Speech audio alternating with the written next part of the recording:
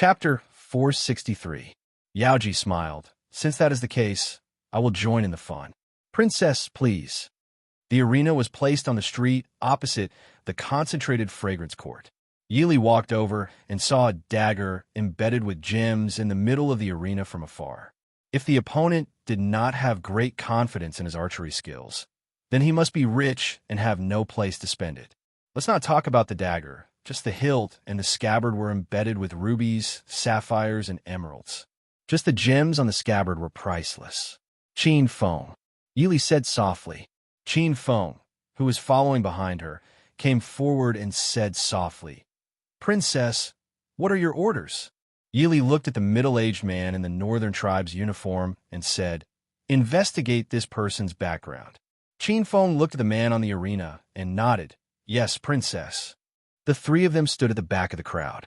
Yin Ting had already jumped onto the arena and looked arrogantly at the Northern Tribesman.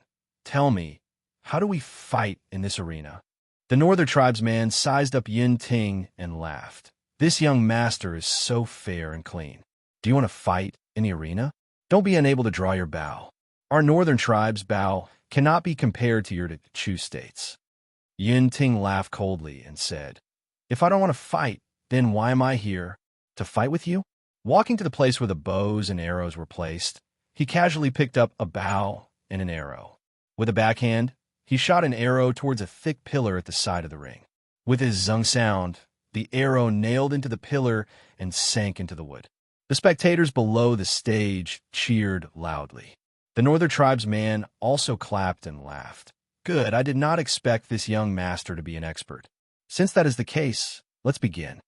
Yin Ting snorted and looked down at the bow in his hand, ignoring the other party. The Northern Tribesman did not mind and laughed. The rules are simple.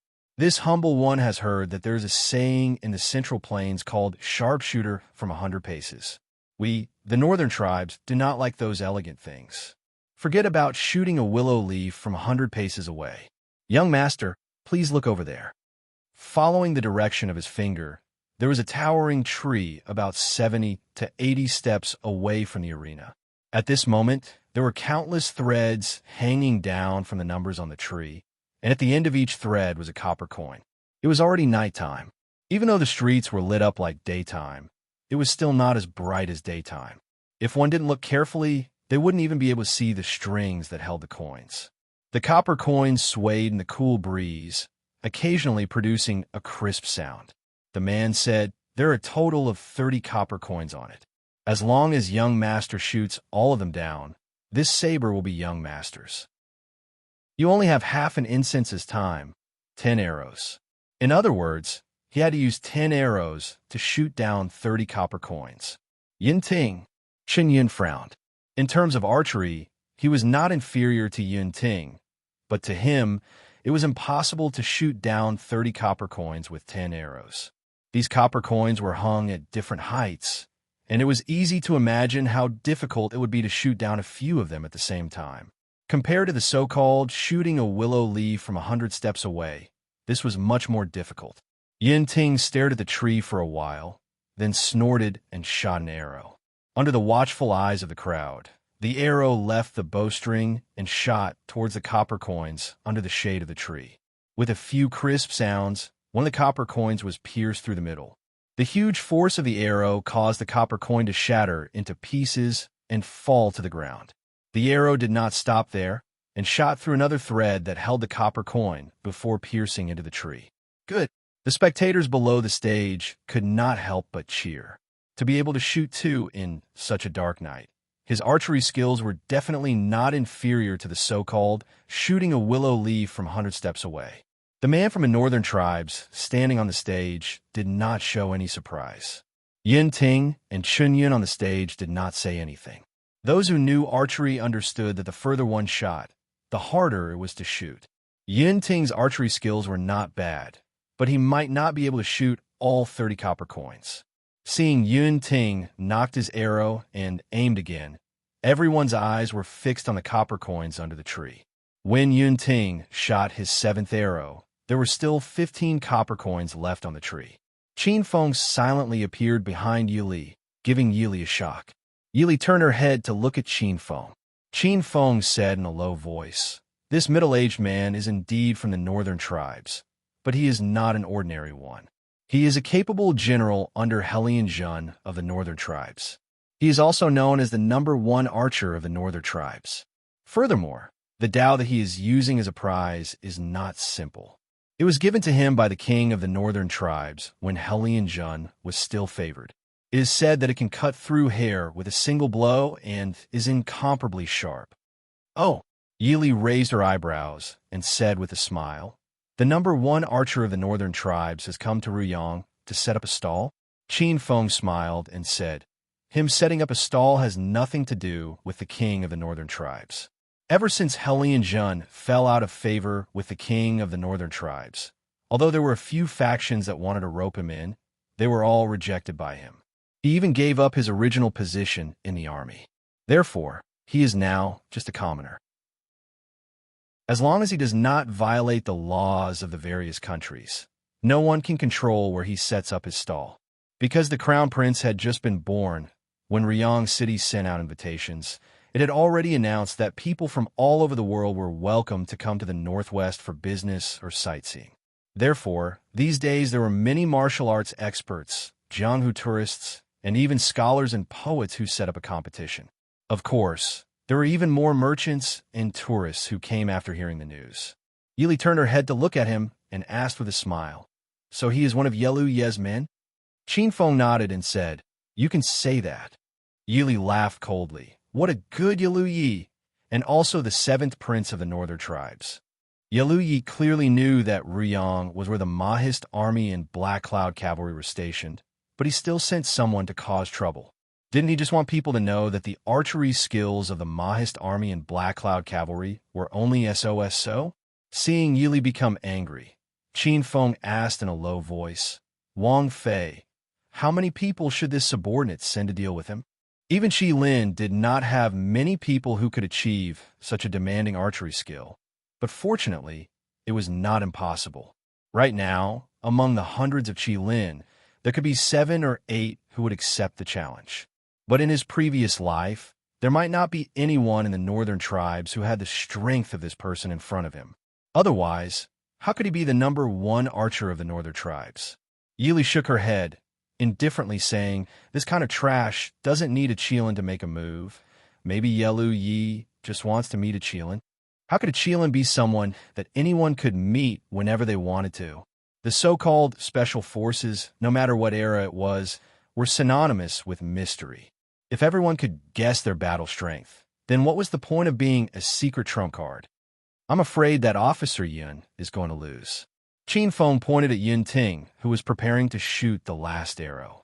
There were still 13 copper coins hanging on the tree. Yun Ting would not be able to shoot all of them down in one shot. Yili smiled lightly. It's a good thing for young people to have some spirit. Losing to the #1 archer of the northern tribes, he is not wronged. Qin Feng nodded. Wang Fei is right. When Yun Ting's last arrow left the bowstring, he actually shot out 3 copper coins at once. Even so, it was clear that Yun Ting had lost this round. The young, handsome face was as cold as ice, and there was a trace of depression that was hard to detect. The man from the northern tribe smiled. This young master, you have lost. 50 taels. Yun Ting's face darkened as he took out a 50 taels silver ingot and handed it to the man from the northern tribes. Then he turned and jumped off the stage. Chapter 464. Is there any other expert willing to come up on stage and try? The man put away the ingot and smiled at the audience. Even a Mahist army cannot do it. Who else can win? Someone in the crowd shouted. Instantly, everyone's eyes focused on Yun Ting. The man on stage smiled and said, oh, so this little brother is a soldier of the Mahist army? Sorry for the disrespect. I heard that the Mahist army is made up of 1 in 100 master archers. Is there any other Mahist army soldier willing to come up on stage and try? How about this young master? He looked down at Chen Yun, who was beside Yun Ting. His voice had a hint of provocation. Chen Yun and Yun Ting's archery skills could be said to be equal. At this time, they could neither go up nor stay down. Yun Ting's face darkened. He knew that his pride had implicated Chen Yun. Just as he was about to go up and speak, Chinyan reached out and pulled him back. Chinyan thought about it and was about to speak when he heard an elegant voice from behind. Since it is like this, can this consort try? General Huyen of the northern tribes? Everyone was stunned. They were all focused on Yun Ting's archery, and because it was nighttime, Yi Li and Yaoji were standing in an inconspicuous position at the back. Everyone in front of the ring did not notice that there were two beautiful women in the crowd. Hearing Yi Li's words, everyone turned to look at Yi Li. There was even a portion of people looking at the Northern Tribes people on stage. It was understandable that the Northern Tribes people had enmity towards the Dechu state, so no one took the provocation of Chinyan to heart. But if it was the famous general of the Northern Tribes, the #1 master archer of the Northern Tribes, provoking a nameless Mahist army general, then it was not acceptable. Greetings to Princess. Half of the people in front of the arena were residents of Ruyang City. When they saw Yi Li, they hurriedly stepped forward to salute her and made way for her. The others naturally followed suit. Although they were not under the command of the Mahist army and the Prince Ding mansion, they were guests and had to show some respect to the host. With his identity exposed, the Northern Tribesman was stunned. He looked at the lady in green who walked out from the crowd. She was beautiful and elegant, with a smile on her face. She looked like a lady from a prestigious family in Dechu State. However, that smile made him feel a chill down his spine. She smiled at Yi Li, so it's Princess Ding. This one doesn't quite understand what Princess Consort is talking about. General Huyen? Yi Li smiled faintly and leapt onto the stage under the watchful eyes of the crowd. She said lightly, the former #1 archer of the Northern Tribes, Huyen LV. Although some of the children under this consort's command aren't worth much, for a general to personally instruct them is too much of a waste of talent. When this consort returns, this consort will definitely thank the crown prince of the Northern Tribes. What she meant was that Huyen LV had been famous for a long time, yet he had challenged two young generals of the Mahist army in public. He was clearly bullying the weak. Yi Li smiled as she looked at Huyen LV. Her calm eyes held a faint coldness. Did Huyen LV think that after leaving the Northern Tribes for so many years, no one would recognize him? Even if others did not recognize him, the crown prince of the Northern Tribes would recognize him. Huyen LV was shocked. He forced a smile and said, since Princess Consort wants to fight, this one naturally welcomes you. Princess Consort, please.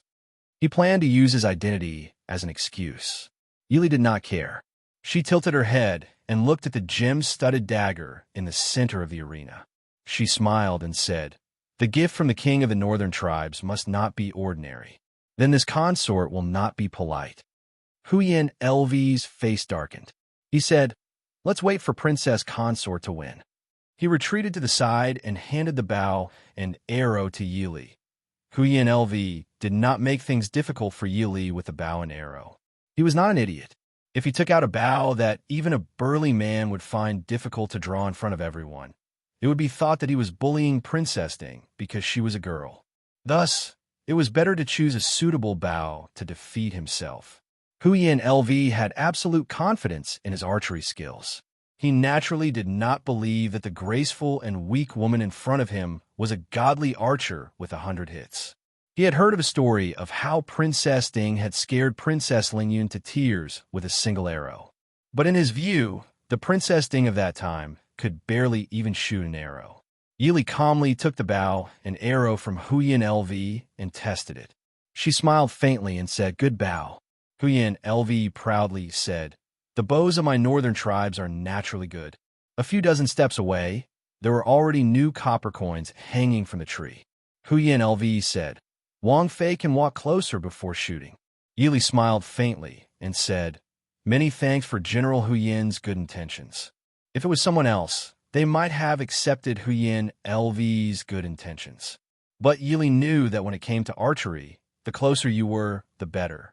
For example, in the current situation, if you were to stand directly under the tree, even if you were a godly archer, you would not be able to shoot down all the copper coins. Under everyone's gaze, Yi Li calmly reached out and picked up 3 arrows. She placed them on her shoulder and drew the bow. Everyone sucked in a breath. Princess Ding was actually planning to shoot 3 arrows at the same time.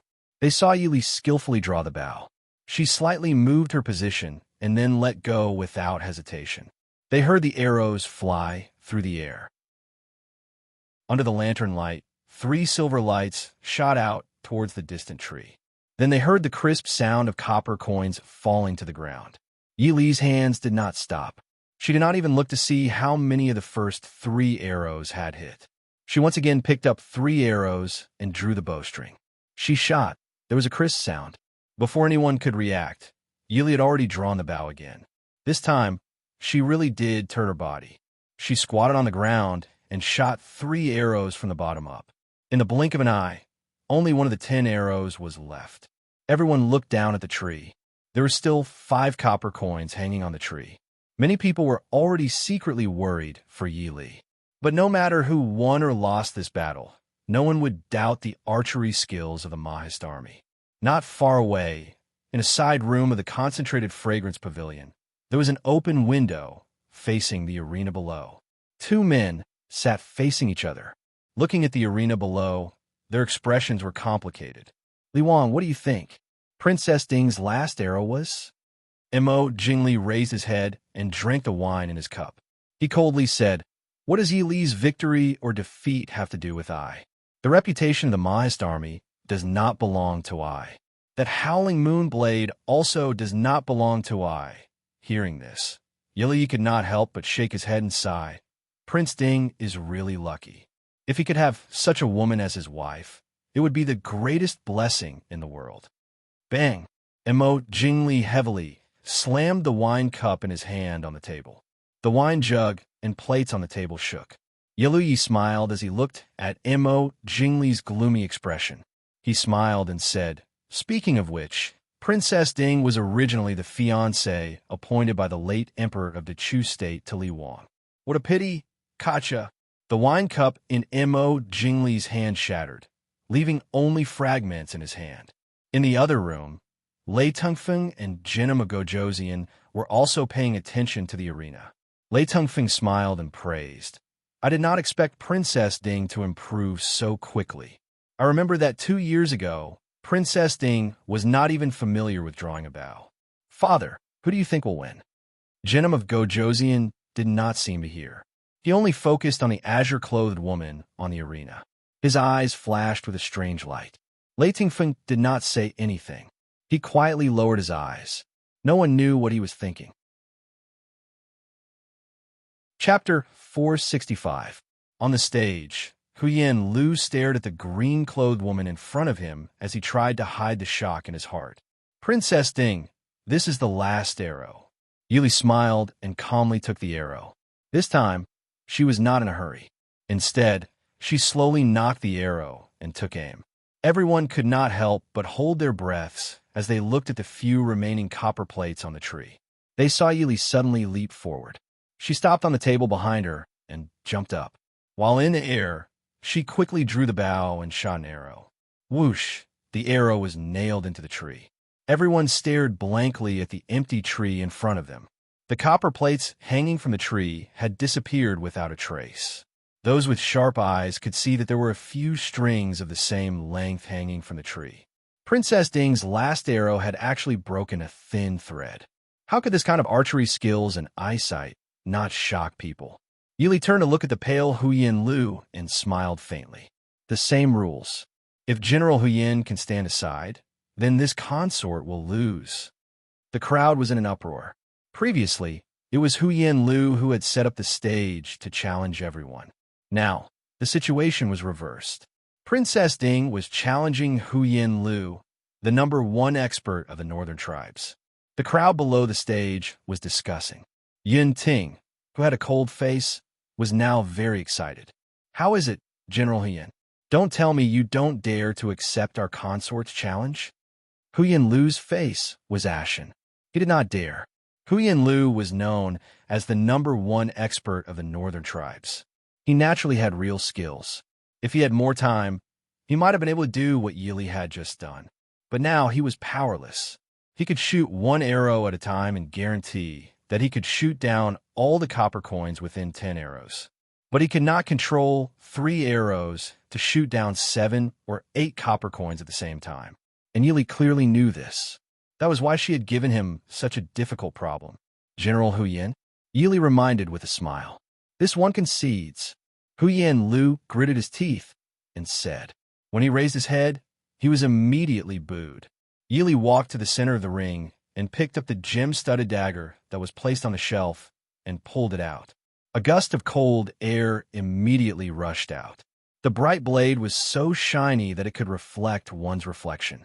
The sharp and cold blade showed that this blade had drunk countless amounts of blood. Yi Li casually waved her hand, and the table in front of her immediately shattered. Yi Li returned the saber to its scabbard and praised. It really is a good saber. Many thanks to General Hu Yin. Seeing Yi Li put away the treasured saber in her sleeve, Hu Yin Lu's complexion turned ashen, but he had nothing to say. He could only look on helplessly as Yi Li walked down the stage with the treasured saber that he was so proud of. Yi Li took the Howling Moon saber and jumped down the stage. Yun Ting immediately rushed up and greedily said, Princess, can this subordinate take a look at the treasured saber that you won? That was a famous treasured saber of the northern tribes. There were many swordsmiths in the Chu state, and there were many famous treasured swords. But the craftsmanship of the saber was not as good as that of the western tomb and the northern tribes, especially since the northern tribes were good at using sabers. The sabers that they made were all top quality, not to mention the famous Howling Moon saber. Yi Li glanced at him with a smile that was not a smile. Yun Ting suddenly remembered the trouble that he had caused before. The excitement on his face immediately turned to depression and fear. After appreciating his depressed appearance, Yi Li smiled and threw the treasured saber into his hands. Yun Ting hurriedly thanked her. He held the arrow in his hand and studied it carefully. His fondness for it was evident in his words. Your Highness's archery is truly marvelous. This subordinate is extremely impressed, Chun Yun said sincerely as he followed beside Yi Li. Ever since the martial arts competition last year, Chun Yun had been full of admiration for this young Wang Fei. After today's scene, it was even more convincing. Yi Li smiled and said, How is it as mysterious as you say it is? I've just put in a little more effort than usual. On the battlefield, there is no need for everyone to shoot copper coins from trees in the middle of the night. You are killing enemies on the battlefield, not performing in the arena. Chun Yun smiled, but did not speak. He understood that the princess was comforting him. He only decided that when he returned, he would work even harder to practice his archery skills. Chun Yun and Yun Ting lived in the military camp and were not going the same way as Yi Li. When they parted, Yun Ting could only reluctantly return the treasured saber to Yi Li. Looking at his eager appearance, Yi Li smiled faintly and threw the saber back into his hands, saying, If you like it, then take it. Ah! Yun Ting stilled and was overjoyed. At the side, Chun Yun helplessly rolled his eyes at him. With his pitiful and reluctant appearance, those who did not know would think that the one that Wang Fei was taking away was not a saber, but his beloved. He knew that Wang Fei was very tolerant of the people around her, so he did not stop Yun Ting from being foolish. When Yun Ting reacted, he carefully held the saber and asked in a daze, Wang Fei is really giving it to me? Yi Li smiled and said, I didn't come for his saber. It was just a coincidence. Even more, there is no one in Wang Fei who likes to use this kind of saber. Since you like it so much, you can keep it. Compared to this kind of curved sword, Yi Li preferred light and straight daggers and military knives. Even more, the beautiful gems and decorations on the scabbard were not suitable to be carried around as a weapon. When Yi Li gave an affirmative reply, Yun Ting stupidly held the saber. He looked as though he wanted to put the saber in his mouth and take a bite to see if it was real. Chun Yun, who was standing beside him, couldn't help but secretly take a step back, embarrassed to walk with him. Yi Li looked at Chun Yun and said with a smile, Ben Fei remembers that field officer Chun uses a spear and needs a close combat weapon to protect yourself. I just recently received a cold rhino blade. Later, I will have someone send it to you to see if it suits you. Chun Yun was overjoyed.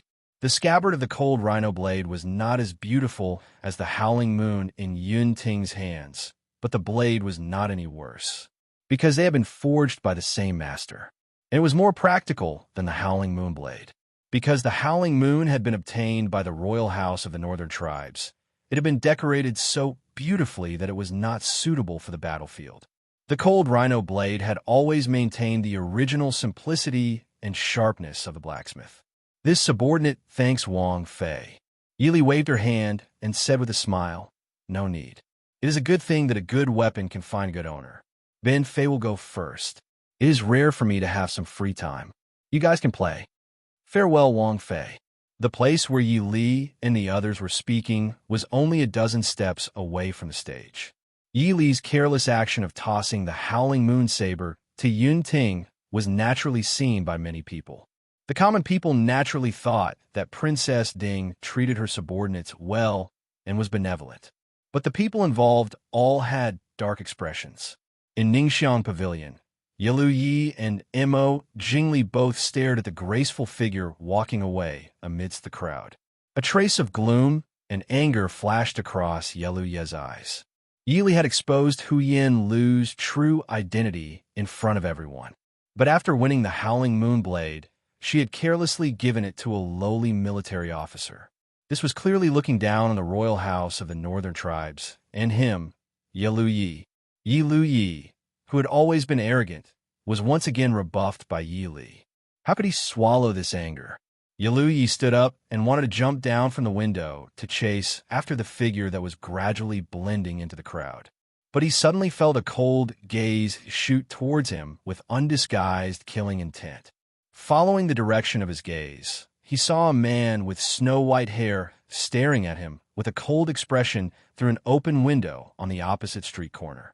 Yilu Ye's heart jumped. He suppressed the chill in his heart and slowly sat down.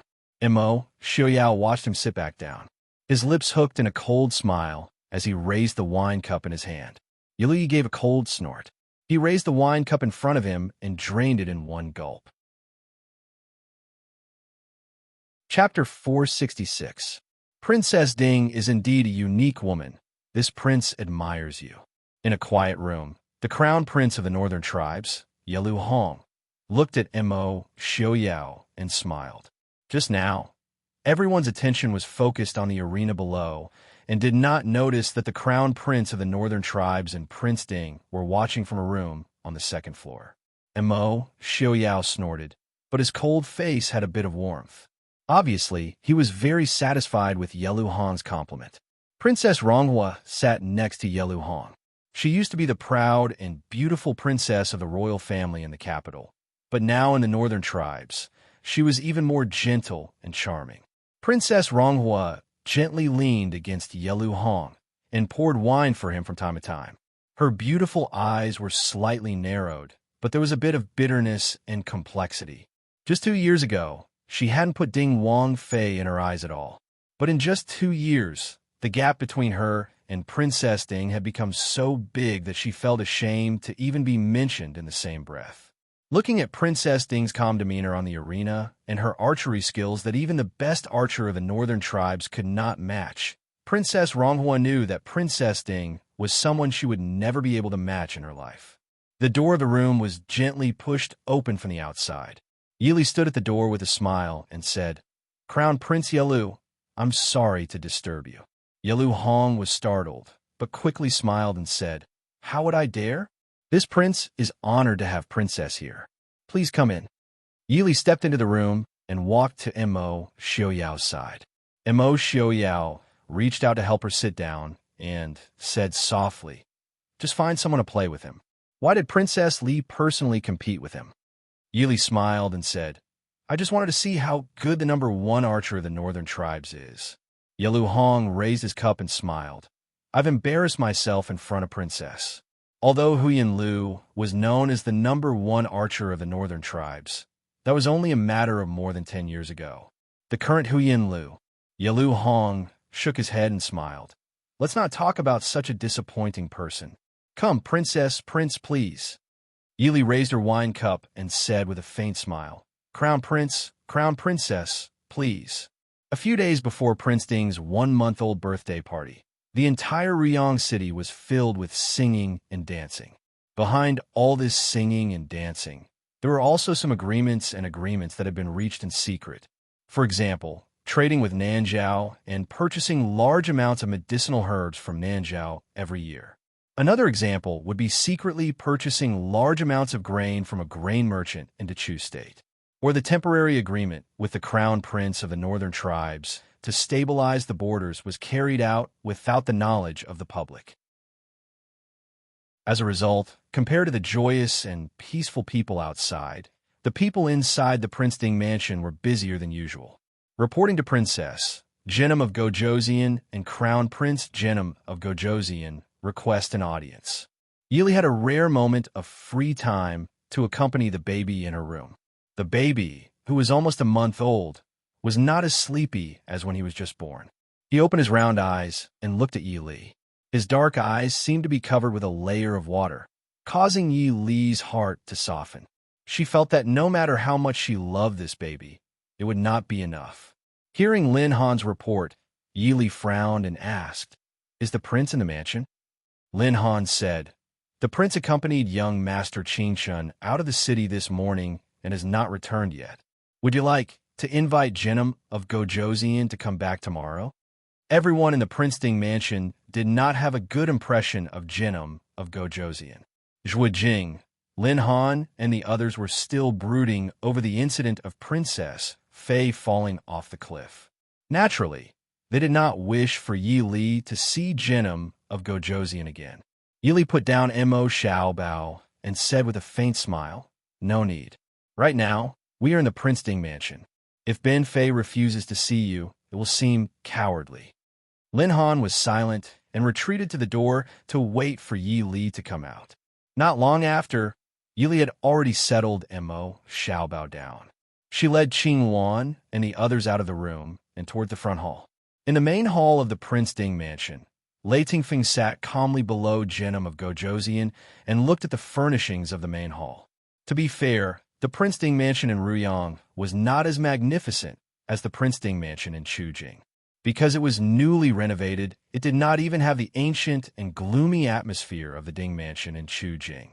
Instead, it had more of the rough simplicity and freedom of the Northwest. Jinim of Gojoseon was also looking at the entire main hall, but his gaze was more focused on the direction of the door. Hearing the tinkling sound of ornaments outside the door, Jinim of Gojoseon's eyes became deeper and sharper. Yi Li stepped into the main hall and laughed loudly. Ben Fei came late and made Prince and Shitzi wait for a long time. "Director Mo, why didn't you serve tea to the guests?" Lin Han, who was beside Yi Li, glanced at Jinim of Gojoseon and his son, who were sitting empty, and said lightly, replying to Princess, "Director Mo went to arrange for people to decorate Mr. Qingyun's new residence."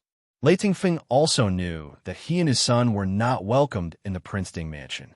He smiled bitterly in his heart and said to Yi Li, "Princess, you don't have to be polite." Yi Li smiled sweetly and said, "Etiquette can't be ignored. Recently, the mansion has been very busy. Director Mo is inevitably negligent. Shitzi, please forgive me."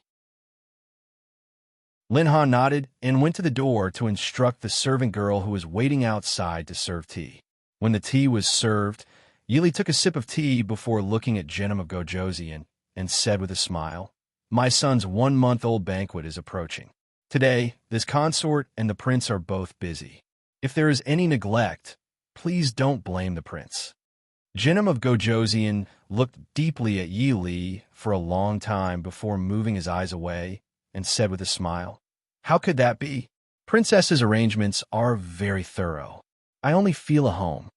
Yi Li naturally didn't take Jinim of Gojoseon's polite words seriously. She didn't ask about the arrangements for the guests at all. Zhuo Jing and Wei Lin were both vengeful people. They probably wouldn't really make the guests they arranged feel at home.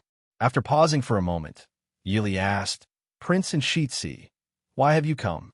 Lei Tingfeng smiled and said, "There are some small matters that I would like to discuss with Prince Ding. However, this humble prince has asked to see Prince Ding twice before and has been rejected. I have no choice but to come and disturb Princess. I hope Princess will forgive me. Yili blinked. She thought about how Mo Xiaoyao's face would darken at the mention of Shilin and Jinim of Gojoseon. If Lei Tingfeng asked to see him, he might really be rejected.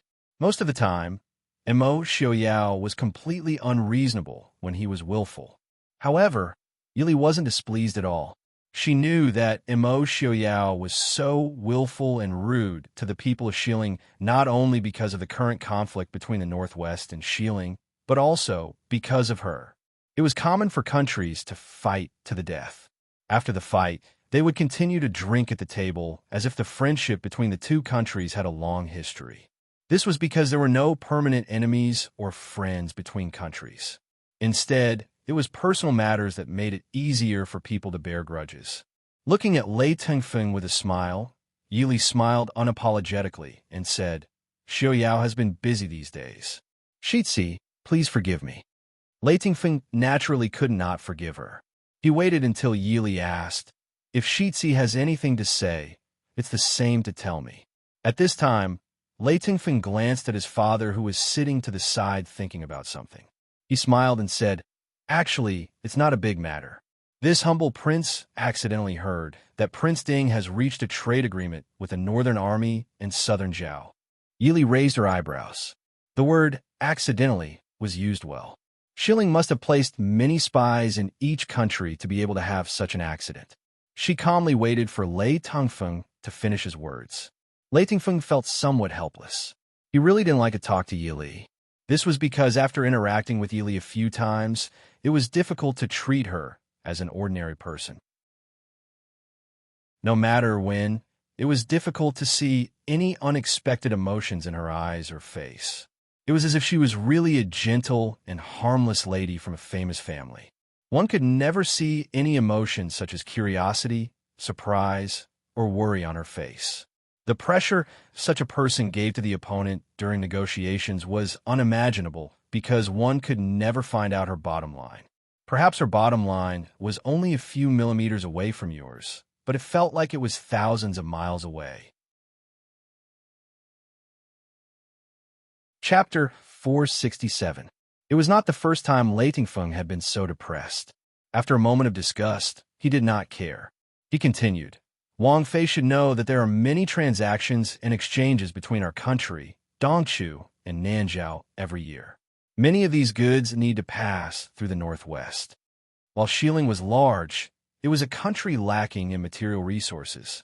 Many things had to be imported from other countries. Of course, Shilin pursued the principle of being strong if you could rob, but there were always some things that could not be robbed. For example, the silk, satin, tea, and porcelain that the Emperor of Shilin loved had to be bought from Nanzhao and the Dechu state. These things were not available in the small countries of the West. In the end, the people of Shilin and the people of Dechu state were of the same origin, so most of the people of Shilin were more used to the products of Dechu state. The Northwest was the communication stronghold between Dechu state and Shilin. If these things wanted to be transported back to Shilin, they had to pass through the Northwest. As for the roads in the Southwest, it had been said since ancient times that the Shu Road was as difficult as ascending to heaven.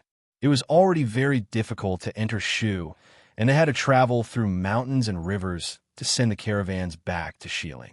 Not to mention the long detours, the dangers and bandits on the road were enough to make most merchants retreat. Yili smiled. Lei Tingfeng had only said one sentence, and she understood the purpose of their visit today. In reality, the Prince Ding mansion had been waiting for their arrival. But Yili had not expected that it was not the people of Shilin who wanted to raise their status to buy time, but Mo Xiaoyao, who had refused to let them in. Gently putting the teacup back on the table, Yili leaned back in her chair and looked at Lei Tingfeng. She asked, I understand Shitzi's meaning. Originally, opening up the roads and allowing trade between the two countries is a good thing. But what benefits does this have to the Northwest? In short, why would the Mahist army allow the Shilin caravans to pass through? Lei Tingfeng's eyes darkened slightly. He smiled and said, even during wartime, the two countries do not restrict caravans. Mutual exchange has always been a consensus between our country, Dongchu, Northern Army, and Nanzhao. Wang Fei's words make me puzzled. Yili looked down and smiled faintly. Since that's the case, the West Hill caravan can go through the northwest. Why does the heir have to specifically ask this consort? Lei Dingfeng choked on his bet. When the so-called consensus was implemented, most of the time, it was just a piece of waste paper. The trade route was long and eventful. Bandits might appear at any time. Who could say for sure whether it was an accident or not? At least in the past year, especially in the past half a year, the number of traveling merchants from Xiling to the Chu state was even fewer than during the war. Nowadays, the prices of many things in the Emperor of Xiling City were still very high. He only heard Yili say unhurriedly. Shitzi said that traveling merchants are not allowed during wartime, but this consort expresses her doubts. If the two countries were at war, they would naturally want to kill each other. At that time, would the Chu state still agree to sell silk and grain to the West Hill? Would he still agree to Nanzhao's medicinal herbs being transported from the Chu state to West Hill? Besides, even if none of this matters, how would Shitzi distinguish whether the merchants that came during wartime were real merchants or spies? Lei Tingfeng paused for a moment and then sighed helplessly. He looked at Jinnum of Gojoseon, who had been sitting quietly and listening to them talk. Jinnum of Gojoseon finally raised his head and stared at Yi Li. He asked, "What conditions does Princess Ding want?" Yi Li smiled slightly and waved her hand at Lin Han behind her. Lin Han neatly took out 2 booklets and gave one to Jinnum of Gojoseon and Lei Tingfeng. Jinnum of Gojoseon took it and looked suspiciously at Yi Li before lowering his head to open it. A moment later, he raised his head and asked, "According to what Wang Fei says, what benefits does West Hill have?" Yi Li smiled faintly and said, "Since the Northwest can accommodate trade with the countries of the 4 seas, naturally West Hill cannot be treated differently. Jinnum of Gojoseon and Shitzi's conditions will naturally be resolved, right?" Jinnum of Gojoseon frowned and said in a low voice, "I need time to consider." Yi Li smiled and said, "Of course. Prince and Shitzi can answer before they leave Riyang." Jinnum of Gojoseon put away the booklet and stood to look at Yi Li. He said, "Wang Fei really does not intend to consider I's original proposal? If Wang Fei is willing to come to West Hill, I will treat you with the courtesy of Prime Minister." Yi Li was startled and couldn't help but laugh. Just as she was about to answer, she heard Imo Xiuyao's cold voice from outside the door. "Thank you for Jinnum of Gojoseon's kindness. I's beloved concubine does not need the position of Prime Minister of West Hill. Moreover, who does not know that the position of Prime Minister is just an empty title in West Hill?" Imo Xiuyao stepped into the hall with a cold aura. He looked disdainfully at Jinnum of Gojoseon in front of him and did not hide the killing intent in his cold eyes. The original position of Prime Minister of West Hill was not an empty title. No matter which country it was, the position of Prime Minister was definitely important and even superior to tens of thousands of people. However, when it came to Jinnum of Gojoseon's generation, there was a change. The original Prime Minister of West Hill was loyal to the previous Emperor of Xiling and was naturally loyal to the current Emperor of Xiling. In the early years, he had made trouble for Jinnum of Gojoseon. However, even though the Emperor of Xiling was not as wise as Jinnum of Gojoseon, he still knew that the Prime Minister was one of his own. He defended him in court, and for many years, Jinnum of Gojoseon did not have a good time. It was only in recent years that the old Prime Minister, who had been through 2 dynasties, was exhausted to death. The subsequent Prime Ministers were just puppets and could not make any decisions. Now, that Jinnum of Gojoseon said that he would treat Yi Li with the courtesy of the Prime Minister, it was naturally very interesting to those who knew the truth. Su Qingqian followed behind Imo Xiuyao and entered. When he saw Jinnum of Gojoseon and Lei Tingfeng, he only raised his eyebrows slightly and looked at Yi Li with a smile. Yi Li smiled helplessly and waved for someone to serve tea to Imo Xiuyao and Su Qingqian. Lei Tingfeng looked at Su Qingqian for a moment and smiled. "Young Master Qingqian, long time no see. You are even more elegant than before." Su Qingqian smiled leisurely. as if he did not have the slightest trace of smoke. Your Highness is joking. It hasn't been that long. Didn't we meet in the south last year? Lei Tingfeng's eyes darkened slightly and smiled. This one remembered wrongly. Last year in the south, Su Qingqian had caused him no small amount of trouble. Lei Tingfeng naturally would not underestimate this seemingly free and unrestrained young man who had been crowned as the world's #1 young master by the people of the Chu state. While this side was peaceful, the other side was not so polite. Mo Xiaoyao casually sat next to Yi Li and leaned against the back of the chair. He lazily looked at Genom of Gojoseon and asked, "Genom of Gojoseon has graced us with your presence. What brings you here?" Yi Li softly explained the purpose of Genom of Gojoseon's visit. Everyone in the hall listened and waited for Mo Xiaoyao's reply. In the end, Mo Xiaoyao still had the final say in the Prince Ding mansion in the northwest. If he did not agree, then it would be a waste of time to say anything else. Mo Xiaoyao's cold face revealed a trace of a cold smile. He looked at Genom of Gojoseon and smiled. Didn't Genom of Gojoseon say that he wanted to compare notes with I? It just so happens that I have some free time today. As long as Genom of Gojoseon defeats I, anything could be discussed. Everyone was stunned. They did not expect that Mo Xiaoyao would want to fight with Genom of Gojoseon at this time. Lei Tingfeng frowned and said, "Prince Ding now." Mo Xiaoyao interrupted Lei Tingfeng and said with a smile, "Don't worry, heir. I will definitely not bully Genom of Gojoseon because he is missing a hand. At worst, I will also fight with Genom of Gojoseon with one hand." Chapter 468. Hearing this, the hall was filled with a chill. Genom of Gojoseon stared darkly at Mo Xiaoyao and said coldly, "Prince Ding is too conceited. Do you think you have the ability to fight with I with one hand?" Everyone knew that Genom of Gojoseon's left arm was a taboo. That was also the worst defeat in Genom of Gojoseon's life. Not only was his undefeated record broken, his personal guard were almost completely wiped out before they managed to save him. Even so, he still paid the price of an arm to escape from Mo Liufeng's hands. Now that the person who mocked him was Mo Liufeng's son, it was even more unbearable. Mo didn't care about Genom of Gojoseon's anger, and said casually, "It's still easier than waiting for Genom of Gojoseon to grow a new arm, right? Impudent." Genom of Gojoseon was furious. His right hand slammed heavily on the armrest, and he leapt into the air, sending a palm strike towards Mo Xiaoyao. Mo Xiaoyao snorted, and with a wave of his sleeves, he grabbed Yi Li with one hand and dodged Genom of Gojoseon's attack.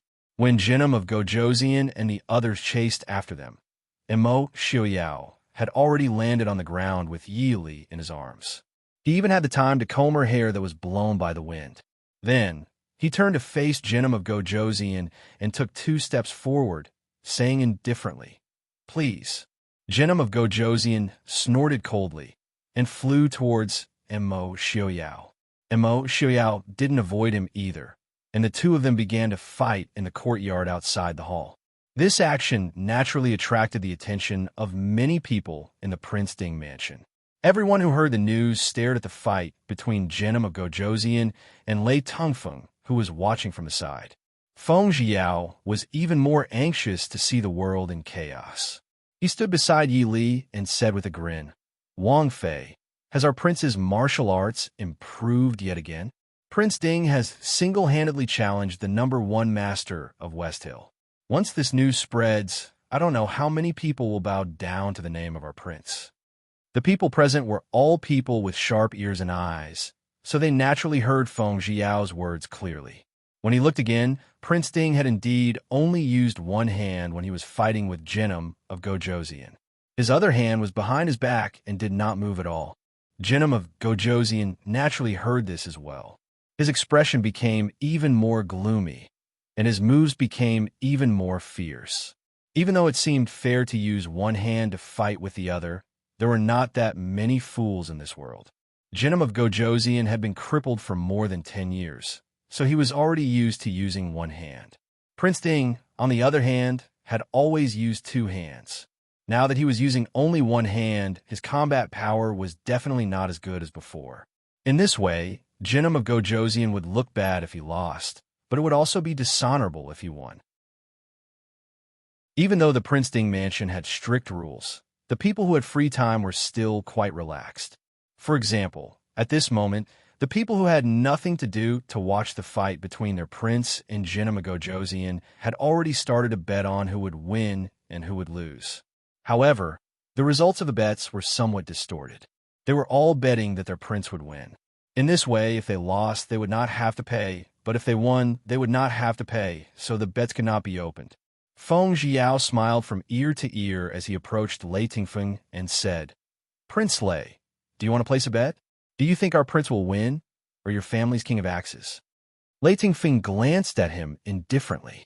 Naturally, he would not answer such a question. Feng Jiao did not mind his indifference. He turned and asked Yili, "Princess Consort, what do you think?" Yili was focused on the fight in front of her, and did not have the mind to pay attention to Feng Jiao's words.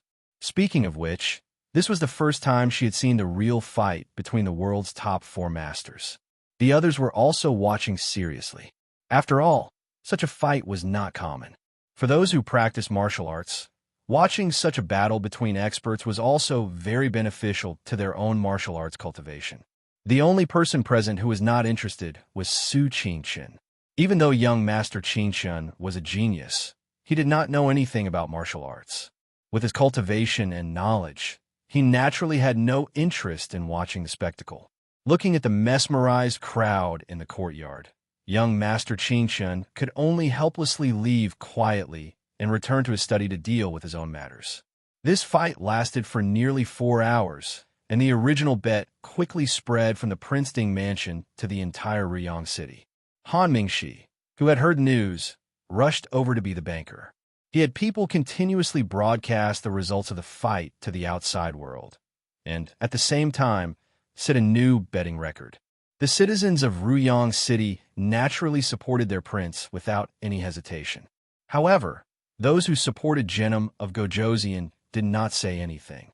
Although the number of people who supported Prince Ding was not as many as those who placed their bets on him, the number of people who placed their bets was not a problem. Therefore, for a moment, the two of them appeared to be evenly matched. In the courtyard of the Prince Ding mansion, the two figures exchanged blows at lightning speed. Their speed was so fast that it was almost impossible to see their moves clearly. After the two palms met again, the two of them retreated a few steps back. Jinnum of Gojosian's expression was hidden. His originally gorgeous sleeves had been shredded by the fierce wind from the palms, making them look ragged. Mo Xiaoyao lowered his eyes slightly. His face was slightly pale, and a strand of snow-white hair fell in front of his face. It was obvious that it had been cut off by the wind from the palms. Jinnum of Gojosian laughed coldly and said, "Mo Xiaoyao, do you really think that you can use I with one hand?" Mo Xiaoyao raised his head and smiled faintly. "Why don't you try and see if I can cut off your other hand as well?" "Impudent brat," Jinnum of Gojosian angrily rebuked. He waved his palm, and the force of his palm surged towards Mo Xiaoyao with the force of a landslide. Mo Xiaoyao's body turned, and like a spiral, he leapt up and turned in the air at a strange angle, directly aiming for Jinnum of Gojosian's right arm. "Father, be careful!" Lei Tingfeng cried out in alarm. Jinnum of Gojosian snorted coldly. His palms did not stop, and he quickly sent out a few palms to stop Mo Xiaoyao's attack. The two of them once again fought back and forth. Yili did not see the end of this competition. As she watched the sun set in the west, Yili got up and returned to her room to take care of her precious son. In any case, in the Prince Ding mansion, even if Mo Xiaoyao could not win against Jinnum of Gojosian, Jinnum of Gojosian would definitely not be able to hurt him. When she returned to her room, Mo Xiaobao was indeed fine. He was crying loudly in his wet nurse's arms. Because Yili did not like wet nurses to take care of children, Mo Xiaobao did not like to be carried by wet nurses other than when he was drinking milk. Even the two madams of the Su family were more liked by Mo Xiaobao than wet nurses. When Yili returned to her room, The two wet nurses were being tormented by Mo Xiaobao until they were covered in sweat. She walked over and took him into her arms. Mo Xiaobao's large eyes looked at his mother. He sniffled and rubbed his little nose in Yi Li's arms before falling asleep. Yi Li looked at the little bun in her arms with interest. She did not know if such a small thing could recognize people, but it was clear that the little baby could recognize her and Mo Xiaoyao. This proved that no matter how much Mo Xiaobao cried, as long as he was in her arms, he would definitely not cry again. Similarly, no matter how happy he was, as long as he was awake, he would definitely cry until the sky turned dark in Mo Xiaoyao's hands. Yi Li could not help but wonder where this 1-month-old little guy got so much strength and tears. Just as she was coaxing Mo Xiaobao to sleep, the servant outside reported that first Madame Su, second Madame Su, and young Miss Qin had arrived. Yi Li hurriedly had someone invite the three of them in. Eldest aunt, second aunt, older sister Zheng, or why are you here? Why are you here? Yi Li carried Xiaobao out and asked with a smile. Chapter 469. Su de Foreign smiled. I heard that there was a fight in the front yard. Although the Su family was not pedantic, but women generally did not go to the front yard, especially now that Qin Zheng was preparing for marriage, and the two Su Furins also had to prepare for the wedding. Yi Li smiled and said, Aunt, you don't have to worry. His Royal Highness and Shiling Jinan Wang are just playing around. Even as women, they had heard of Jinim of Gojoseon's reputation. How could they not be worried? So they sat in the parlor and chatted with Yi Li while waiting for news. Only when the sky was completely dark did Qing Wan run back and smile, reporting to Wang Fei, the fight in the front yard is over. Yi Li raised her eyebrows and smiled. Who won? Qing Wan grabbed the end of her braid and said with some confusion, It seems that no one won and no one lost. It was a draw. But in the end, Jinim of Gojoseon spat out blood. Probably Jinim of Gojoseon lost? Neither lost nor won? Then clearly won? If it was a draw, then the house would win. Qing Wan covered her mouth and smiled. Maybe, when I came back just now, I saw young Master Han, smiling very happily. Prince said that after sending off Jinim of Gojoseon and Shitzi, he would come back to have dinner with Wang Fei. Yi Li nodded and smiled. Let the kitchen prepare a few dishes that Prince likes. Qing Wan smiled and left. Knowing that there was nothing else, the two Su Furins and Qin Zheng also got up and left. After a while, Mo Xiaoyao had already returned. Seeing Yi Li holding Mo Xiaobao, who refused to sleep, in one hand and holding a book in the other to pass the time, he frowned unhappily. Hearing the footsteps, Yi Li quickly put down the book and smiled. You're back? Are you hurt? Mo Xiaoyao snorted softly. He picked up the swaddling blanket that was wrapped in little treasure Mo and walked towards the bed. Yi Li was shocked.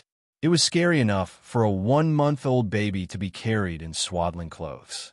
Seeing Mo Xiaoyao put the baby back into the cradle, Yi Li let out a sigh of relief. Mo Xiaobao didn't cry and even looked at her with his big round eyes. She was just about to ask Mo Xiaoyao about Mo Xiaobao's safety when the baby she gave birth to would be tortured to death by his own father. Before Yi Li could say anything, Mo Xiaoyao let out a muffled groan and sat down on the bed. A trace of blood flowed from the corner of his lips. Yi Li was shocked and frightened. How could she still remember to blame Mo Xiaoyao as a father? She hurriedly got up and asked someone to call Xinyang over. Mo Xiaoyao reached out to grab her and shook his head. Yi Li frowned and looked at him for a while. Other than his face being a bit pale, there was nothing wrong with him. Only then did she relax a bit. She wiped the blood from the corner of his lips and asked, Why didn't you say that you had internal injuries? Didn't you say that it was a draw and Jinim of Gojoseon vomited blood? Mo Xiaoyao smiled faintly. Lei Jinting is one of the top 4 masters in the world. How can there be no price to pay when fighting with him? Yi Li looked at him unhappily and said, So, Jinim of Gojoseon vomited blood in front of others, but Prince came back and vomited blood behind others' backs. Mo Xiaoyao snorted and looked at Yi Li without refuting. Of course, He couldn't tell Yi Li that Lei Jinting didn't intend to vomit blood, but he was angered by him in the end. So Lei Jinting didn't vomit blood because he was injured, but because he was angered. And Mo Xiaoyao couldn't help but frown when he thought of Lei Jinting's last palm strike. The #1 master of the West Hill was indeed worthy of his reputation. If they were to compare moves to his full strength, he might be able to beat Lei Jinting because of his uninjured hands. But if they were to compare internal energy, he seemed to be slightly inferior. But it didn't matter. He wasn't even 30 years old, but Lei Jinting was already close to 50 years old. If he could still beat Lei Jinting in terms of ability, then Lei Jinting's title as the #1 master of the West Hill wouldn't be so genuine.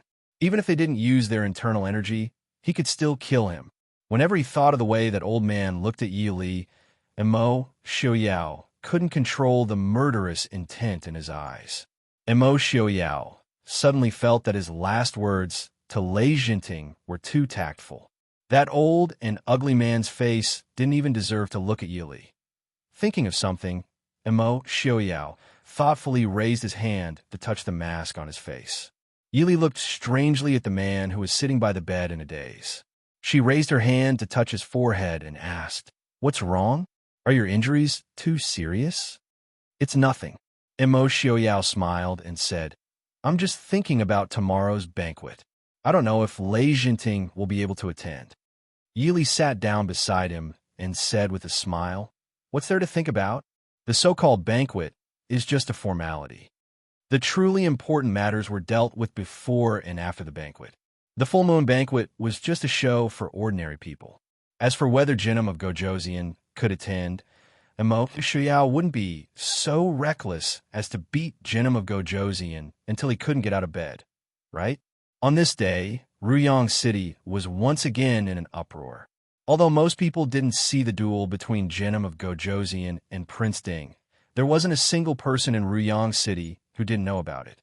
So much so that after the duel ended, no matter which side they supported, they all hung their heads in dejection and secretly felt sorry for their wallets. Only the banker, Han Mingxi's extraordinarily handsome face, smiled more and more seductively. Who told Prince Ding to personally admit that he had tied with Jinim of Gojoseon? No one won. In the end, the winner was naturally Han Mingxi. Located not far from the Prince Ding mansion, the Han estate was Han Mingxi's residence in Ruyang City. At this time, Han Mingyue was facing a table full of banknotes, silver ingots, jade, jewelry, and so on with a smile.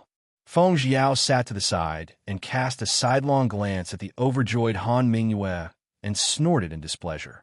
Han Mingxi raised his head and glanced at him. He got up and walked to his side, sat down, and said with a smile, "Young Master Feng-san, how come you have time to come to my humble home?" Feng Jiao glanced at the things on the table that he hadn't had time to put away and asked, "How much did you earn?" Han Mingxi raised his eyebrows and proudly gestured a number. Feng Jiao was immediately envious and jealous. He fiercely glared at Han Mingxi. 50,000 taels? That included his own 800 taels. Han Mingxi contemptuously glanced at him and said with a smile, "Young Master Feng-san, aren't you looking down on Prince Ding and Jinim of Gojoseon too much? What is 50,000 taels? 500,000 taels." Feng Jiao was immediately stunned.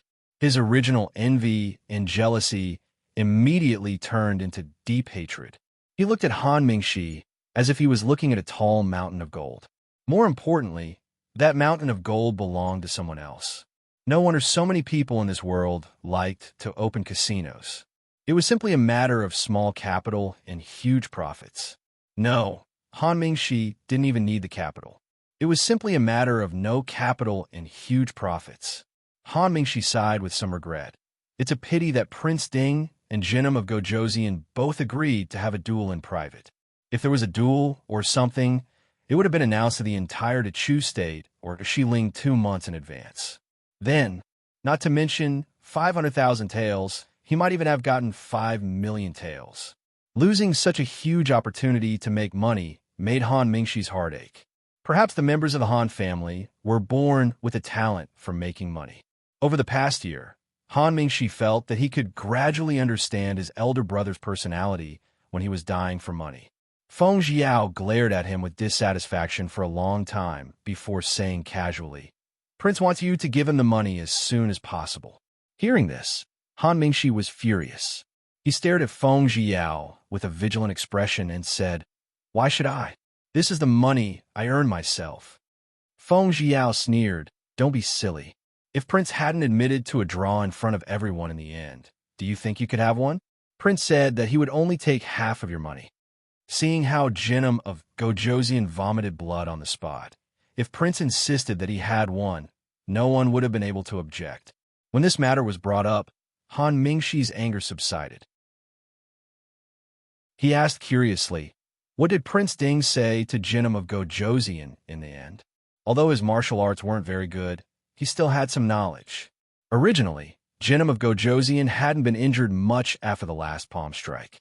At least, he hadn't vomited blood on the spot. After Prince Ding said something to Jinnum of Gojoseon's ear, he saw a mouthful of blood spurt out from Jinnum of Gojoseon's mouth. It was clearly because he was angry. Chapter 470. Feng Jiao said lazily, "How would I know? Give me the money. I don't have time to count money with you." "So, you're here to ask me for money on behalf of Prince Ding?" Han Mingxi said hatefully. If he had known this was his intention, he would have sent someone to chase him out when he entered the door. Feng Jiao raised his eyebrows and laughed. "What's the problem? Otherwise, I'll tell everyone in the Mahist army that you and Prince Ding were secretly colluding to control the outcome of the battle." The Mahist army didn't dare to cause trouble for Prince Ding, but they could definitely trample Han Mingxi to death. Thinking of those martial artists who had lost money and were full of resentment, Han Mingxi was angry, but he didn't dare to say anything. He angrily took out 250,000 taels from the table and gave it to Feng Jiao. After putting away the money, Feng Jiao stood up and bid farewell with satisfaction. Prince Ding had agreed to return his 800 taels to him. He wasn't greedy, as long as he didn't lose money. Inside the Han residence, while Han Mingxi was complaining about the large decrease in his income, Immerse Xiaoyao was sitting in his study. When he saw the banknotes that Feng Jiao brought to him, a satisfied smile appeared on his face. Feng Jiao looked at him in confusion and asked, "Han Mingxi's 250,000 taels, as well as the rest of the bets in the city, adds up to 400,000 taels. Ah Yao, what do you need so much money for?" Most importantly, Prince Ding couldn't find money anywhere. Why did he need to use this method to earn money? Immerse Xiaoyao looked at him leisurely and said, "Who placed the most bets?" Feng Jiao smiled and said, "Do you still need to ask? Of course, it's the envoys and nobles from various countries. No matter how many commoners there are in Ryong City, how many of them can there be?" I secretly asked around. Mo Jingli bet a total of 50,000 taels that Jinnum of Gojoseon would win. Well, Princess Anshi also bet 30,000 taels, but she bet on you, Prince. These were the people who were not on bad terms with the Mahist army. As for the West Hill people and the northern tribes, such as the 7th Prince, wouldn't they bet on Jinnum of Gojoseon? Even if it was just for the sake of vindication, they wanted to overwhelm the Prince Ding mansion in terms of momentum. Unfortunately, they did not know that in the end, it was Prince who killed them all. Mo Xiaoyao said. "Then what about the money for Xiaobao's 1-month-old celebration? Don't tell me the Prince Ding mansion is going to pay for it?" Feng Jiao was speechless. Shouldn't the Prince Ding mansion's crown prince's 1-month-old birthday party be hosted by the Prince Ding mansion? "Prince, there should be a limit to how stingy you can be, okay?" Mo Xiao didn't care about his subordinates' silent curses. Why would he use his own money to entertain those idiots that he didn't like? He waved his hand and said, "Go, transfer the money directly to Zhou. Isn't he in charge of all these things? If there's any money left, just treat it as a red packet to the people in the city." Feng Jiao silently admired him in his heart. "Prince, not only did you beat up Jinnum of Gojoseon to vent your anger, but you also earned back the money needed to host the little crown prince's 1-month-old birthday party. How could you use the leftover money to buy people's hearts? Compared to you, Han Mingxi's ability to earn money was simply trash. The entire Ruyang city was in an uproar for nearly half a month. Prince Ding's 1-month-old birthday party was finally held as scheduled. In fact, the so-called banquets, whether it was a 1-month-old birthday party, a wedding party, or even a coronation party, were all the same. The only difference was the size of the party. The banquet this time was the same as the previous one. It was still held on the tower in the east of Ruyang City. When Mo Xiaoyao held Yi Li's hand and walked up to the main seat on the tower, everyone couldn't help but be stunned on the spot. Mo Xiaoyao, who always wore a silver half-mask, finally took off the mask that had accompanied him for nearly 10 years.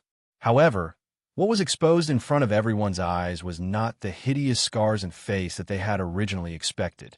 Under the candlelight, silvery white hair casually draped behind his back. Only a silver ribbon casually tied up the hair. Under the cover of a few strands of silver hair was Mo Xiaoyao's handsome and upright face. The people sitting below couldn't even see a small wound, let alone a hideous scar. What was displayed in front of everyone was clearly a somewhat pale, but absolutely handsome man. At this moment, the handsome man present was naturally not good.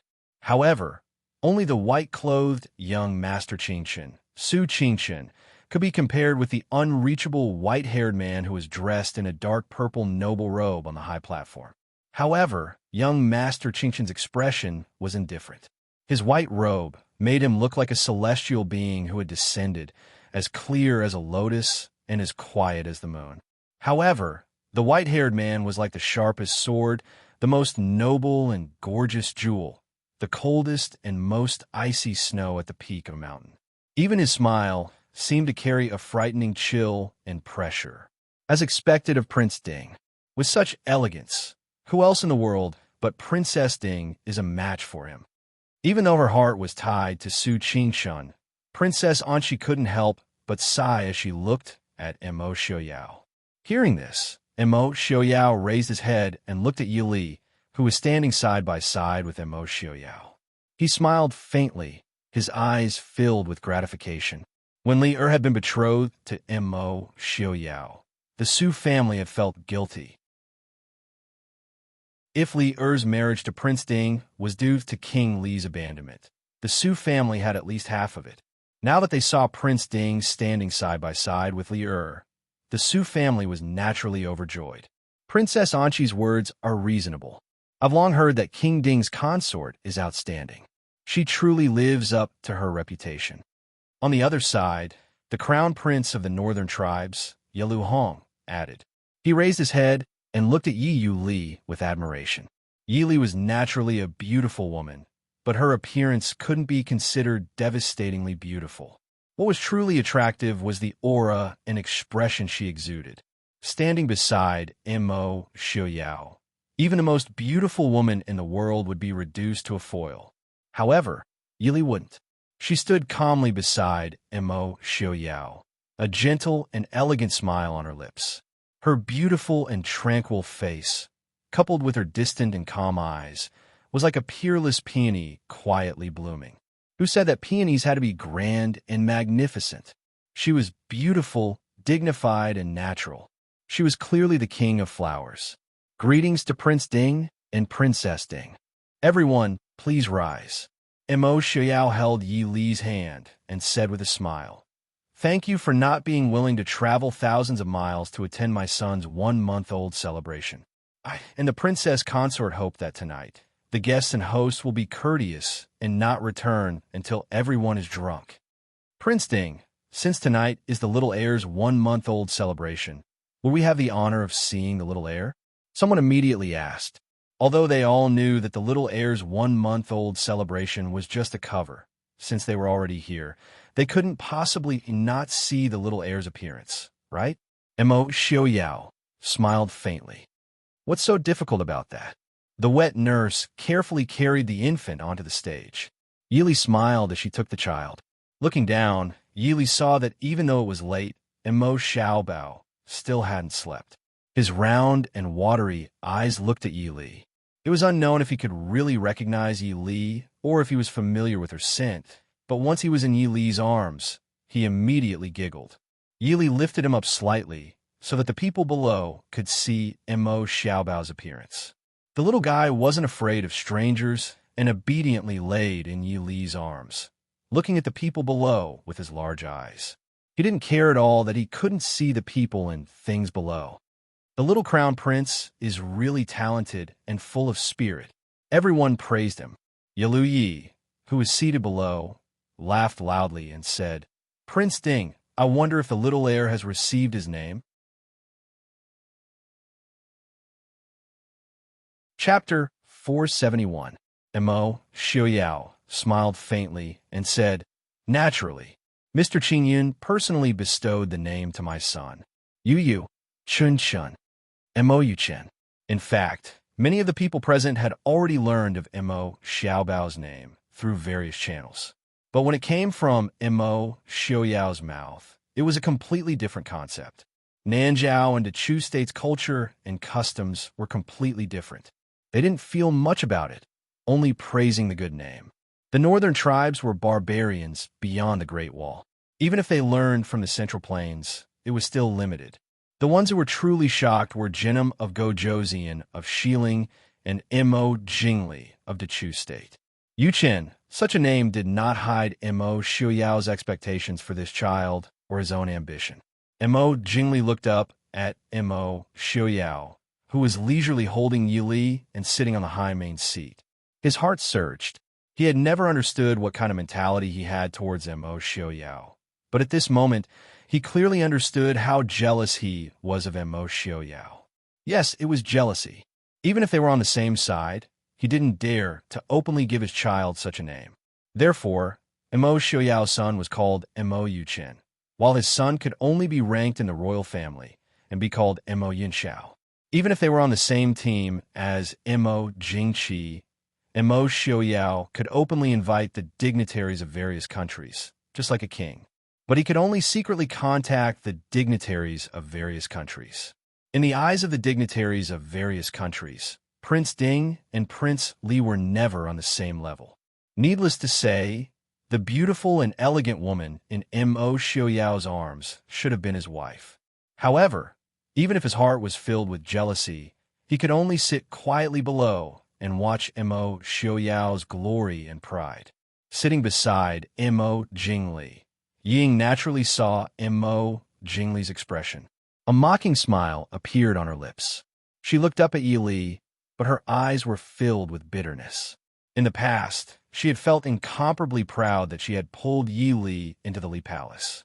Occasionally, she would even feel a trace of sympathy for her half-sister who had joined the Prince Ding mansion. But now they were both princesses. One of them sat above millions of people, controlled the huge Mahist army and the Prince Ding mansion, and had all the love and sincerity of the most excellent husband. She had been imprisoned in the capital with a sick and weak child. Now that she had finally escaped, her husband had many wives and concubines by his side. She had almost lost her place. Who was the one who needed sympathy? Mo Yuchen? Good name. Jinnan King's gaze lingered on the child in Yi Li's arms for a moment before he praised. Mo Xiaoyao was not polite and calmly replied, "It is a good name." Yi stood up and smiled. "Prince Ding Shitzi is 1 month old. I specially brought a gift from the northern tribes for Shitzi. I hope Prince Ding will not dislike it." Mo Xiaoyao looked down at Yi and smiled faintly. "Seventh Prince has come from afar. How can I be so rude? I thank Seventh Prince on behalf of my son." Yi smiled and raised his hand to blow a strange whistle in the air. With a whistling sound in the air, a black shadow rushed down from the air and headed straight for where Mo Xiaoyao and Yi were sitting. The people below the stage could not help but exclaim. When the black shadow appeared under the light of the fire, it could be seen that it was not black but a large snow-white bird. It spread its wings, and a pair of sharp claws flashed under the light of the fire as it rushed towards the 3 people on the stage. In the midst of the crowd's exclamations, the large white bird seemed to have hit something and stopped a few feet away from the 2 people. Then it continued to charge forward. But there was clearly nothing in front of it, as if there was an invisible wall in front of it. At this time, the crowd could see that it was actually a large white eagle. The white eagle was blocked by an invisible barrier and could not get close to Yi Li and Mo Xiaoyao. But it did not want to leave and instead desperately charged forward and cried out. Yi Li slightly frowned and reached out to cover Mo Xiaobao's ears. She coldly stared at the white eagle and said, "Shut up." The coldness was so strong that even the proud white eagle could not help but tremble. Then it cried out even louder. Mo Xiaoyao sneered. "Impudent." With a flick of his wide sleeves, even the valiant eagle was caught by him and thrown out. The direction it was thrown just happened to be where Yalu Yi was sitting. Seeing the white eagle being thrown without any resistance, Yalu Yi could only get up and quickly retreat a few steps. The white eagle just happened to land on Yalu Yi's empty chair. The dizzy white eagle couldn't tell the difference between a person and a person. As soon as it got up, it charged towards Yalu Yi. Yalu Yi was shocked. This white eagle was the most ferocious bird in the northern militant grassland. Even wolves were afraid of it. If one was scratched by its claws, even if it did not die, they would lose half their life. Yalu Yi hurriedly blew his whistle in an attempt to control the white eagle. But the white eagle had just been thrown to the ground by Mo Xiaoyao and was seeing stars. When it heard the whistle, it habitually rushed forward. Yalu Yi had no choice but to use his qin gong to retreat to the side. Thus, everyone watched as Yalu Yi was chased around by the white eagle they sent over. They could only look at each other, not knowing whether to laugh or pretend they did not see anything. Mo Xiaoyao squinted his eyes to enjoy the farce in front of him. Yi Li held Mo Xiaobao and also indifferently looked at the little fellow who was occasionally reaching out to tease him. Mo Xiaoyao's roll and toss just now was not that simple. Yi Li was sitting beside him and clearly saw Mo Xiaoyao sprinkle some strange medicinal powder on the white eagle's body. Although she did not know what it was, she could make a guess based on the white eagle's behavior. The best part was that the white eagle was flying around. Even if they caught it later, they might not be able to find any medicinal powder on its body. More importantly, the white eagle was sent over by the northern militant people. Even if there was anything, it was their own business. Seeing Yalu Yi being chased around by the dizzy white eagle, Yi Li faintly smiled. "All right, come and take down the 7th prince's gift." "Yes, princess." 2 shadow guards stepped out from the crowd and attacked the white eagle from the left and right. If the white eagle was flying in the air, they naturally would not be able to catch it. But the white eagle's body was heavy and could not fly. After a few rounds, the two worked together to capture the white eagle and lock it in a sturdy cage sent over by the people below. Only then did everyone let out a sigh of relief. Yalu Yi made such a big joke in front of the nobles of the various countries. Seeing the white eagle that was angrily banging against the cage and trying to escape being taken away, Yalu Yi's face darkened to a frightening degree. Everyone looked at his sorry state and whispered to each other. The people from the Prince Ding mansion had to restrain themselves out of respect for the host. The envoys from the other countries were not so reserved. A few people from Xiling were even convulsing with laughter. This made Yalu Yi's mood even more gloomy. Yi Li handed Mo Xiaobao over to the nanny beside her and said with a smile, "It was just a small accident, don't mind it. Prince Yalu, why don't you go change your clothes?" Chapter 472. Yalu Hong nodded and said, "Princess is right. 7th brother accidentally disturbed the prince. Princess, please forgive him. 7th brother, go quickly." Yalu Hong and Yalu Yi had always been at odds with each other in the northern tribes. It was an understatement to say that they wanted to kill each other. But now that they were in the Dechu state, they had no intention of fighting each other. Yalu Hong only gave a faint reminder. Yalu Yi's expression was ugly as he cupped his hands towards Yi Li and Mo Xiaoyao. He turned and left to change his clothes. The little episode just now did not affect everyone's mood. It was still Yalu Hong who stood up and smiled. Since 7th younger brother is the first to present a gift, this prince represents the northern tribes and imperial father to prepare a gift for the little heir. I hope that Prince Ding and Princess Consort will not dislike it.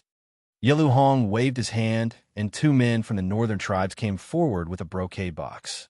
Once the box was opened, A golden light lit up the entire banquet and dazzled the eyes of all the guests. There was also an eagle in the brocade box, but it was different from the white eagle that was charging around. This was a golden eagle. It was almost the same size as the white eagle and was cast from gold. It was lifelike.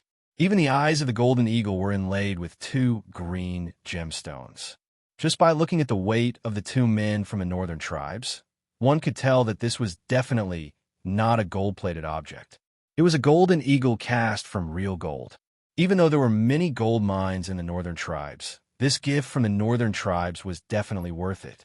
Mo Xiao nodded and smiled. "Thank you, Crown Prince of the northern tribes, for your generous gift." With a wave of his hand, someone immediately came forward to take the box. Yalu Hong did not mind and smiled faintly as he returned to his seat. Afterwards, the envoys from various countries presented their own gifts. The generals of the Prince Ding mansion did not dare to fall behind, and each presented a gift for the crown prince. Mo Xiaoyao didn't have too many thoughts. Even when the king of Jinan sent him 4 beauties of West Hill, Mo Xiaoyao accepted them all without blinking. Everyone looked at Prince Ding and Princess Ding with a strange expression. Yili took a sip of the wine and laughed softly. "Prince's luck with women is quite good." Mo Xiaoyao snorted and laughed.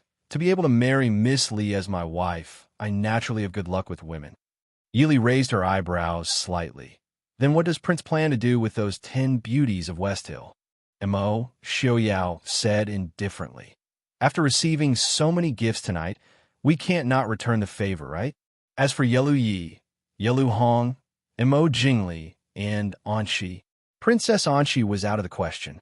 Why not just send a few of them? Do you think they can refuse Ai's gift in return? Even if they didn't want it, they could only deal with it privately.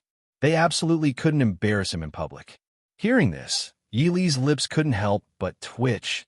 Mingxi and Feng San are right. Prince is becoming more and more stingy. Not only did he bet on his son's 1-month-old birthday party, he even had to pay for the gifts given by others. Mo Xiaoyao laughed. "Miss Li, you can't blame me for being stingy. Who asked us to have so many people in the Mahist army to eat and drink?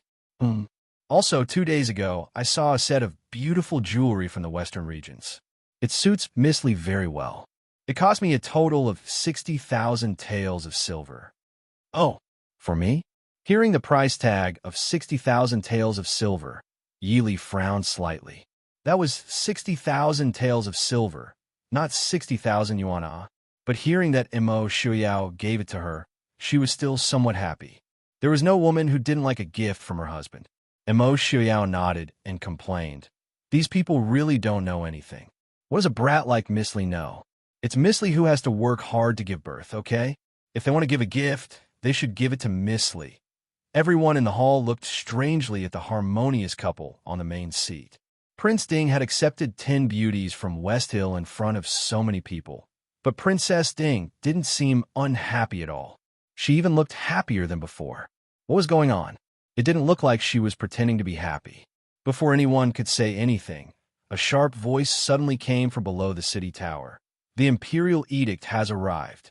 Everyone was stunned. Most people couldn't react to what was going on. Where did the imperial edict come from in the middle of the night?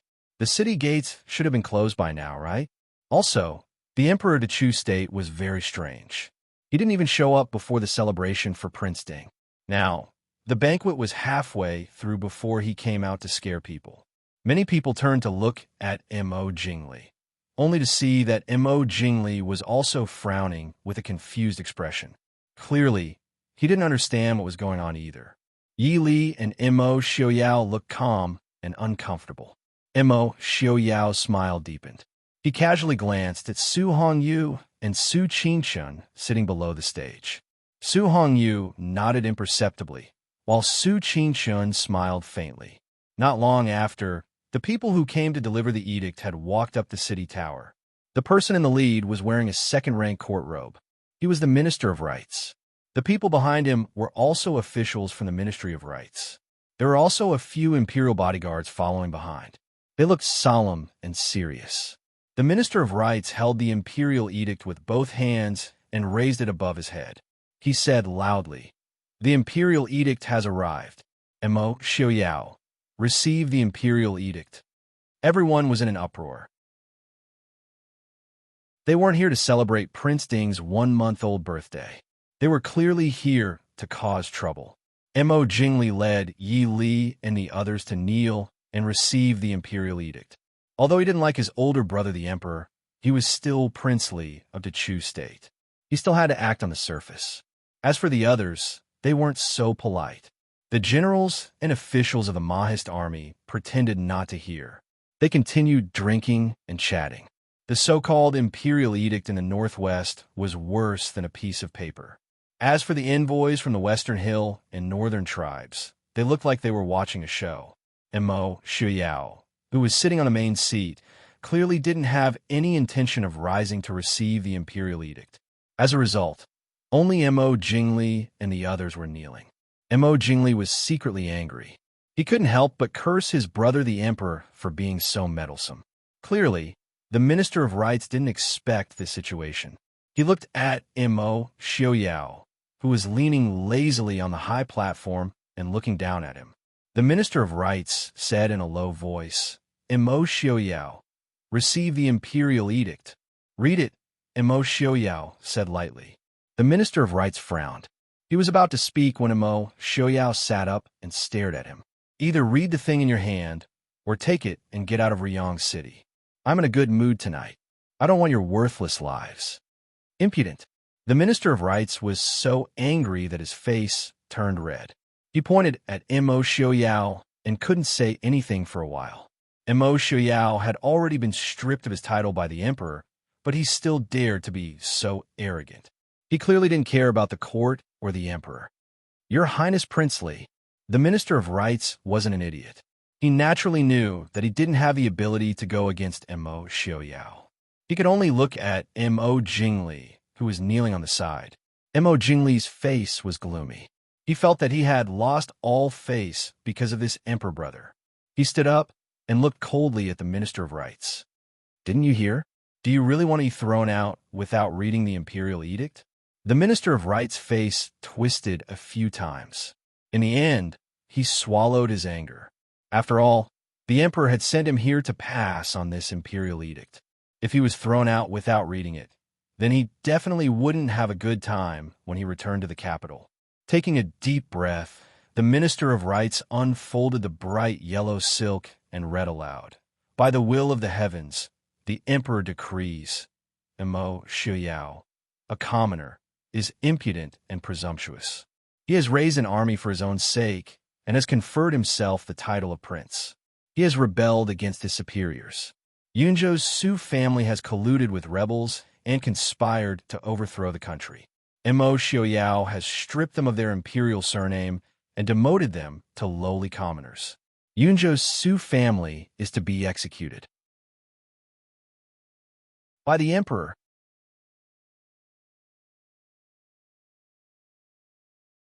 Chapter 473. The entire city gate tower was silent.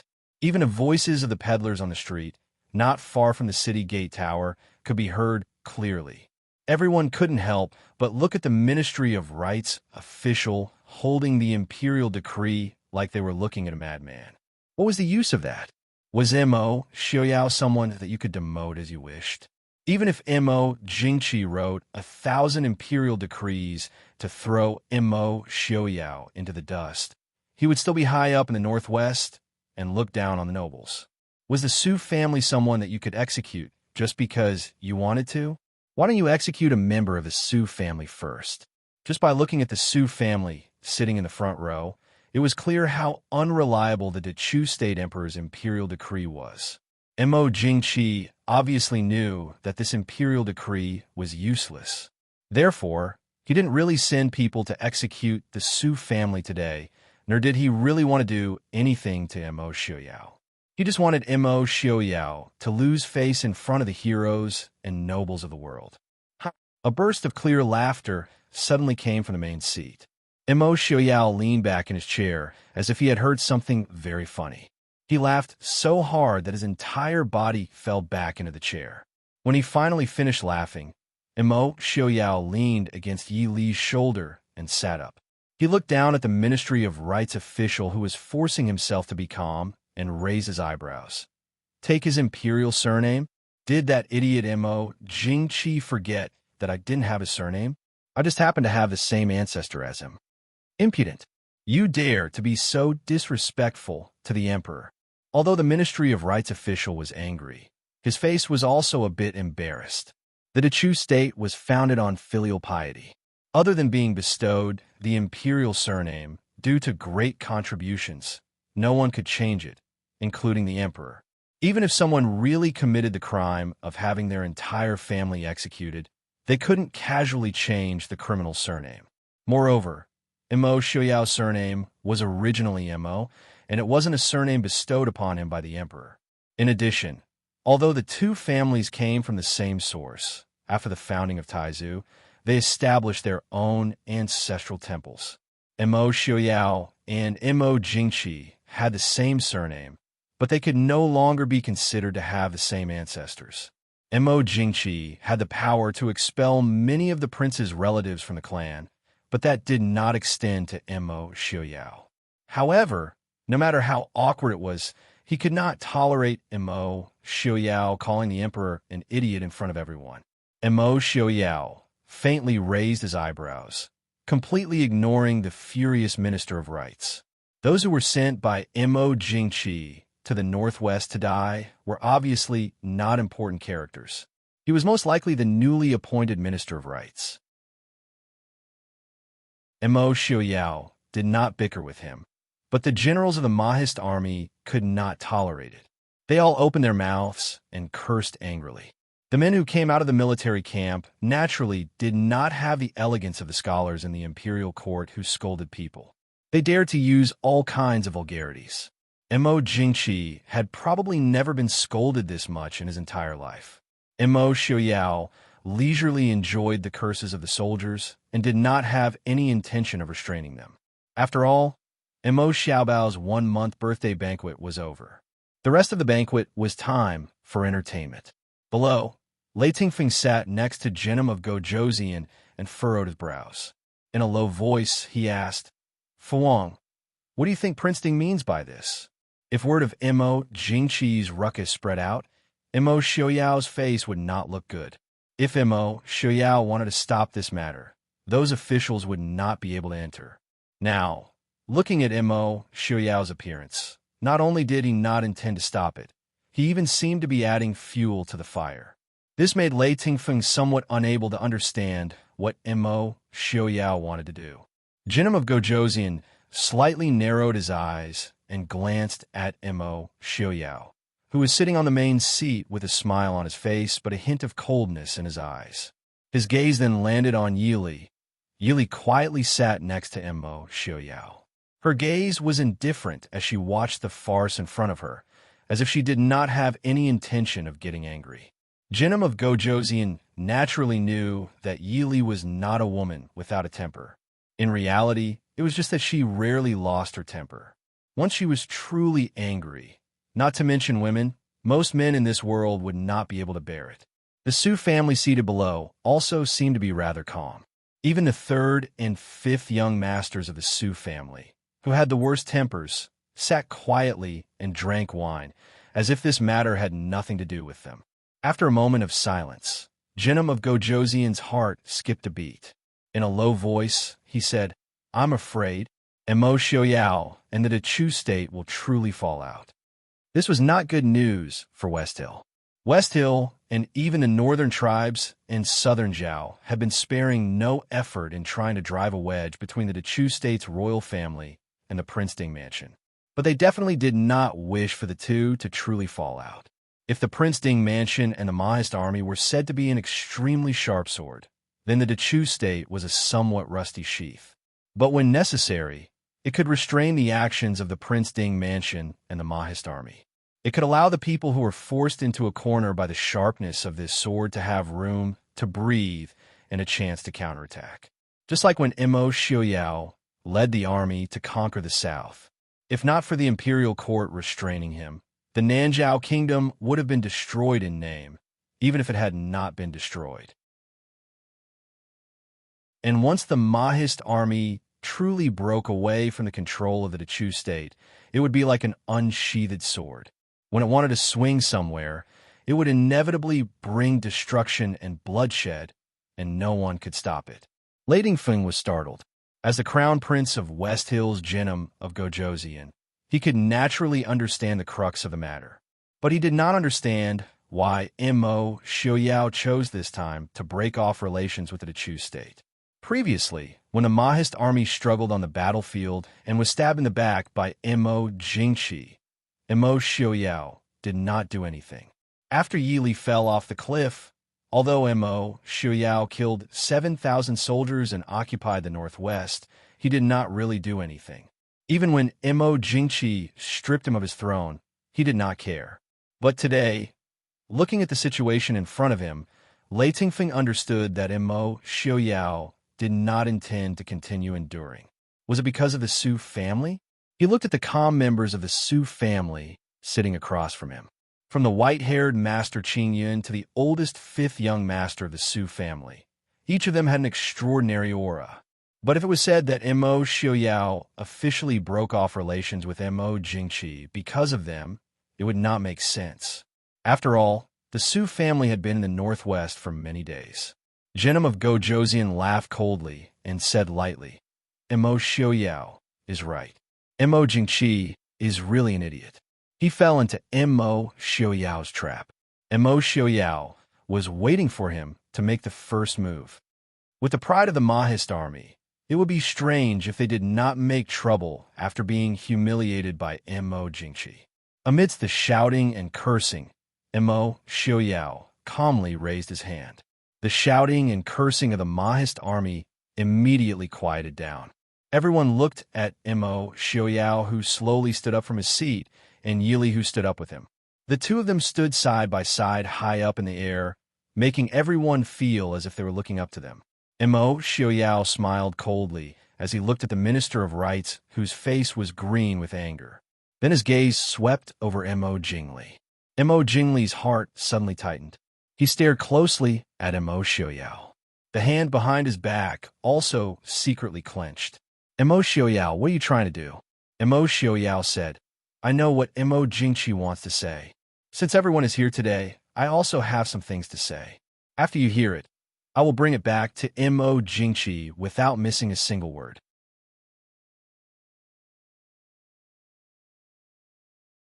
Chapter 474. Behind him, Zhuijing held a roll of bright yellow silk and walked over. Mo Xiaoyao casually took it and looked at it. Without even opening it, he casually threw it down and said, Feng San, read it. Feng San, who was originally still drinking with Zhang Qilan, jumped up from the ground. His beautiful red clothes flipped in the air, and like a red cloud, he landed in the center of the hall. In his hand, he was holding the bright yellow silk. Mo Jingqi is muddle-headed and tyrannical, framing loyal people. As an emperor, he does not care about the stability of the country. First, he colluded with the enemy country to plot against the late Prince Ding Mo Xiuwen, causing the late emperor to die at the border. Tens of thousands of innocent Mahist army died. Then, he colluded with the enemy country to kill the Mahist army and the Chu state's imperial family and the Mahist army have a grudge against each other for killing their father and brothers, and then for framing and slandering them. The Mahist army has been loyal to the Chu state for generations. Today, they have suffered such humiliation and hatred, causing their ancestors to be ashamed and their souls to be unable to rest in peace.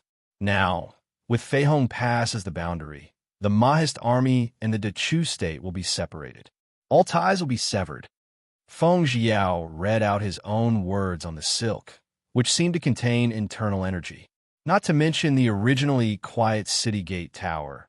Even the noisy streets in the distance instantly became quiet. Feng Jiao's clear and heavy voice immediately rang through half of Riyang City. The Chu state's imperial family killed my father and brothers and humiliated me as a hero. I and the Dechu state's imperial family will sever all ties and have nothing to do with each other.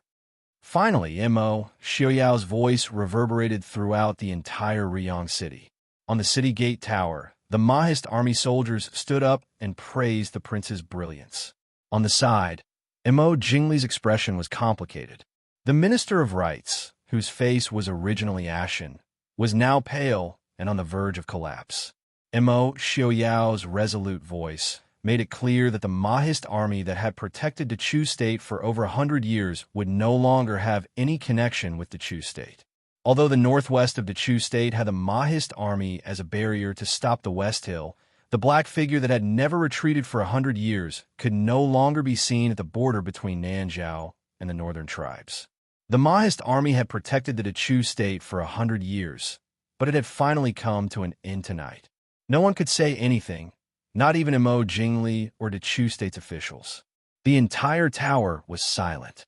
Everyone looked up at the young man and woman who were standing side by side on the main seat. Everyone thought the same thing in their hearts. This chaotic world is really coming. After that, the banquet was the usual music and dance. However, no one present paid any attention to the enchanting dancers or the moving music. Almost as soon as Mo Xiaoyao and Yili left, all the guests left with them. It was important to go back and discuss this matter. At this time, no one was in the mood to enjoy the wine and dance. The next morning, the announcement made by Prince Ding on the city gate tower the night before was quickly sent out by various people in all directions through various channels. But while they were shocked, the envoys of Xiling, northern tribes, Nanzhao, and the Chu state did not leave the next morning. In the Prince Ding mansion, the meeting hall was filled with people early in the morning. Many of them had dark circles under their eyes. It was clear that they had not slept well. Mo Xiaoyao and Yili walked into the hall side by side. Everyone hurriedly stood and bowed. Greetings to the prince, Wang Fei. The two sat down. Mo Xiaoyao smiled faintly and said, "No need for formalities. Everyone, sit as you please." General Zhang and Feng San, what happened? Did you not sleep well last night? Feng Jiao rolled his eyes. Last night, the envoys of the 4 countries and the common people were not the only ones who had been frightened by their prince. The one who had received the real surprise was him, Feng San. The prince had not given him any notice beforehand. When he received the silk and opened it, if he did not have great willpower, he almost threw the thing in his hand out. He barely managed to calmly read the words on it. No one knew that Feng Jiao's hands were still trembling when he returned to his seat. Feng San felt that he had been deeply hurt. Mo Xiaoyao looked with a smile at his subordinates, who all had different expressions. He smiled and said, "What? Are you all frightened? Are you afraid? The prince should have done this long ago. What do we have to be afraid of?" Lu Jingxian said in a clear voice. The others all agreed. In an instant, the hall was filled with noise and excitement. "Prince, since you've decided to break off relations with the Chu state, the misunderstanding that the people of the Northwest and even the Chu state have towards the prince and the Prince Ding mansion can be resolved," Su Hongyu said mildly. Mo Xiaoyao nodded. "What do you think, teacher?" Su Hongyu said, "Strike first to gain the initiative. Clearly announce the grudge between the royal family of the Chu state and the Prince Ding mansion to the world. Although most of the people are illiterate, they are not unreasonable." Feng Jiao agreed. "What Mr. Hongyu said is extremely true. If we announce it to the world now, by the time the news reaches the Chu capital last night, the whole world will know about Mo Jingqi. This young master wants to see how he will turn the tide." Everyone agreed with Su Hongyu's words. Back then, when Mo Jingqi tried his best to smear the Prince Ding mansion's reputation, the Prince Ding mansion did not refute him at all. They had been waiting for this day. The more the people hated and misunderstood the Prince Ding mansion, the angrier they would be when they learned the truth. Of course, this anger was directed at Mo Jingqi. Mo Xiaoyao and Yili naturally didn't have any objections. Mo Xiaoyao looked at Su Hongyu and said, "We'll have to trouble Mr. Hongyu for this." Su Hongyu was a great scholar whose name was known throughout the world. Leaving this matter to him was naturally twice the result with half the effort. Su Hongyu nodded in agreement. He dismissed the high-ranking officials who had entered the mansion early in the morning, leaving behind only a few of his trusted subordinates and the governor of Ruyang City, Zhou Yu. Although Zhou Yu was still young, although he was not outstanding in handling the government affairs, he still followed the rules and did not make any mistakes. Considering his age and experience, it was already excellent. Furthermore, his strict and serious conduct made Mo Xiaoyao and Yili very satisfied. Lord Zhou, have the envoys of Xiling and the northern tribes bid farewell today? Yili asked. Zhou Yu stood up and said respectfully, Princess, currently, we have not received any letters of farewell from the envoys. However, this morning, Jinnam of Gojoseon of Xiling, the 7th prince of the northern tribes, and Princely of the Chu state all left the city early in the morning, saying that they wanted to enjoy the scenery of the northwest. Yili smiled and said, Let them go. The envoys of the various countries are guests. We must make them feel at home. I hope that Lord Zhou will take care of this. If there are any problems, just send someone to the mansion to report. Of course, if there are people who do not abide by the rules and want to cause trouble in the northwest, Lord Zhou need not be polite. The 2,500 Black Cloud cavalry stationed outside the city will be at your disposal at any time. Speaking of the organization of the Black Cloud cavalry, Yili couldn't help but frown. She was used to numbers in the past. This variety of army names made her dizzy. The Black Cloud cavalry had about 50,000 people. They were divided into the Eagle, Lion, and Tiger armies. Each army had about 16 to 17,000 people. Each army was divided into 5 divisions, each division about 3,000 people. The one stationed near Ruyang were the Eagle Army. Zhou Yu's expression changed. With his age and experience, he had never thought that he would be so trusted by the prince and princess. He hurriedly said, Prince and princess, please do not worry. This subordinate will not betray the prince and princess's trust. Mo Xiaoyao clearly saw his thoughts. He nodded and said, I do not like to use people based on experience and age. Earlier, you were able to support the people of Ruyang City. I and Princess have entrusted Ruyang City to you. You only need to worry about the formalities. Zhou Yu suppressed the surging emotions in his heart and respectfully said, This subordinate accepts the order. This subordinate will leave. Seeing Zhou Yu turn and leave, Su Qingchen smiled and said, Prince has managed his subordinates well. No wonder the Mahist army is so united. Mo Xiaoyao smiled and said, Young Master Qingchen is too polite. I subordinates are all rough people. To be honest, I don't have many civil officials. At the time, I had no choice but to bring up Zhou Yu. Fortunately, he is diligent and strict. He is not bad. In the future, I will have to trouble young Master Qingchen and the 2 sirs. Su Qingchen raised an eyebrow. His smile was light and calm. Prince trusts the Su family? Mo Xiaoyao raised an eyebrow and said, If he doesn't trust one, why is he doing this? Also, if even the Su family doesn't trust one, who else can? You can't expect I to do everything personally, right? These people in the Mahist army, it's not a problem to have them lead troops to fight, but to have them handle government affairs is more difficult than taking their lives.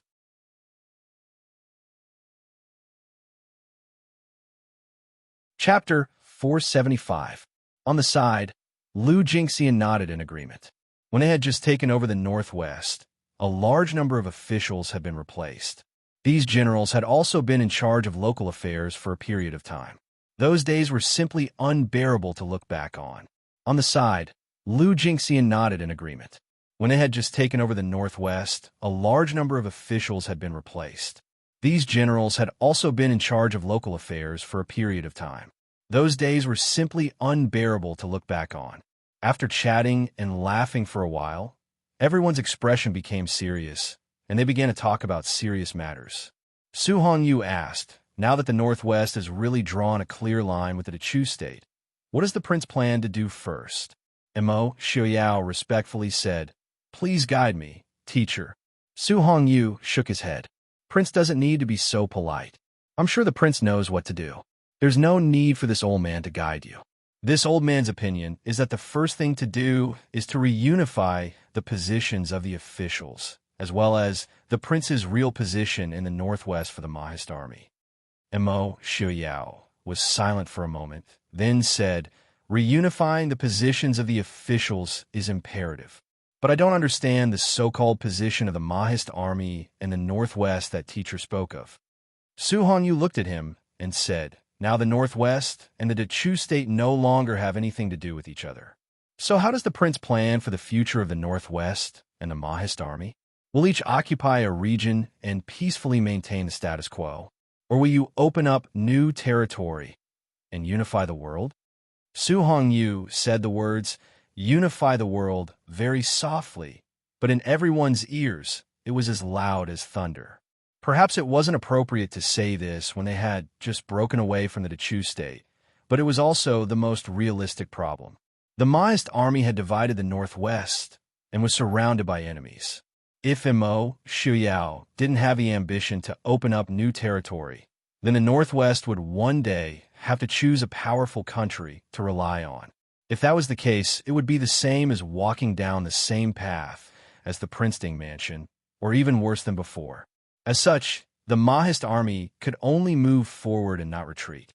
Moving forward, expanding the territory and unifying the world, this was the aspiration of the previous kings and generals of the Mahist army.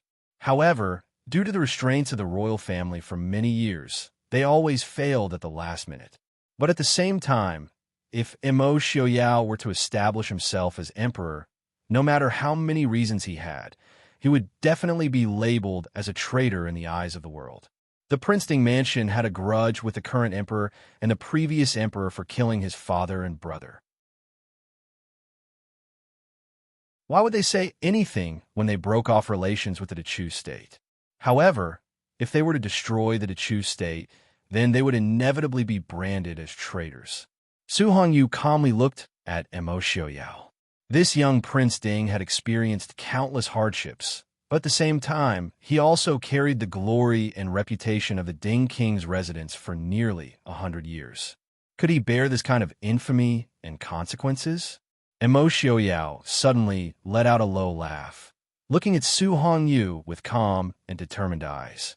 Mo Xiaoyao calmly smiled and said, Mr. Hongyu, there's no need to test I. Since I can break off relations with the Dechu state, why should I not give up such a trivial reputation? The grudge of killing my father and brother, I will definitely get it back from Mo Xiaoyao. Su Hongyu was silent for a moment, then stood and cupped his hands to Mo Xiaoyao. Prince, please give your orders. Mo Xiaoyao was silent for a moment, then opened his mouth and said, change Riyang City to Li City and set the era name forever. Everyone was startled. Feng Jiao reminded, Prince, the country name. Mo Xiaoyao glanced at him and raised his brows with a smile. Who said I want to set the country name? Everyone was silent. What did it mean to change the era name, but not the country name? Su Qingchun, who was sitting on the side and listening, raised his head and asked, Prince, you mean to temporarily not ascend the throne? Mo Xiaoyao carelessly waved his hand and said, the Northwest is just a small piece of land. Calling myself an emperor is just for my own amusement. Why should I do this for the so-called title of emperor? Under I's rule, if I say I am the king, then I am the king. If I say I am the emperor, then I am the emperor. Everyone understood. This era name was just to distinguish it from the Chu state's era. Without an emperor, there would naturally be no country name. Seeing that everyone was still hesitant, Mo Xiaoyao smiled and said, even if I want to establish a country, I can't be so shabby, right? The coronation ceremony was not cheap. Where's the imperial palace? Where's the imperial city? In such a small piece of land like the Northwest, I can't afford to hold a coronation ceremony. Everyone, just make do and save some money.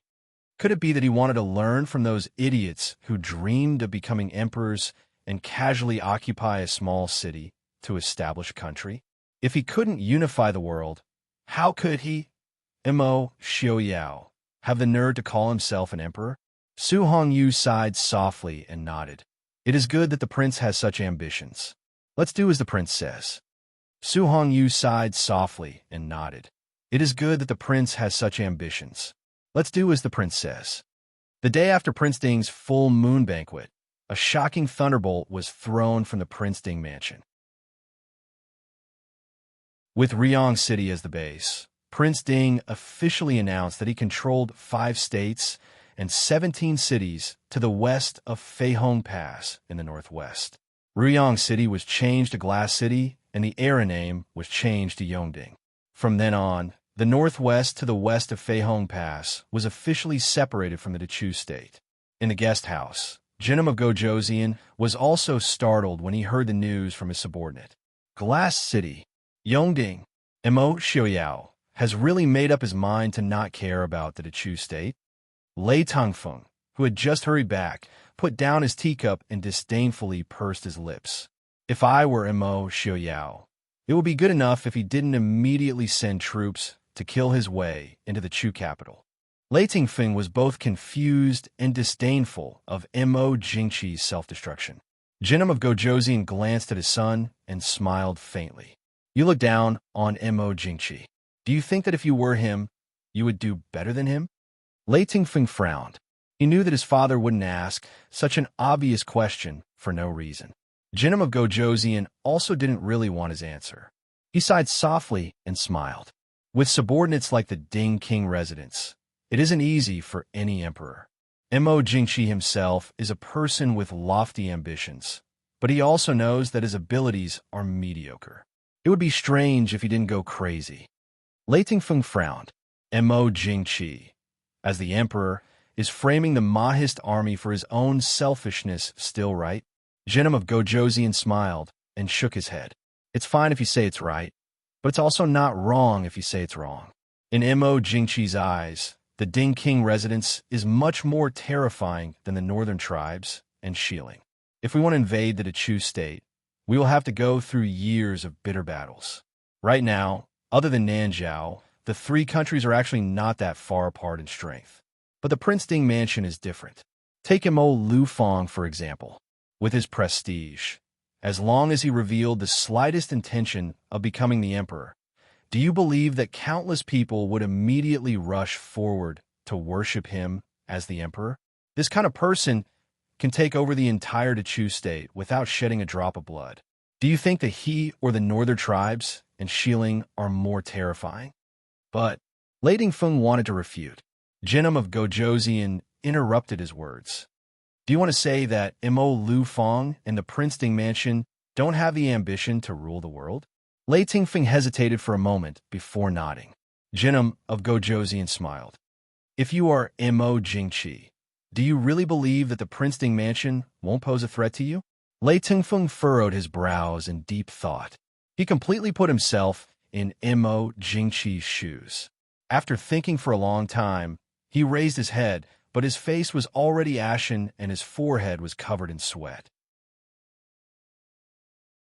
Jinnum of Gojoseon smiled in understanding. Do you understand now? The Prince Ding mansion's fault isn't that they are ambitious, but that they are too powerful. No emperor can tolerate such an existence. How can they tolerate others sleeping beside their bed? If the emperor himself is strong enough, he can still carefully maintain the balance and even suppress them. It's a pity the royal family of the Dechu state is getting weaker with each generation, while Mo Lanyan's descendants are getting stronger with each generation. This is probably fate.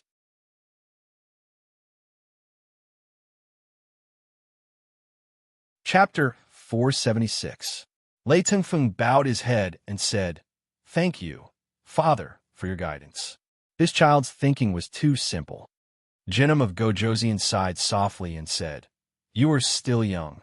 Even so, he still felt some regret. Tongfeng and Mo Xiaoyao were about the same age, but in terms of ability and influence, he was far inferior to Mo Xiaoyao. It wasn't that his son wasn't outstanding enough, but that Mo Xiaoyao was too outstanding. "Father, Mo Xiaoyao's actions." Lei Tingfeng frowned and said, Mo Xiaoyao doesn't seem to have any intention of ascending the throne. Jinnum of Gojoseon nodded and said, "If he had intended to ascend the throne, we wouldn't have come to Prince Ding's 1-month birthday banquet, but directly to the coronation ceremony. This is where Mo Xiaoyao is smart. Just watch, after the news from Ryong City spreads, the entire Dechu state will immediately lean toward the Prince Ding mansion. But if Mo Xiaoyao were to ascend the throne at this time, it would be very different. In many things, going too far is as bad as not going far enough. This also shows that Mo Xiaoyao is not only outstanding in ability, but also has enough patience. In this world, not everyone can withstand the temptation of the throne. Lei Tingfeng was silent. In the history books, there were countless people who claimed to be kings after occupying a small piece of land. Later generations would only find it comical and laughable. But if one was really among them, how many people could withstand the doubts of the throne? Lei Tingfeng knew in his heart that at least he couldn't. Should we take this opportunity to send troops? Jinim of Gojoseon raised his hand and said, "Send orders back to the border of Shilin. The entire army is to retreat 30 li." Lei Tingfeng didn't understand. "Father?" Jinim of Gojoseon said in a low voice, "Let's negotiate with Mo Xiaoyao." Lei Tingfeng frowned. Mo Xiaoyao's actions will definitely infuriate Mo Jingqi. Once Mo Jingqi sends his troops to the northwest, we will take advantage of the situation to invade. Why would father want to negotiate with Mo Xiaoyao? Jinim of Gojoseon sneered disdainfully. Do you think Mo Xiaoyao really dares to touch Mo Xiaoyao? If he had the guts, he wouldn't have waited until today. So what if Mo Xiaoyao didn't have that era name before? It was a fact that the Mahist army had occupied the northwest. Mo Jingqi had no lack of reason to send troops to suppress them. But did he dare to? At most, Mo Xiaoyao would only send a few troops for show. For the time being, Mo Xiaoyao wouldn't bother with him. When the time comes, the Mahist army will turn around and target us. Lei Tingfeng said, "Our West Hill isn't afraid of the Mahist army." Jinim of Gojoseon smiled. "That's right. We aren't afraid of the Mahist army. No matter how powerful the Mahist army is, they won't be able to wipe out the West Hill with just the strength of the Northwest. But if the northern tribes and the southern tribes interfere, will you be afraid?" None of them were easy to deal with. They weren't the only ones who knew how to loot a burning house. Lei Tingfeng was silent. The news of the Mahist army breaking off relations with the Chu state spread like the wind throughout the entire Chu state and the surrounding countries.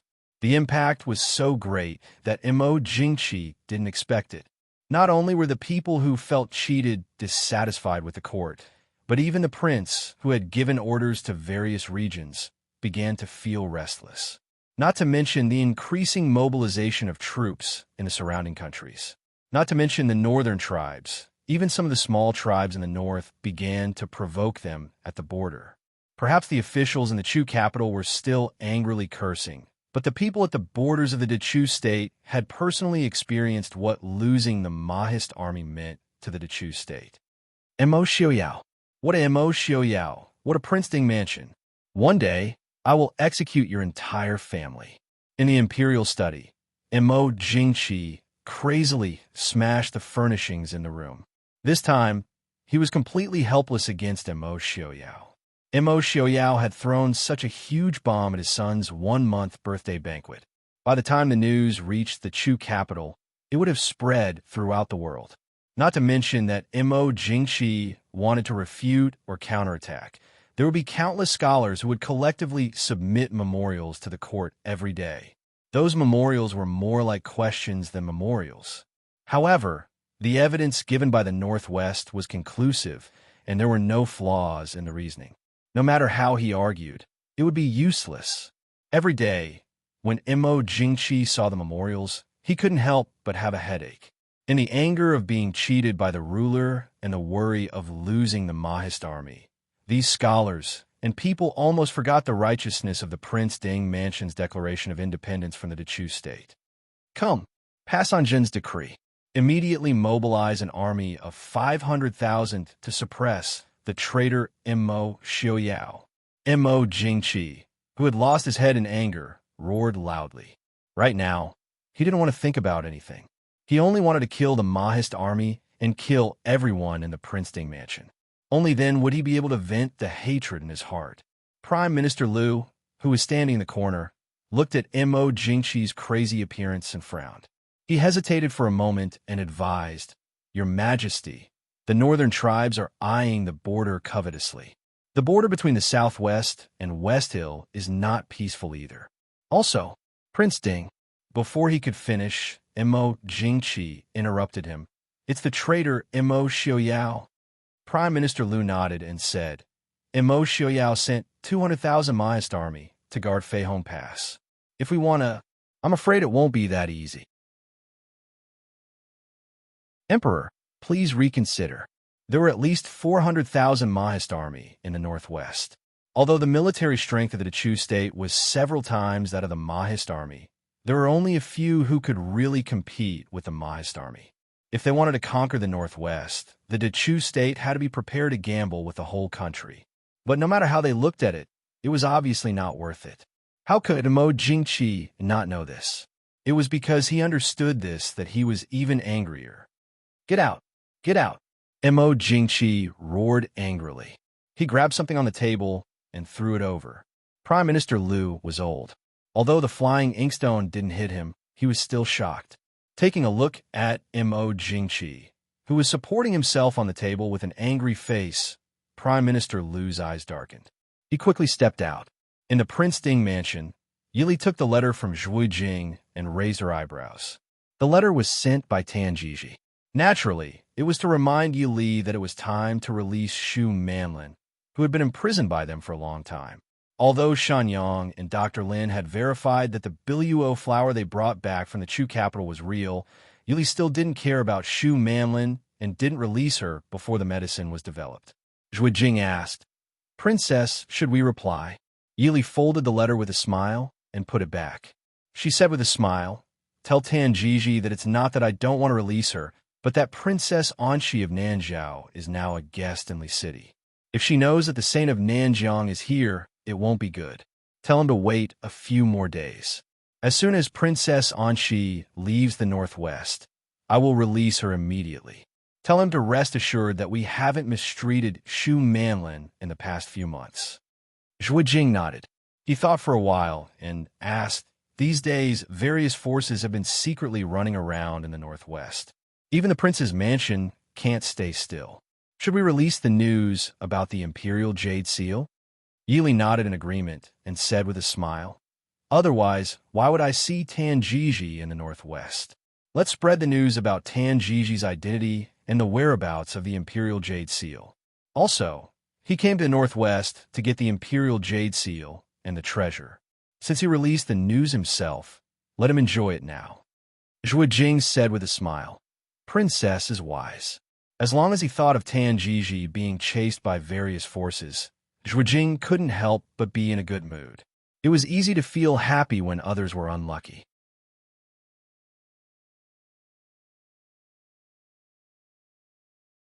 Chapter 477.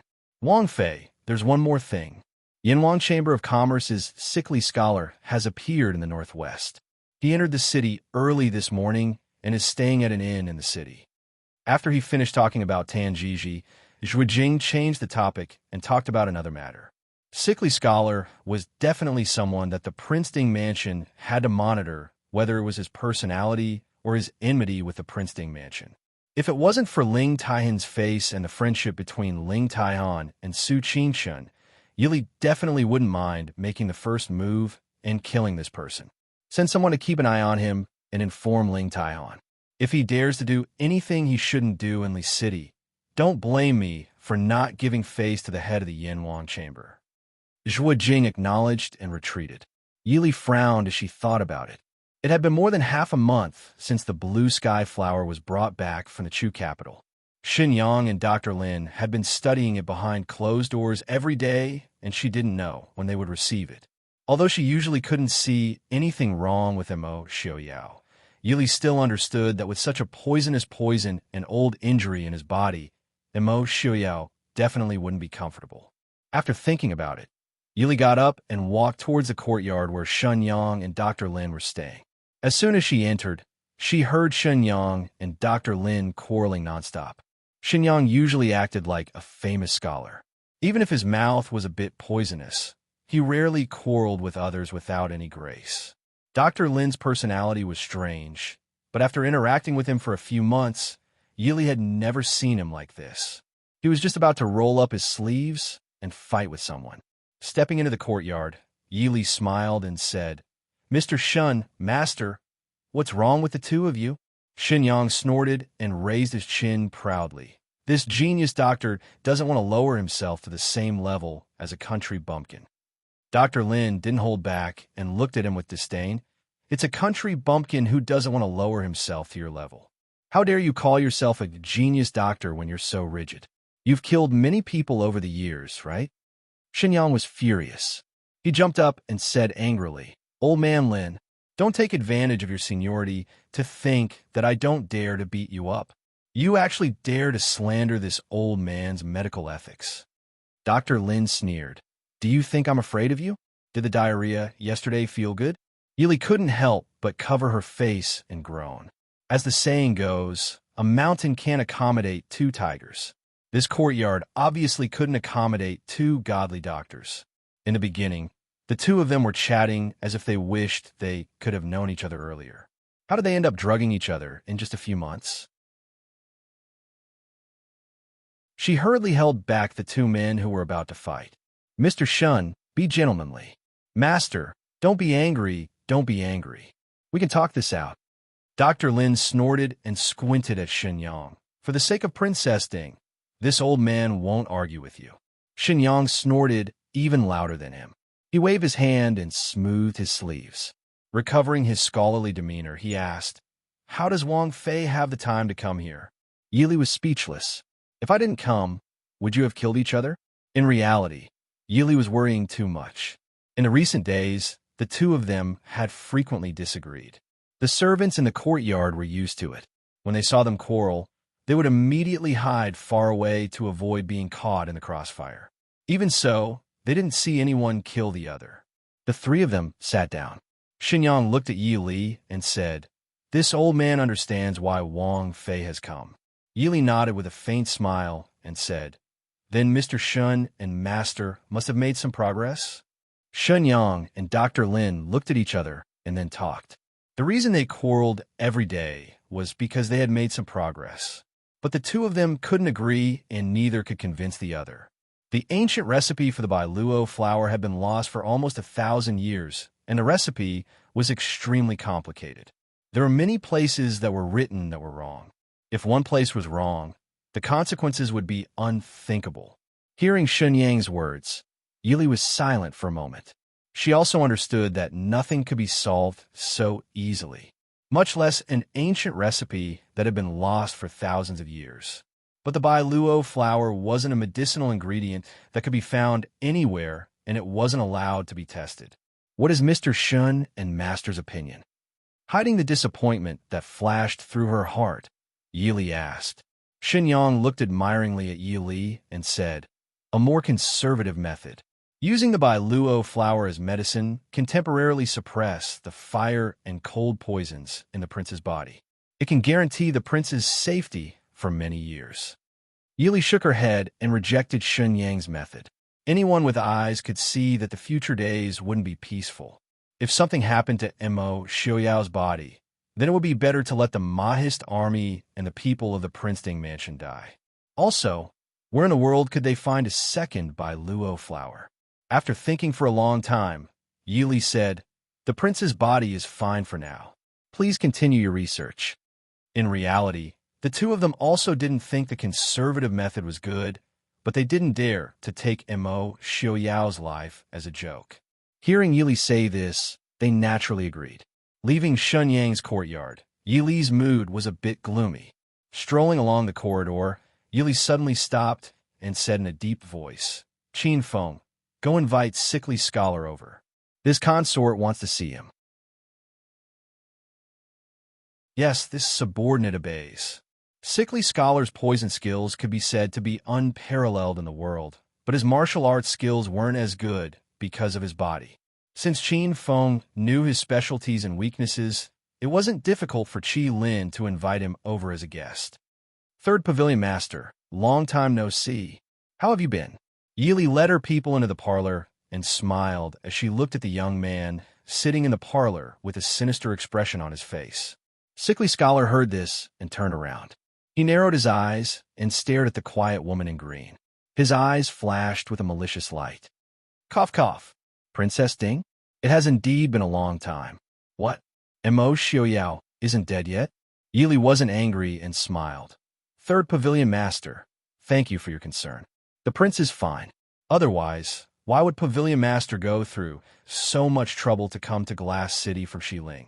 Sickly Scholar stared at her coldly and said, The Bai Luo flower is in your hands? Back then, for the location of the Bai Luo flower, he and Yili had a lot of battles of wits and courage. He didn't expect that in the end, the item would fall into Yi Li's hands first. Yili lowered her eyes and said indifferently, Mo Jingqi or Tanjiji told you? Sickly Scholar raised his eyebrows. Yili smiled faintly. When Fengxin came back from the capital, he told me that he was being chased by people from the Yanwang Chamber of Commerce. This consort guessed that it wouldn't be long before I meet Third Pavilion Master. However, Yili changed the topic, and her calm eyes were tinged with a trace of coldness. Third Pavilion Master dared to come to my Glass City alone. Do you not care about this consort and the Prince Ding mansion, or do you think that this consort wouldn't dare to touch you because of Pavilion Master Ling? When Ling Taian was mentioned, Sickly Scholar's expression turned ugly. He sneered. This young master doesn't need you to care about Big Brother's face. Didn't Princess Ding invite this young master here to make a request of me? I heard that godly Dr. Xinyang lives in the Prince Ding mansion all year round. How is it? Has he figured out the prescription for the Bai Luo flower? Yi Li's lips curled into a faint smile as she nodded and admitted, Third Pavilion Master is right. This consort did invite Third Pavilion Master here because of the Bai Luo flower's prescription. Sickly Scholar's malicious face squeezed out a malicious smile. Don't even think about it.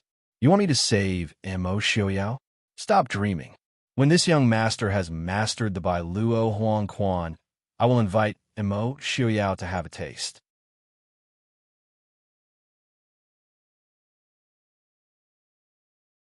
Chapter 478. Yili sat calmly on the chair and looked at him. Even her eyes did not move.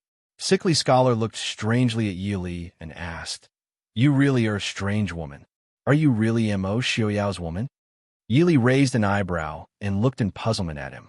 Sickly Scholar examined Yili for a moment and then asked, Without the ancient recipe for the blue jade falling flower, Mo Xiaoyao would have died without a doubt.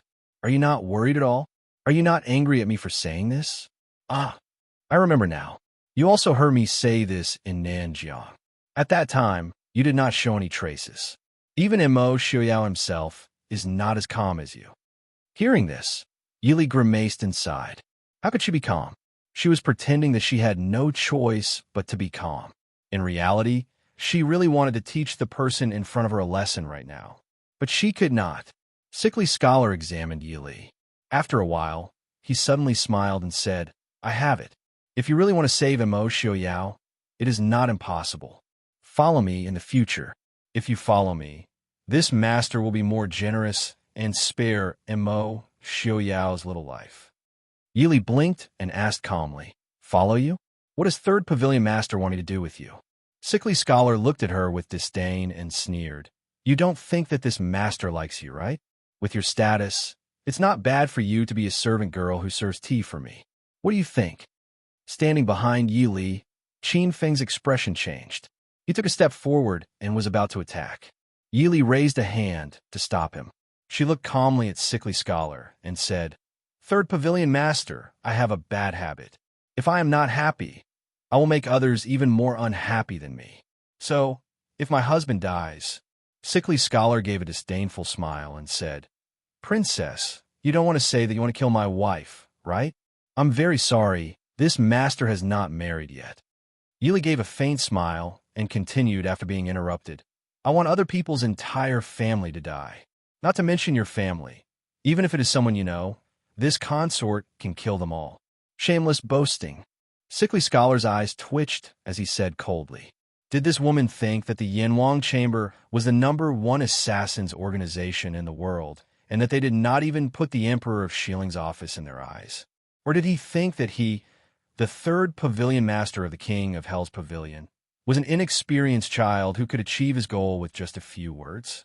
Yili smiled and said, "Even if third pavilion master doubts my abilities, you shouldn't doubt the abilities of the Black Cloud Cavalry and the Qilin. Or is it that third pavilion master is determined to oppose the Prince Ding mansion for so many years, but you have not even figured out the strength of your opponent? This consort does not understand what kind of deep hatred there is between third pavilion master and our prince that you have to stake it all on one throw. Not to mention anything else, without the falling jade flower, with your distinguished self's current body, who knows when he will die? How will you take revenge? This consort sees that third pavilion master's complexion and body are much worse than when he was in Nanjiang, right? When the time comes, will it be our prince's poison or third pavilion master's illness that acts up first?" Sickly Scholar's expression was twisted as he glared at Yi Li with a face full of resentment. His life had been full of misfortunes since he was young, causing his personality to become twisted, and he would seek revenge for the smallest grievance. There was no deep hatred between him and Mo Xiaoyao, but in this world he could be ranked in the top 3 of Mo Xiaoyao's people. It was because Mo Xiaoyao's palm had crippled most of his martial arts and damaged his heart meridians, causing his martial arts to stagnate and his body to become sickly. But in the end, it was because the Yanwang Chamber of Commerce had tried to assassinate Mo Xiaoyao first. However, Sickly Scholar hated Mo Xiaoyao from then on. Moreover, he hated him to the bone, and he would not rest until he was dead. It was as unreasonable as Han Mingwei falling in love with Su Zuidi. After a while, Sickly Scholar suddenly began to chuckle. After a while, he stopped laughing and raised his chin to look at Yi Li. "Princess Ding, there is nothing you can say. Even if I die, I will drag Mo Xiaoyao down with me. As for the ancient recipe for the falling jade flower, you don't have to worry about it. No one in this world can solve it. If you accidentally turn the life-saving antidote into a deadly poison, don't blame me for not warning you." Yi Li quietly looked at him for a while, then slowly smiled. "In that case, third pavilion master can stay in the Prince Ding mansion for the time being. Why don't you see who will live longer, Prince or you? Even if there is no antidote, as long as Prince is alive, he will be able to call the wind and summon the rain. As for you, you will have to lie in bed for half a year. Other than playing with some useless poisons, you are just a useless piece of trash hiding under Pavilion Masterling's protection." Yi Li's voice was soft and slow. Even her face had a gentle and refined smile. However, the words that came out of her mouth were like sharp blades that stabbed into Sickly Scholar's heart without hesitation. Sickly Scholar's eyes suddenly widened. He stared at Yi Li with an indescribably terrifying expression. He suddenly stood up and threw himself at Yi Li. "Bitch, you're speaking nonsense." However, he didn't even have the chance to touch Yi Li. A fierce palm wind knocked him out and threw him into a chair to the side. Before he could recover, a cold and harsh voice came from the door. "Sickly Scholar." "I think you don't want to be Sickly Scholar. You want to be a dead scholar." The tall man who appeared at the door was dressed in a purple brocade robe with cloud patterns. His white hair was casually tied up. He unconsciously exuded an aura and majesty that surpassed all living beings. Who else could it be but Mo Xiaoyao? Sickly Scholar was sent flying into a chair by this sudden attack. He immediately spat out a mouthful of blood. It was clear that his injuries were not light. However, everyone present knew that Mo Xiaoyao had definitely held back. Otherwise, with Mo Xiaoyao's strength that could cripple most of Sickly Scholar's martial arts and almost break his heart, there was no way that Sickly Scholar would still be breathing after this attack. Mo Xiaoyao stepped into the reception pavilion with a murderous aura. His eyes seemed to freeze over as he stared at Sickly Scholar. Mo Xiaoyao was filled with killing intent towards Sickly Scholar. Sickly Scholar didn't feel the slightest bit of gratitude towards Mo Xiaoyao's mercy. He propped himself up and glared at Mo Xiaoyao with eyes that were about to pop out of their sockets. His gaze was so venomous that it seemed like he couldn't wait to tear the person in front of him to shreds. Although Yi Li couldn't understand, she couldn't help but admit that there were such people in this world. Even if you accidentally offended them a little, They would hate you so much that they wanted to exterminate your entire family. Sickly Scholar was clearly such a person. Thinking of this, Yili couldn't help but frown slightly. Only Sickly Scholar knew the complete prescription for the falling jade flower. If he really wanted Imo Xiaoyao to die, even if it meant that he would rather die together with Imo Xiaoyao, then things wouldn't be easy to handle. Imo Xiaoyao sat down beside Yi Li. Looking at Yi Li's frowning appearance, he reached out and lifted her chin to face him. His hand lightly stroked her willowy eyebrows as he said softly, "Don't worry." Knowing that Imo Xiaoyao didn't want her to worry, Yi Li smiled slightly and nodded. The warmth and harmony between the two of them pierced Sickly Scholar's eyes.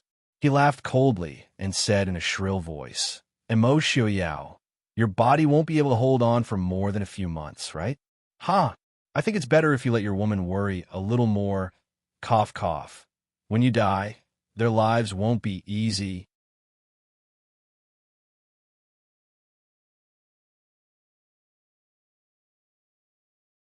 Chapter 479.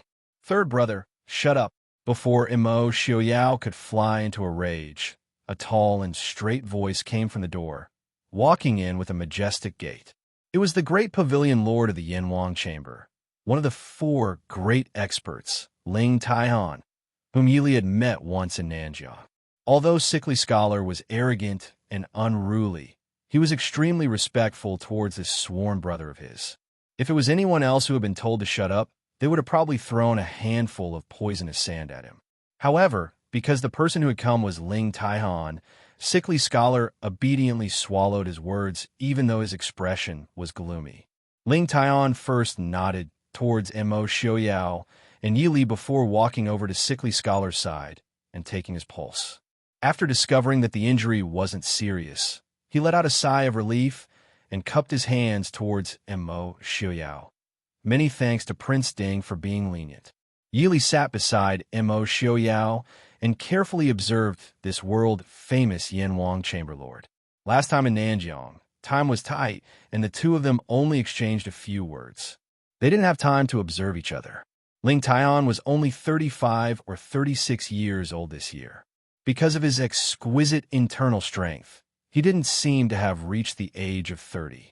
However, his bearing was calm, and his actions inadvertently revealed a heroic aura that made people understand that he was indeed a mature middle-aged man.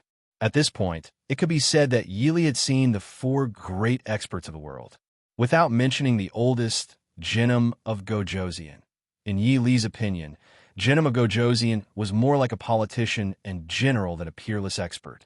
Perhaps it was because of this state of mind that Jinim of Gojoseon's martial arts cultivation had been stagnant all these years. Therefore, even though he was older than Imo Xiaoyao and the others by a generation, he was still as famous as them. As for the other expert, Mu Qingcong, his age seemed to be about the same as Ling Taiyan's. However, Mu Qingcong was trained to be more like a silent killing machine. He hid in the darkness where no one could see him and consumed his life year after year. Therefore, even though Mu Qingcong's age might not be as old as Ling Taihan, he seemed especially pale and powerless. If the two of them stood together, it would be hard to believe that they were both high-spirited and arrogant in the Jianghu. Of the 4 great experts, the one that Yi Li was most familiar with was naturally Imo Xiaoyao. Even now, Yi Li was not sure how high Imo Xiaoyao's martial arts were. However, his reputation as a heavenly genius was undeniable. Imo Xiaoyao's elder brother, was a scholarly general. Although Imo Lufang was both a scholar and a martial artist, he was only at the level of an ordinary expert. The reason why he was able to beat Jinim of Gojoseon to the point that he could not retaliate was because he relied on strategizing and strategizing. Yi Li even suspected that Jinim of Gojoseon's martial arts was so high that he was preparing to assassinate Imo Lufang. However, Imo Xiaoyao was an exception. When he obtained the title of one of the 4 great experts, he was only 14 years old. Although he was ranked last, everyone in the world knew that he had just started.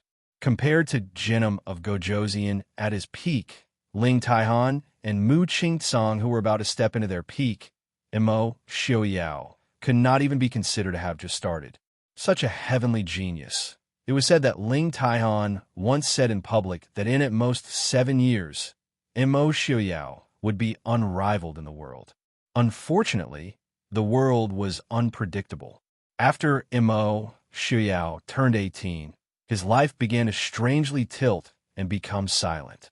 After comparing the 4 great experts, Yili felt that Ling Taihan was the true peerless expert in people's hearts.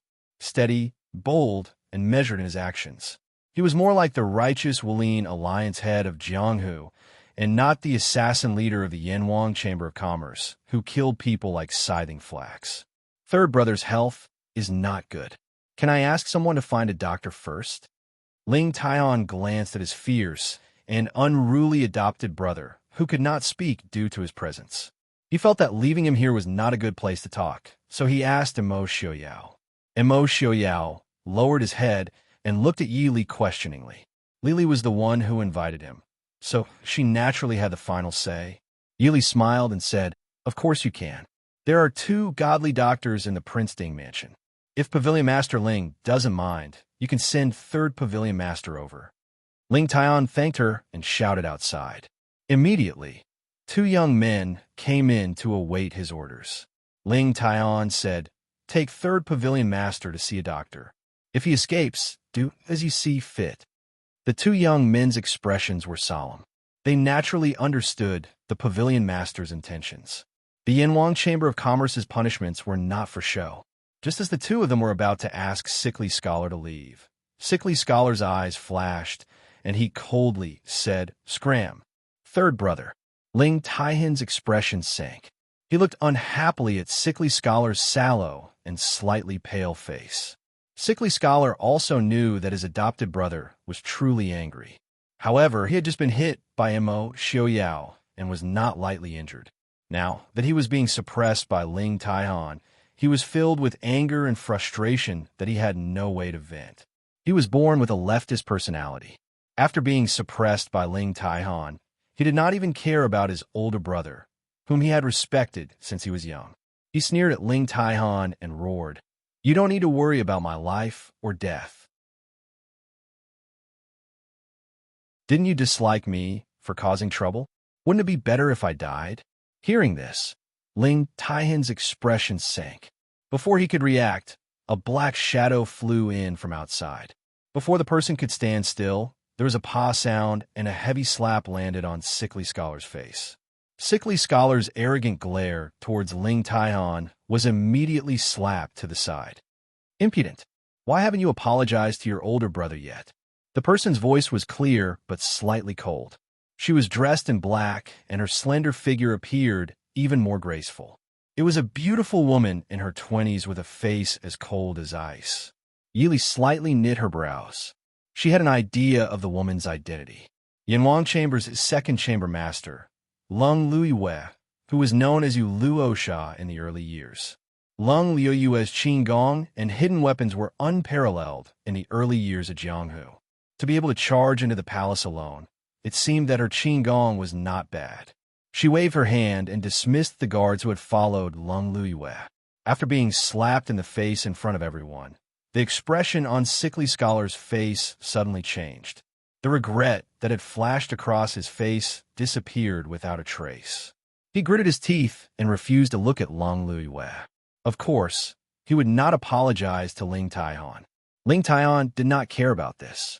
He let out a sigh of relief at Lung Luiyue's arrival and said, "Luiyue, take Sandy to see a doctor. Don't let him run around." Lung Luiyue nodded. She turned to Imo Xiaoyao and Yi Li and said, "I was anxious. Please forgive me." Yi Li smiled faintly and said, "2nd Chamber Master's Qinggong is extraordinary. This Fei admires it. But in the future, if Chamber Master comes again, it is better to go through the front door. The arrows of the Prince Ding Mansion will not always leave the bow." Lung Luiyue was stunned. She looked at the smiling Yi Li and nodded her head, saying, "Thank you for the reminder." Then she turned to Sickly Scholar and said, "Come with me." Sickly Scholar's personality was strange. but he had some feelings for his two sworn brothers and sisters. Previously, he had argued with Ling Tai-han in a fit of anger. Now that he had been slapped, he slowly calmed down. Glancing at Yi Li and Mo Xiaoyao, who were watching the show, he silently followed Lung Luiwei. Although Yi Li did not show it on the surface, she was actually quite angry at Sickly Scholar. If it was not for the fact that Sickly Scholar had the Yinhuang Chamber of Commerce and Ling Tai-han behind him, Yi Li really would have tortured him. At this time, seeing his obedient appearance after being slapped, she felt very happy. She secretly cheered for Lung Liuyue's slap. Good slap.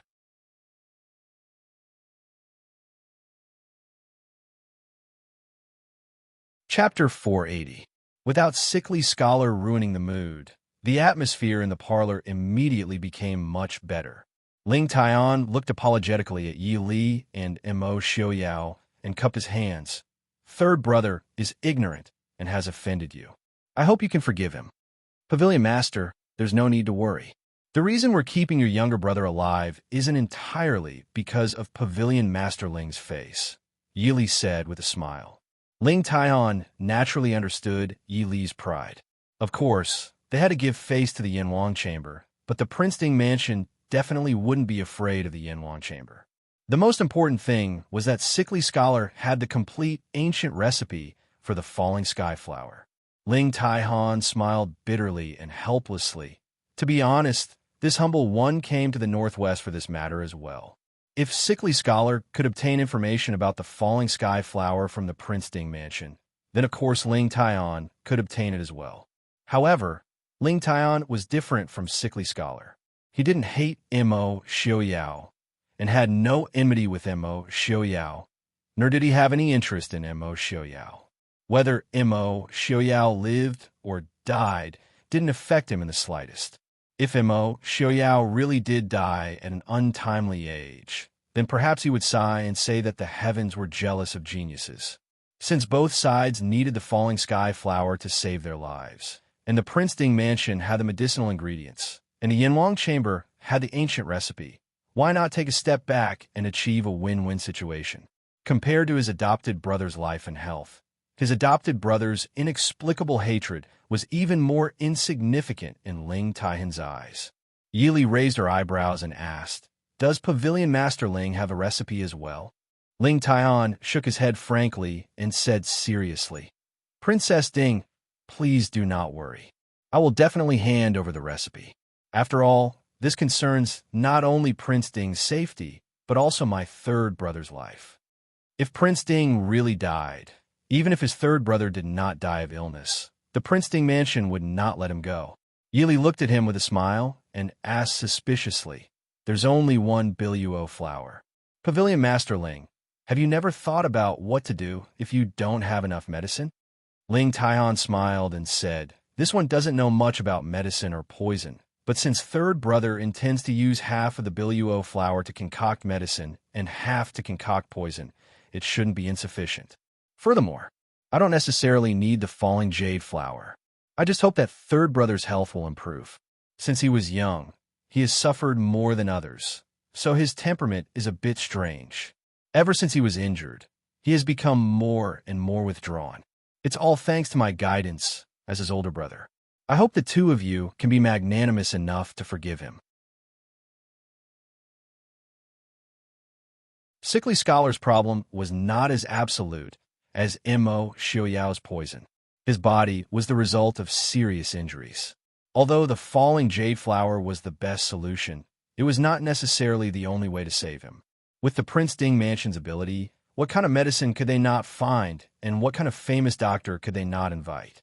Ling Tai-han had wanted to personally go to the Prince Ding Mansion to ask Sickly Scholar to treat him. However, Sickly Scholar vehemently opposed it and even ran away from home, so he could only give up. Yi Li naturally understood Ling Tai-han's meaning. She couldn't help but have a better impression of this top assassin in Jianghu. Regardless of what Ling Tai-han and the Yinhuang Chamber of Commerce were doing, at least Ling Tai-han treated Sickly Scholar really well, even though he was not related to him by blood. With Sickly Scholar's personality, he was definitely not someone that people liked. It was not easy for Ling Tai-han to be so considerate towards him. Also, with sickly scholar's personality and vicious methods. If it wasn't for Ling Taihan suppressing him, he would have caused a lot of trouble in Jianghu. Even if the Yanwang Chamber of Commerce was powerful, Jianghu was filled with crouching tigers and hidden dragons. Who knew when sickly scholar would provoke someone that he could not afford to provoke? Pavilion Master Ling is truly a good older brother. In that case, Pavilion Master, Second Pavilion Master, and Third Pavilion Master should stay in Glass City for a while. As for the ancient recipe, there's no need to rush it. It's not that I don't trust Pavilion Master, but it's too important right now. It's better if Third Pavilion Master is willing to take it out. Yili nodded towards Ling Taihan as she spoke. Ling Taihan thought for a moment, then nodded in agreement to Yi Li's suggestion. He also understood why Yi Li had such concerns. It was because his third brother's personality was too extreme. Even if he stepped in, his sworn brother might not be able to change his mind. He might risk his life to perish together with Prince Ding. At that time, not only would Prince Ding and his third brother's lives be sacrificed, but the lives of everyone in the Prince Ding mansion and the Yanwang Chamber of Commerce would also be lost. Ling Taihan also knew a bit about Immo Xiaoyao's situation. Seeing that Yili was still so calm at this time, he couldn't help but look at her in a new light. Then, I'll have to trouble Princess Consort.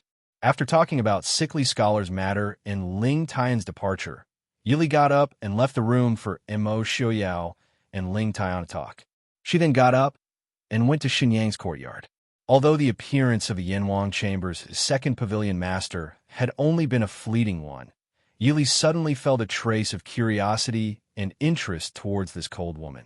Only Immo Xiaoyao and Ling Taihan were left in the reception pavilion. It instantly became quiet. The two men both had extraordinary auras.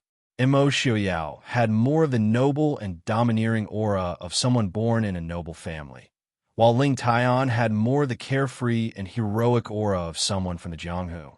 In terms of appearance, Ling Taihan lost to Immo Xiaoyao by a bit. However, Ling Taihan's steady, heroic, and carefree personality made it easier for people to get close to him than Immo Xiaoyao. After quietly drinking tea for a while, Ling Taihan finally raised his teacup to Immo Xiaoyao and said with a smile, "I've long heard that Princess Ding is one of the most extraordinary women of her time. I met you once in Nanjiang, but seeing you today, I know that you live up to your reputation. Prince Ding has married a good wife. It's truly a good fortune." Immo Xiaoyao nodded without any trace of politeness. Of course, Princess Li is a good wife. Pavilion Master Ling didn't come here just for sickly scholar, right? If that's the case, then there's no need. You and I have an agreement. As long as he doesn't really anger me, I won't touch him. Ling Taihan looked at him with a smile and asked suspiciously, "Why did I feel like Prince Ding wanted to kill him?" Immo Xiaoyao snorted and said, "He wanted to hurt Princess Li. I'll let him live." As for how he would let him live, that was up to him. As long as he had one breath left, it was still considered letting him live. You and I both know that he can't hurt Princess Ding at all. Not to mention Princess Ding's skills. The guard standing behind Princess Ding wasn't someone to be trifled with either. Based on his third brother's skills that were equivalent to half a cripple without poison, wanting to harm Ding Wangfei was just wishful thinking. However, Ling Taihan didn't plan on arguing with Immo Xiaoyao about this. If he wanted to avenge his beloved wife, it was Yanwang Chamber's fault. He couldn't stop him. Otherwise, if he angered Immo Xiaoyao, it would only make things worse for his third brother. Letting out a sigh, Ling Taihan stopped thinking about his headache-inducing younger brother and said, "Didn't you ask me why I came to Glass City? Just now, there was a business deal that came to Yanwang Chamber." Immo Xiaoyao frowned. "It's related to the Prince Ding mansion?" Ling Taihan nodded and said, "That's right. Although Yanwang Chamber has already said that they won't accept any business related to the Prince Ding mansion, the other party didn't want to assassinate anyone from the Prince Ding mansion this time. Also, the price they offered was very tempting." Immo Xiaoyao raised his eyebrows and looked at him with an indifferent expression. Yanwang Chamber was in the business of killing people. If they didn't kill people, why would they look for them? If it was something else, there would naturally be people who could do it better than them. Ling Taian smiled and said, I've already accepted it.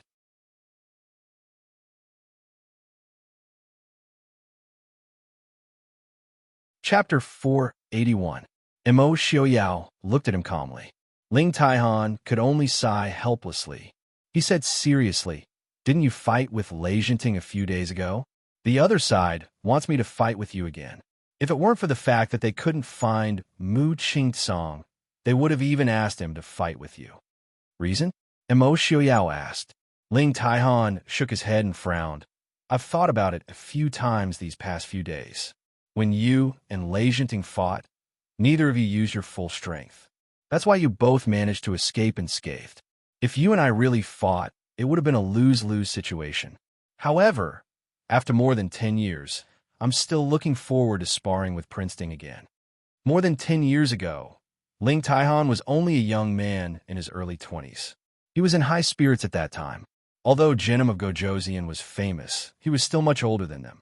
The only person in the world who could compare to him was Mu Qingtsong, who knew that at that time, the 14-year-old Mo Xiaoyao, dressed in white, would appear on a horse with a sword. Who knew how many people were stunned by the sword competition that year?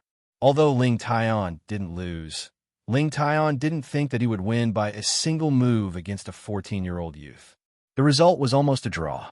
At that time, Ling Taian and Mo Xiaoyao agreed to fight again 5 years later. After that, he went into seclusion in the Yanwang Chamber of Commerce. Who knew that after 5 years, the first news he received was that his third brother had recklessly gone to find trouble with Mo Xiaoyao. At the same time, he also learned that Mo Xiaoyao was seriously injured and crippled. At that time, Ling Taihan's feelings were even more complicated than when he had sparred with Mo Xiaoyao. It was as if you had worked hard for 5 years and thought you could finally kill your enemy, only to be told that your enemy had just killed you yesterday. You really want to fight? Mo Xiaoyao asked. Ling Taihan laughed and said, why not? Or is your body still not fully recovered?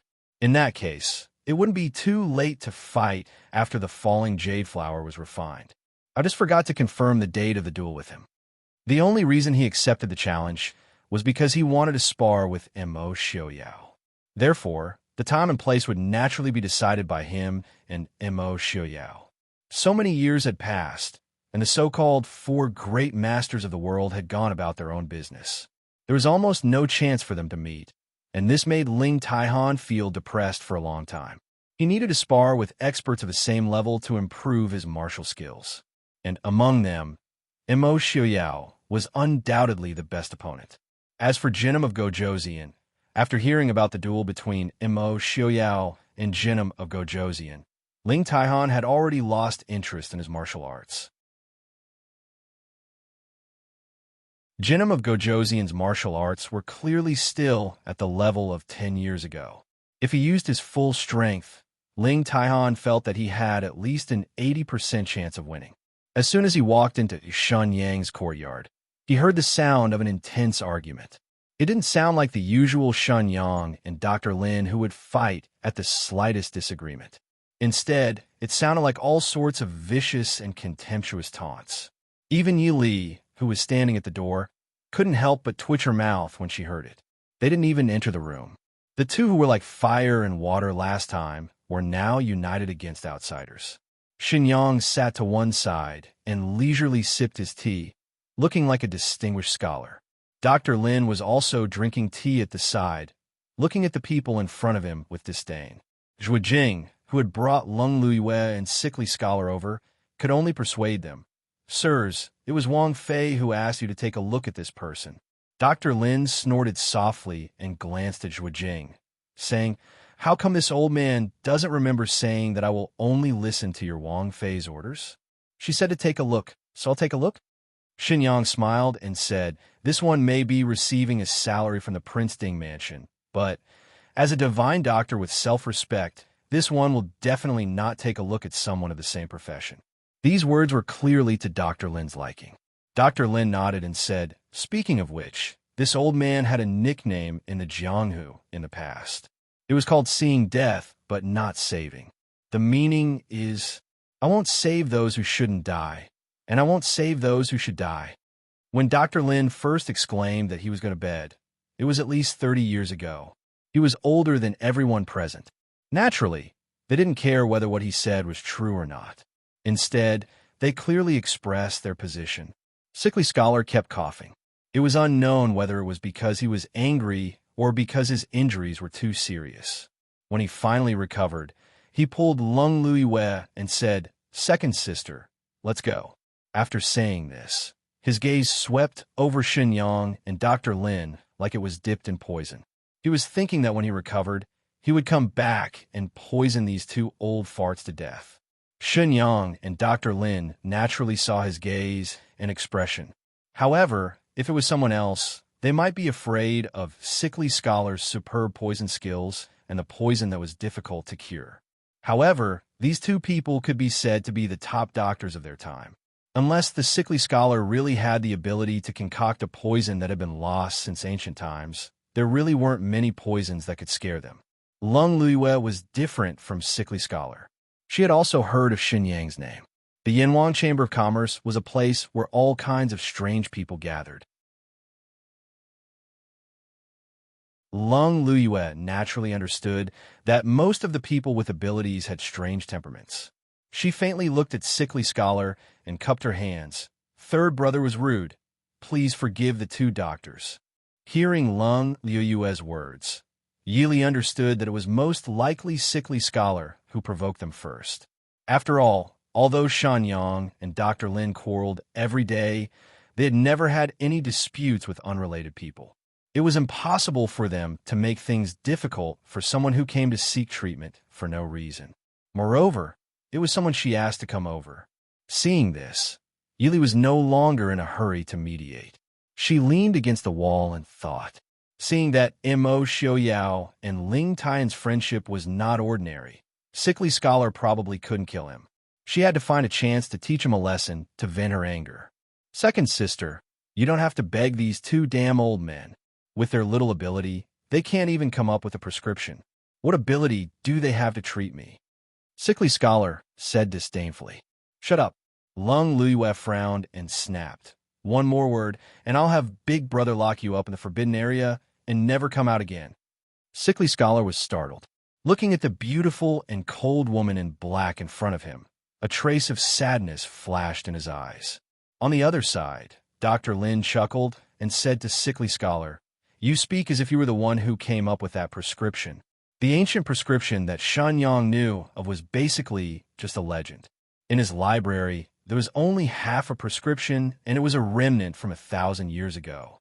Not only were the words different, but the names of the herbs were also different. Even the meanings were written differently.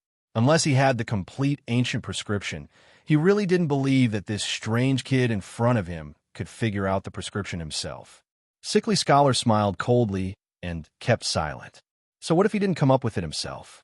He was lucky enough to get the complete ancient prescription, so he won. If these people wanted to know the ancient prescription, wouldn't they have to beg him? "Mr. Shun Master, what's going on?" Seeing that the argument inside was about to end, Yili walked out and asked with a smile as she looked at the people in front of her. Zhuo Jing walked forward and told Yi Li what had happened. This Sickly Scholar was really asking for a beating. It was probably because he hadn't been able to vent his anger in the parlor earlier and had vented it on Shenyang and Dr. Lin. But which one of these two people was easy to get along with? Sickly Scholar almost spat out blood after hearing this. Shenyang smiled and didn't say anything. Dr. Lin wasn't so polite and snorted, "Where did you find such a vicious and sickly person? He's about to die, and he still doesn't know his place." Yili raised her eyebrows slightly and looked at Sickly Scholar and Lung Luiyue. As long as she saw Sickly Scholar, he would always look sickly.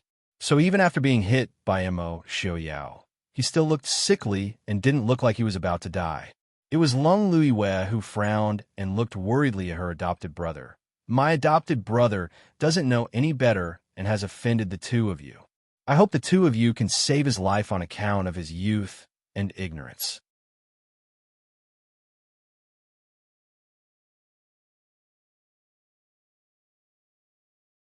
Chapter 482. Dr. Lin narrowed his eyes at Lung Luiyue and said, You're more honest than that girl, but your brother, he's so mischievous. He clearly needs to be taught a lesson. It's better to kill him. Dr. Lin was still brooding over the fact that Yili had lied to him. Yili smiled bitterly in her heart. Lung Luiyue was a famous assassin in the pugilistic world. Master, is there something wrong with your eyes? Lung Luiyue's expression was solemn. Looking at Sickly Scholar's twisted expression, she said helplessly, "We siblings have relied on each other since we were young. My younger brother is insensible, and as his elder sister, I've taught him. Please forgive me." After saying that, Lung Luiyue bowed deeply to the two of them. Just as Lung Luiyue said, the three siblings had grown up together. When they first met, the oldest, Ling Taian, was only 12, she was 9, and the youngest, third brother, was only 5. The three of them had no one to rely on as they wandered the pugilistic world. Later, the three of them were taken into the Yanwang Chamber. In a place like the Yanwang Chamber, only 2 or 3 out of 10 children could survive. It was also Ling Taihan who protected the two of them. Among them, third brother's martial arts aptitude was the worst. In order to let this little brother survive such a cruel training, she and big brother had put in a lot of effort. But in a place that Lung Luiyue did not know, no one could understand how he grew up to have such a personality. However, no matter what, he had never done anything to betray his sworn brother and sister. In fact, he had always listened to the two of them whenever they talked. Just based on this, the two of them could not ignore him. Second sister. Sickly Scholar glared at Lung Luiyue, his face pale. Ever since the three of them took over the Yanwang Chamber, his second sister had never been so submissive to anyone. But now it was all because of him. It was as if he was an insensible little brother who would never grow up. Master Shun, Master. Pavilion Master Ling and Prince can be considered old acquaintances. I hope that the two of you can make an exception, Yili said softly. Xinyang faintly glanced at Yili and said with a faint smile, Elder Lin isn't wrong. If this brat continued to torment himself, even the emerald falling flower wouldn't be able to save his life. Did he really think that the falling jade flower was an immortal medicine? Did he really think that as long as he had half a breath left, he would still be alive and kicking? Wang Fei, don't even think about the prescription in his hands. I think he clearly doesn't want to live anymore. Maybe he wants to die together with the prince. Hearing this, Sickly Scholar's expression changed slightly. His face was ashen, and he didn't say anything. Yili saw this and was secretly surprised. Could it be that Mo, Xiao Yao, and Sickly Scholar really had some deep-seated hatred? After thinking for a while, Yili said, no matter what, Pavilion Master Ling will be staying in Glass City for a while. We have to give him face. I asked Mr. Shun and Master to put in some effort. Moreover, Yili gave a low laugh and said softly, didn't Mr. Shun say that Prince's illness was very boring because he hadn't seen any difficult illnesses in all these years? Now, does this one count as having a difficult illness? Hearing this, Xinyang's eyes lit up. Although Sickly Scholar's illness and Prince's poison were completely different concepts, there were still some areas where they could be studied together. Of course, he couldn't use Mo Xiaoyao to study, so he will obediently let this old man take a look. Yili didn't hide this from Lung Luiyue and Sickly Scholar. Without waiting for Sickly Scholar to reply, Lung Luiyue answered first, Mr. Shun, don't worry. I guarantee that he will be obedient. Yili gave a faint smile as she looked at Sickly Scholar, who wanted to object but didn't say anything in the end. She blinked her eyes. She seemed to know how to treat this annoying fellow. The three people from the Yanwang Chamber of Commerce stayed in the Prince Ding Mansion. With Ling Taian and Lung Luiyue around, Yili didn't have to worry about Sickly Scholar playing any tricks. However, she still ordered Mo Hua to send 20 more shadow guards to stand guard in the main courtyard. Qin Feng also sent 4 of Qi Lin's elites to stand guard in the main courtyard. As long as Sickly Scholar dared to take a step closer to the main courtyard, they would immediately kill him. After all, the others were fine, but Mo Xiaobao was still an infant who didn't have any ability to resist. Naturally, they had to be extra careful. Duel. Hearing Mo Xiaoyao's words, Yili frowned slightly. She put down Mo Xiaobao, who was looking around in her arms. Why would Tower Master Ling want to duel with you? Mo Xiaoyao put down the teacup and pulled Yili into his arms. He smiled and said, Li, don't worry. Ling Taihan isn't an idiot. Even if he really wants a duel, he won't make both sides suffer. That wouldn't be good for him.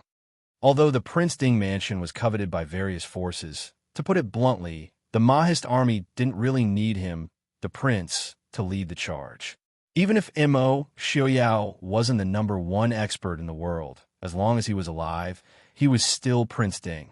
The Mahist army was still the Mahist army. However, the Yinhuang Chamber was different. The Yinhuang Chamber was an assassin organization. They had countless enemies in Jianghu. If it wasn't for Ling Taihan's martial arts, they wouldn't have been able to live peacefully for so many years. Once Ling Taihan and he were both injured, the enemies in Jianghu would probably immediately attack the Yinhuang Chamber.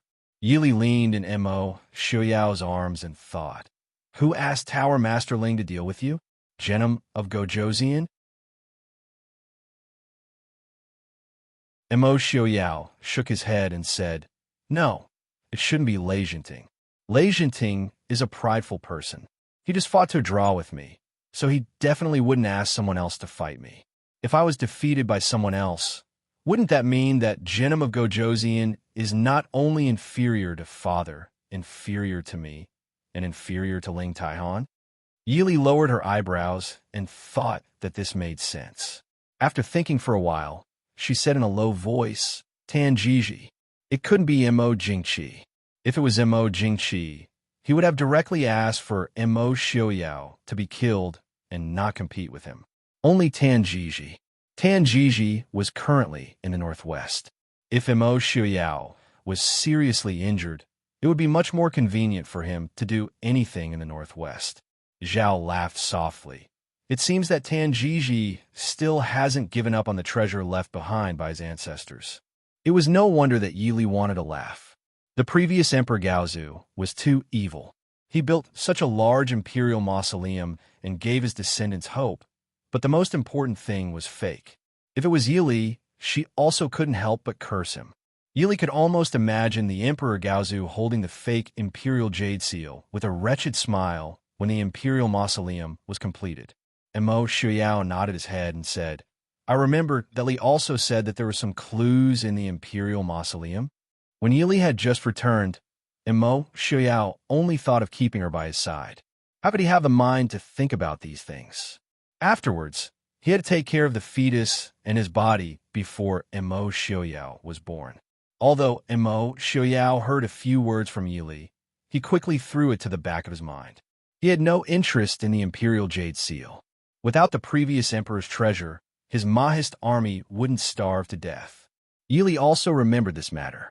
She stood up from Mo Xiaoyao's body and walked to a hidden compartment on the side. She took out the bright yellow silk from the imperial mausoleum. Mo Xiaoyao took the silk.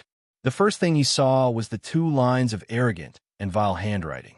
He couldn't help but twitch the corners of his mouth. He looked suspiciously at Yili and asked, Is there a problem with this? Yili nodded her head and sat down next to Mo Xiaoyao. She carefully spread the silk on the table. It was unknown what kind of craftsmanship was used to make it. This silk had been in the imperial mausoleum for several hundred years. It was also brought out of the imperial mausoleum. Not to mention decaying, it didn't even lose its color. Pointing at the curvy handwriting on the edges of the silk, Yili smiled and said, The real treasure map is here. The curvy handwriting on the edges of the bright yellow silk was very small. If one didn't look carefully, it would be easy to mistake it for a normal pattern like clouds or waves. Yili smiled in her heart. The curvy handwriting of the founder of the country was very good.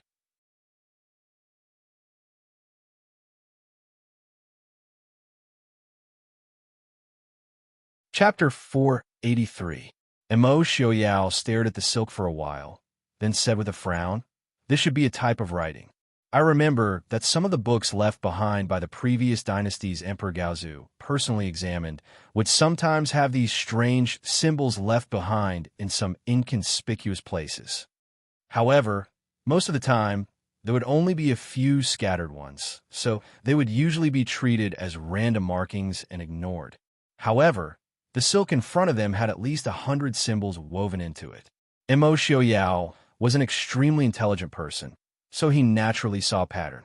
At the same time, he was certain that this was a type of writing that they did not understand at all. Yili nodded and smiled. Correct, this really is a type of writing. Yili picked up the brush and ink that had been placed to the side.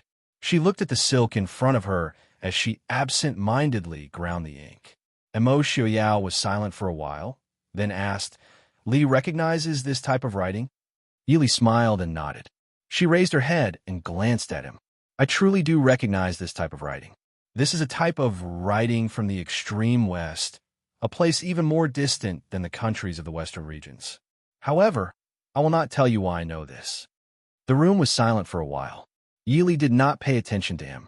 After grinding the ink, she spread out a roll of paper and began to translate the characters on it.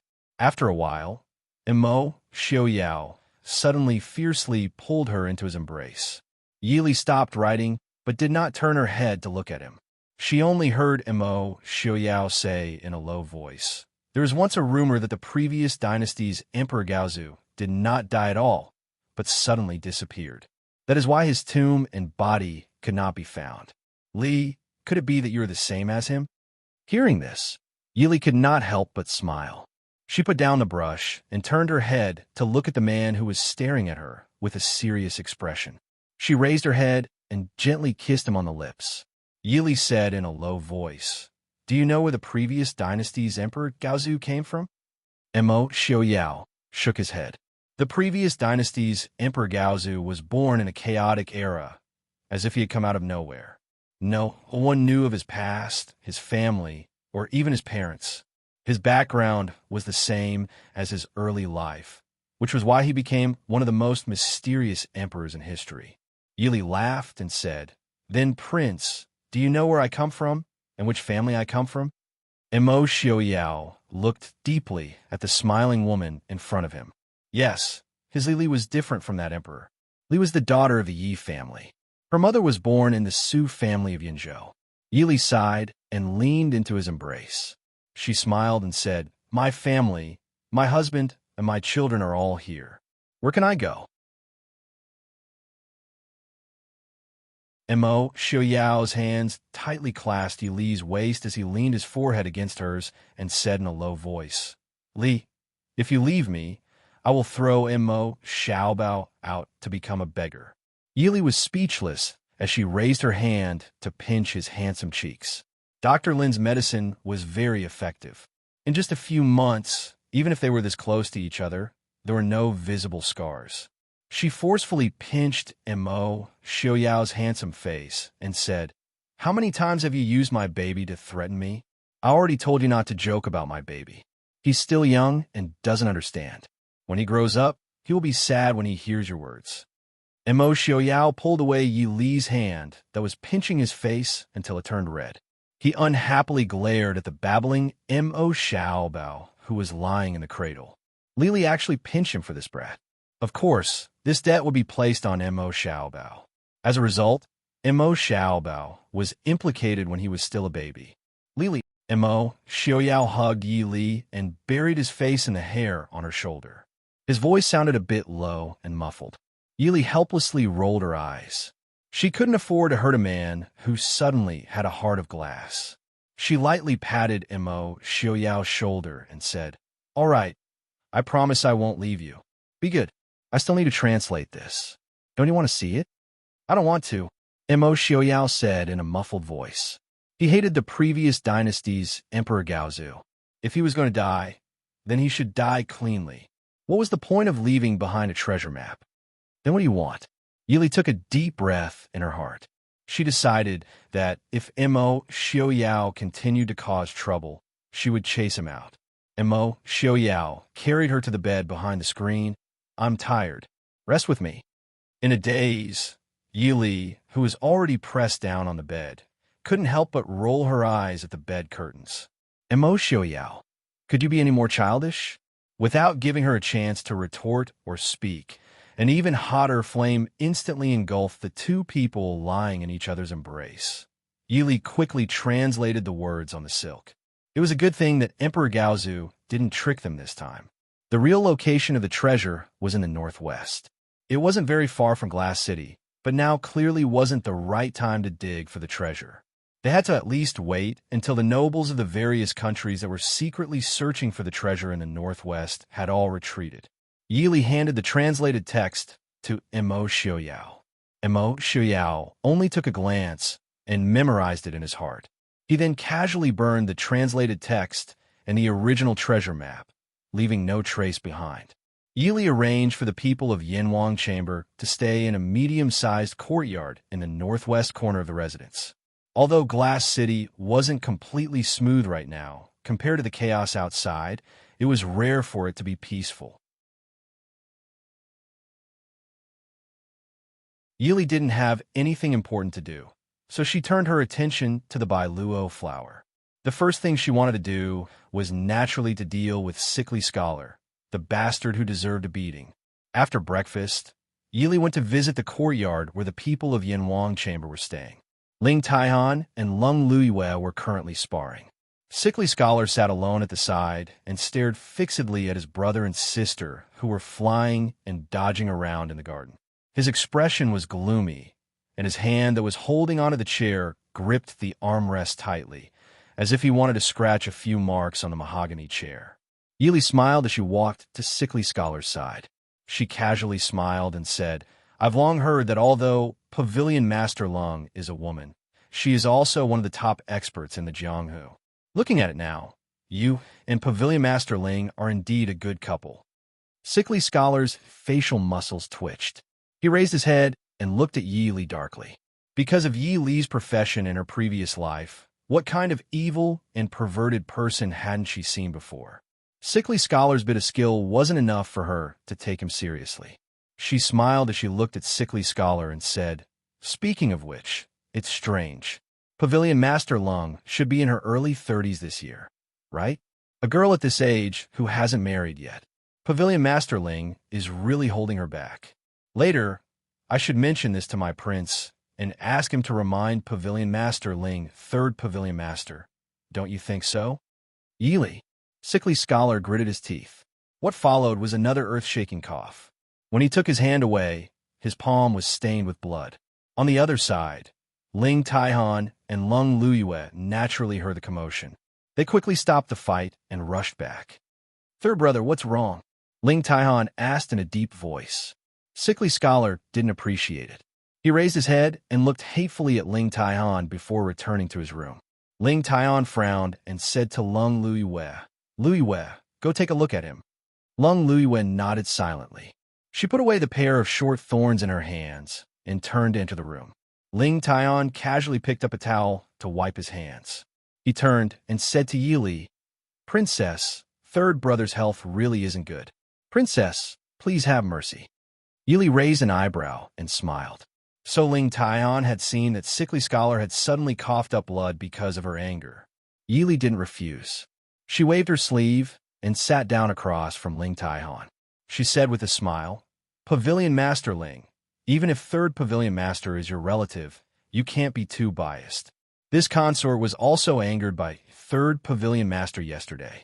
If I can't vent this anger, this consort won't be able to eat or sleep well." Ling Taihan was helpless. His own sworn brother's mouth wasn't something an outsider could say.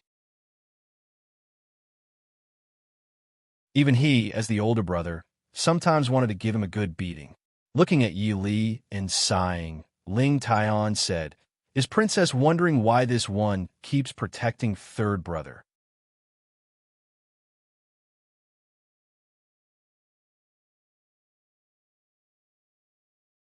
Chapter 484.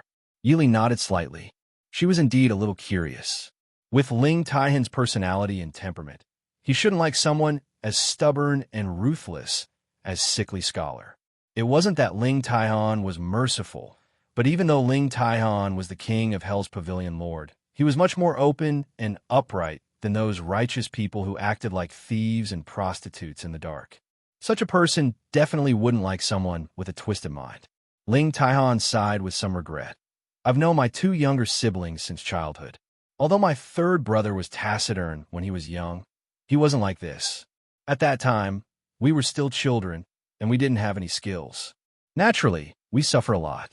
One year, Lu Yu was seriously ill, and we spent all our savings. But how could that little savings be enough to treat the illness? In order to save Lu Yu, the third brother sold himself and left with the others, leaving behind only the money. After Lu Yu recovered, we joined the Yanwang Chamber. Lu Yu practiced martial arts day and night in the hope that one day he would be able to find my third brother. By the time I found my third brother, it was already more than a year later. No one knew how much he had suffered during that time. When we found him, he was seriously injured and almost dying. My third brother's aptitude wasn't good. Even if he practiced martial arts, he wouldn't be able to reach the level of Lu Yu and I. He wasn't suitable for a place like the Yanwang Chamber. After he recovered, Lu Yu and I hoped that he would live a peaceful life like an ordinary person. With Lu Yu and I looking after him, he wouldn't be bullied. But who knew that he... Ling Taihan smiled bitterly. He didn't listen to our advice at all. In the end, he joined the Yanwang Chamber by himself. With his aptitude, if he practiced martial arts, he would at most become a second-rate assassin in the Yanwang Chamber. Most of the time, he would be used as cannon fodder. So he took another path and specialized in poison, which made him a top assassin in the Yanwang Chamber. Although he was ruthless to outsiders, he was extremely good to his own people. Although she was an assassin, Moon Flo was still a woman. Sometimes, she would be soft-hearted. Every time, third brother would take the initiative to help Lu Yu accept some business that she couldn't do. Yili quietly listened to Ling Taihan's words. She didn't expect that the three leaders of the Yanwang Chamber of Commerce, the most feared organization in Jianghu, had such a past. However, it made sense. After all, innate perverts were in the minority. Sickly scholars' mental illness wasn't cultivated in a day. Pavilion Master Ling and Pavilion Master Long are tolerating him because you feel sorry for him? Ling Taihan remained silent.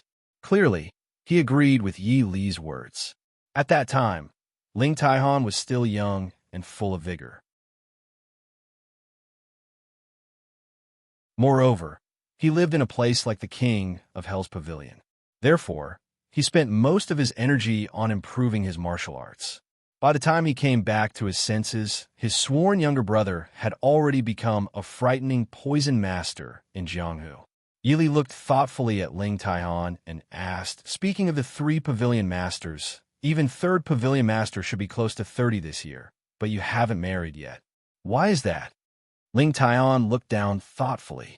After a while, he sighed and said, this one is focused on martial arts. I really don't have any thoughts of marrying. Moreover, the Yanwang Chamber of Commerce is in the business of killing people. Those who kill will be killed by others. It's better not to have any family. But after hearing what Wang Fei said today, this one just remembered that it delayed Lu Yu and third brother. Yili couldn't help but frown. She looked closely at Ling Taihan's calm and vexed expression. It seemed that Ling Taihan really didn't have any feelings for Long Luiyue. It was certain that Sickly Scholar had a crush on Long Luiyue. If Ling Taihan didn't have any feelings for Long Luiyue, then this matter would be much easier to handle. But she didn't know what Long Luiyue was thinking. Even if a woman was an assassin, she shouldn't be over 30 and still not have a sweetheart, right? The only men close to Long Luiyue were Sickly Scholar and Ling Taihan. If Yili had to choose, Yili felt that she couldn't abandon Ling Taihan and like Sickly Scholar. Pavilion Master Ling knows why this Fei has come. Yili asked softly. Ling Taihan nodded and said, of course. Over the next 2 days, Luiyue and I will try our best to persuade third brother to give up the prescription. After all, this is a matter that benefits both sides. There is no need to make it so that both sides suffer. Then, Pavilion Master Ling, please answer this Fei's question, Yili said. Ling Taihan was startled and a bit surprised, but he still nodded and said, I will tell you everything I know. Yili looked down and asked in a low voice, what does Pavilion Master Ling think of Pavilion Master Long? Ling Taihan frowned and said, of course I think of Luiyue as my younger sister. Ling Taihan reacted very quickly and immediately understood what Yili meant. His calm and handsome face showed surprise as he said, "Princess's meaning is?" Yili smiled faintly and was about to nod when she heard the sound of clothes fluttering behind her. The two of them turned around at the same time and saw Lung Liyue's black figure walking away. Yili looked helplessly at Ling Taihan and gave a bitter smile. It seemed that Lung Liyue had heard their conversation. More importantly, Lung Liyue really did have feelings for Ling Taihan, so she had left in sadness after hearing Ling Taihan's words. Pavilion Master Lung is not familiar with Glass City, so Pavilion Master Ling should go take a look first. Don't let anything happen. Ling Taihan also knew that Glass City was not like other places. The Prince Ding Mansion Shadow Guard, the Mahist Army's Black Cloud Cavalry, and the mysterious Qi Lin were all gathered around this city. If Lung Liyue really caused any trouble, she would not be able to escape unscathed. Nodding, Ling Taihan got up and chased after Lung Liyue. Looking in the direction that Ling Taihan's figure had disappeared in, Yi Li's warm smile faded and her beautiful face was gradually dyed with a layer of coldness. Originally, she should not interfere with the emotional entanglements of the Yanwang Chamber of Commerce. But if this was Sickly Scholar's only weakness, she did not mind using his feelings for Lung Liyue to achieve her goal.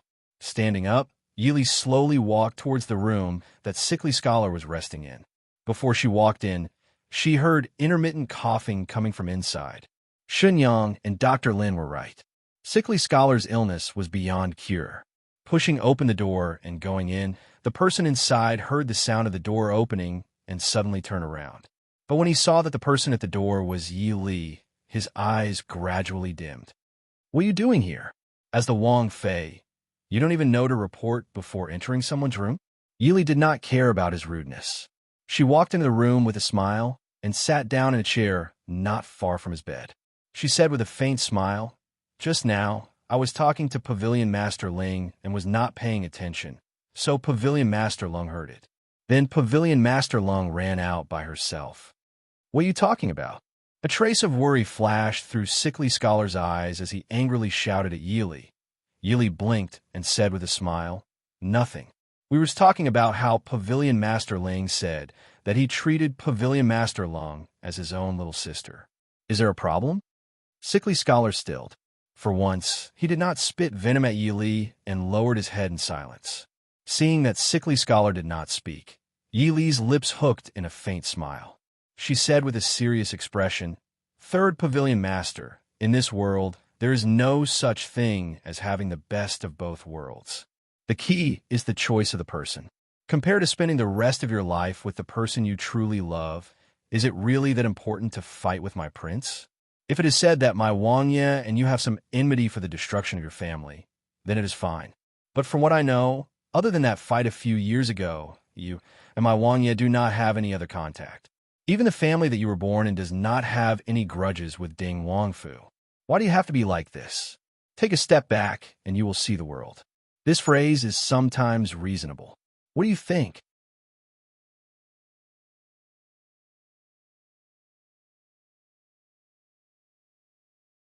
Chapter 485. Sickly Scholar suddenly raised his head and glared fiercely at Yi Li. The expression on his face changed unpredictably. There was anger being seen through by Yi Li, hatred and unwillingness towards Mo Xiaoyao, as well as an indescribable sense of inferiority and sadness. "You make it sound so nice, but don't you just want the prescription?" Yi Li nodded in agreement and said with a smile, "I'm naturally saying this for the prescription and for my husband's life. Could it be that I'm trying to be a matchmaker for Third Pavilion Master? It's not like I have nothing better to do. With the prescription, I'll be happy if my prince can keep his life. Now that you've recovered, whether or not you want to pursue Pavilion Master Long is your own business. Speaking of which, if Second Pavilion Master really ends up in Third Pavilion Master's hands in the future, this consort will feel guilty." From Yi Li's point of view, the strange Sickly Scholar was not worthy of Lung Liyue at all. So she could only use Lung Liyue as an opening to talk to Sickly Scholar and would definitely not help him pursue Lung Liyue. Of course, a woman like Lung Liyue would definitely have a firm heart. If Sickly Scholar was unable to move her, then other people's ideas might not work. You, sickly scholar, hated it the most when people said that he wasn't worthy of Lung Luiyue. Although he knew in his heart that he wasn't worthy of his adopted sister, he couldn't allow others to say it. Yili saw that she had said enough, so she got up and prepared to leave. Third Pavilion Master, think about it carefully. Do you want to try keeping your life? Or do you want to gamble with my prince and see who has a harder life? I promise that I will find a suitable husband for Pavilion Master Long before you die. Leaning against the bed, sickly scholar coughed violently as he watched Yi Li leave without any hesitation. Yi Li, you're ruthless enough. Yi Li had indeed grasped his Achilles heel. He was never a gentleman, and if he really had to watch Lung Luiyue marry someone else, it would be worse than letting him die. No one knew what Ling Taihan and Lung Luiyue had talked about. Later that night, the two of them returned to the Prince Ding mansion as if nothing had happened. After dinner, Yi Li and Su Qingxin had a rare moment of leisure as they played chess and chatted. Sickly Scholar asked the guards in the courtyard to deliver a piece of cloth that was filled with ancient handwriting. It was made of an unknown material. Yi Li unfolded it, and a satisfied smile appeared on her face. She handed the cloth to Qin Feng behind her and instructed him to personally deliver it to Shenyang and Dr. Lin's courtyard. Yi Li looked more relaxed now that she had finally resolved the matter that had been weighing on her mind for a long time. Su Qingxin pondered as he fiddled with a chess piece and said, "You've obtained the prescription for the Bai Luo flower.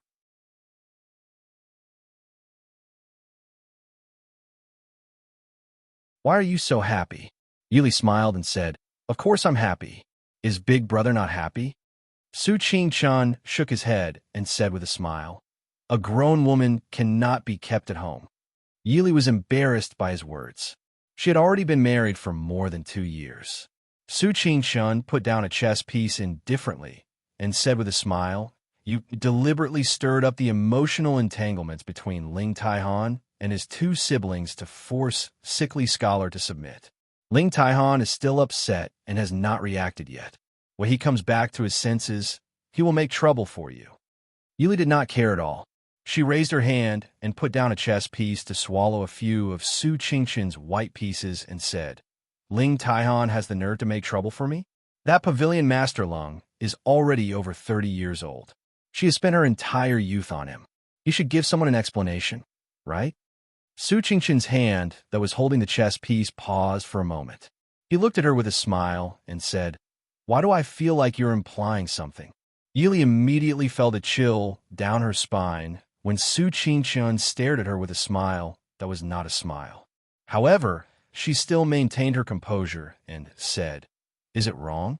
In this world, what kind of good family can a woman over 30 find? Regardless of whether Ling Taihan knows or not, as her big brother, he allowed his adopted sister to be over 30 years old without even asking about her marriage. Isn't that too unreasonable? To put it nicely, Pavilion Master Ling is obsessed with martial arts and is not disturbed by external matters. To put it bluntly, he is a scum who has ruined a woman's life." "Scum?" Su Qingxin's smile deepened. "Little sister Li, if you have anything else to say to your big brother, you can say it all." Yi Li sweated and scolded herself in her heart for being so disappointing. She did not know why she was so afraid of Su Qingxin and not Su Qingze, who had been even more serious since childhood. Of course, this was not just Yi Li's fault. In fact, the 3 brothers of the Su family were more afraid of the gentle and refined Su Qingxin. "I'm not talking about you, big brother. Big brother, don't take it personally." Su Qingxin nodded. Seeing Yi Li's rare guilty look, he sighed helplessly and asked, "Did Princess Anqi come to see you?" Yi Li was a bit embarrassed. Su Qingxin's love life was not something she should care about. "Princess Anqi didn't say anything about you, but..." Princess Anqi was the princess of a country and the crown princess. The people of Nanzhao were completely different from the culture of the Central Plains. They had no interest in the so-called Imperial Jade Seal, but they still stayed in Glass City for a long time. How could you not know why? Although Su Qingxin did not hide from Princess Anqi, he was busy with the affairs in the northwest and did not have much time to accompany her. Every time Princess Anshi came to see Yili, she looked like she wanted to say something but hesitated. Yili sympathized with her. Big brother, what do you think of Princess Anshi? Second brother is about to get married. Uncle and aunt should have urged you, right? After thinking for a while, Yili decided to ask Su Qingshan's opinion. Not only because of Princess Anshi, but also because of eldest aunt, grandfather, and uncle, who had always hoped that big brother would get married soon. Princess Anshi is not young anymore. No matter what you think, you should tell her clearly. Su Qingshan nodded and said, I know. I will take care of it. Big brother, Anshi and I are not suitable. Su Qingshan smiled calmly and said, she is the crown princess of Nanjiang. One day, she will inherit the throne of Nanzhao. Yili frowned. She was not sure whether Su Qingshan meant it or not. What if Princess Anshi is willing to give up the throne of Nanzhao? We're just friends. Just friends? Su Qingshan's refusal was clear in this short sentence. Yili could only sigh regretfully in her heart. It seemed that Big Brother and Princess Anshi were not destined to be together. Yili threw down the chess piece in her hand and looked at Su Qingshan, saying, in that case, I won't talk about this with you. But if you really don't have this idea, you should tell Princess Anshi clearly as soon as possible. Su Qingshan nodded and said, I know. Leo, what else do you want to say? Yili looked at Su Qingshan seriously and asked, Big brother and uncle, do you have any misgivings about the prince and the Princeton mansion? Su Qingshan was startled. He also put down the chess piece in his hand and looked at Yili, asking, Li why do you think so? Yili pursed her lips and smiled, saying, Big brother, I grew up in the Su family. When I was young, eldest uncle and big brother taught me a lot. Both eldest uncle and eldest brother are talented people. It is rare to have one of them in the world, and the Su family is lucky to have two of them. These days, eldest brother and uncle have worked hard on many things in the Northwest. But with uncle and eldest brother's abilities, you don't have to work so hard, do you? Su Qingshan lowered his eyes and smiled faintly, saying, is it Prince Ding's idea?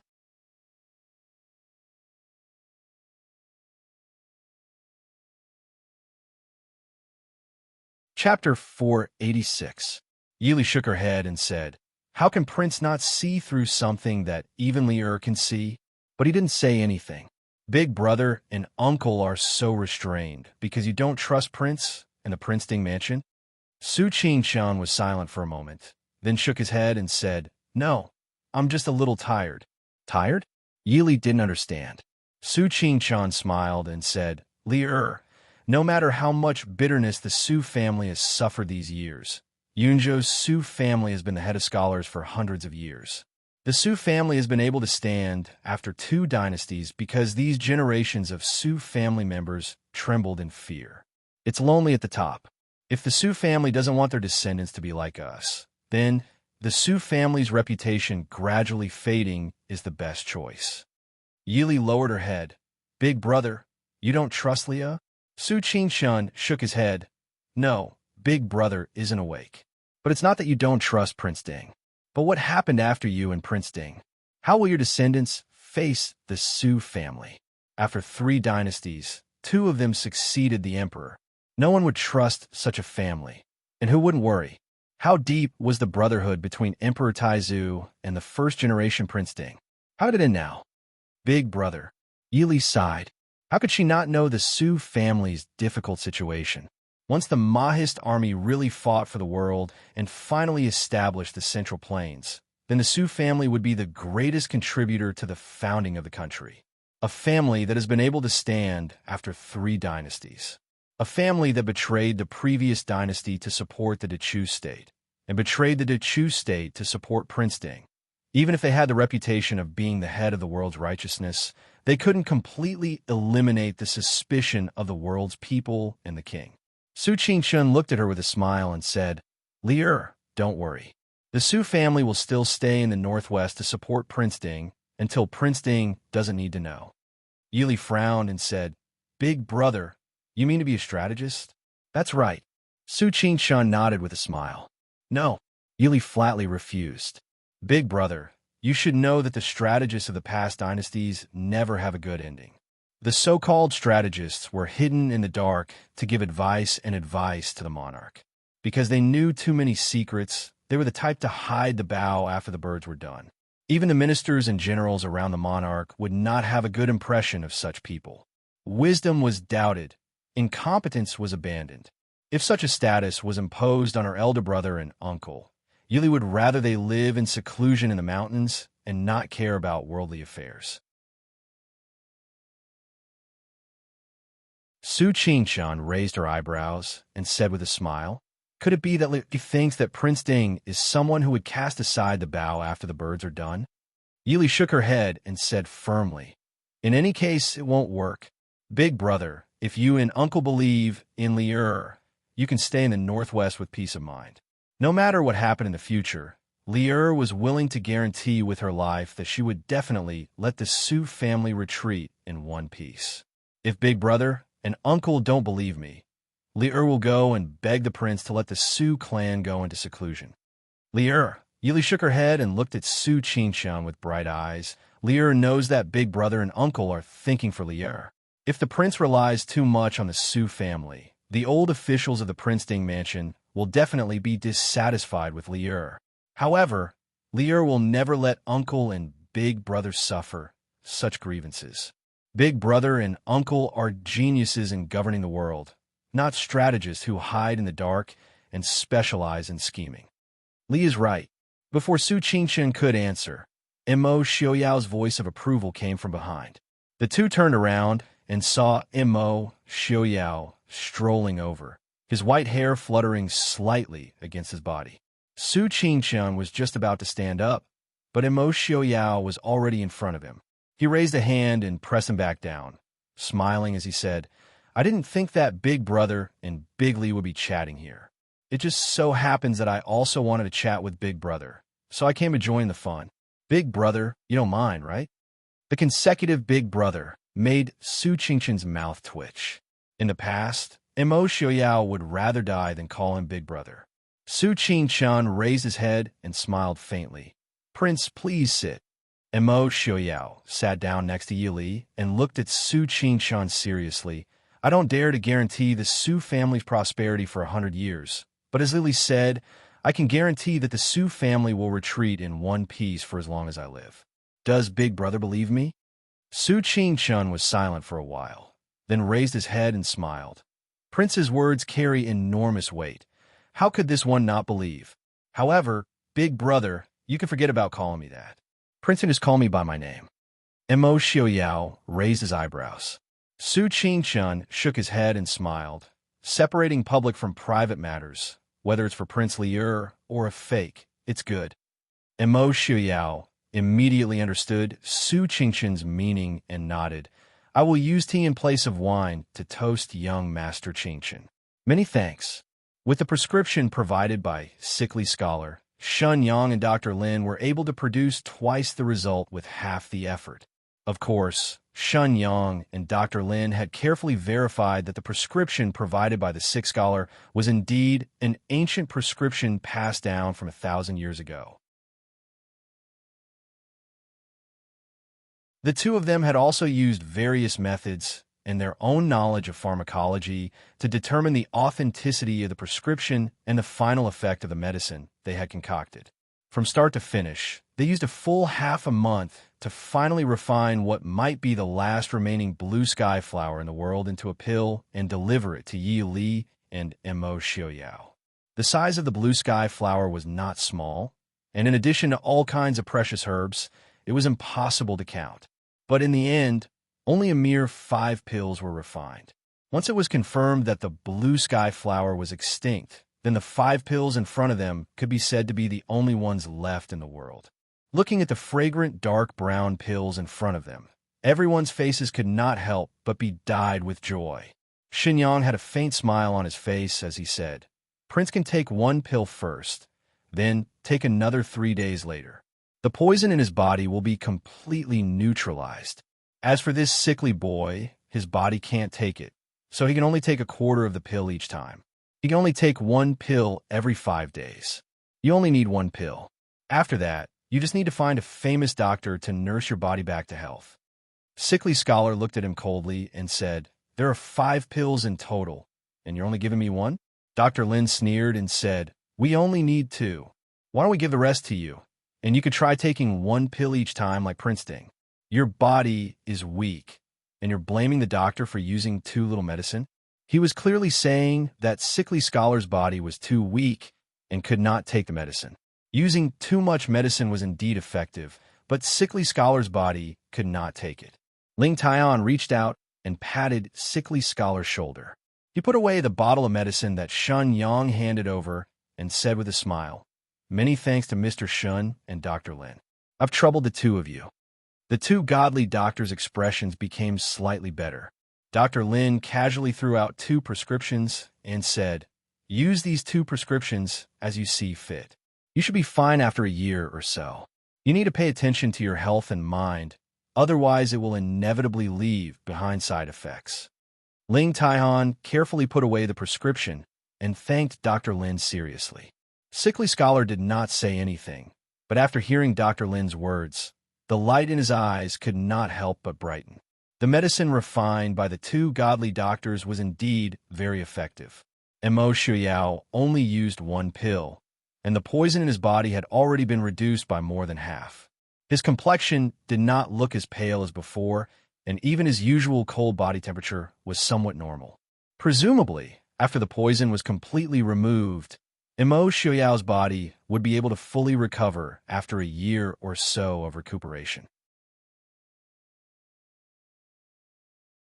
However, ever since the poison was removed, Mo Xuyao's leg, which had been healed for more than a year, began to ache again.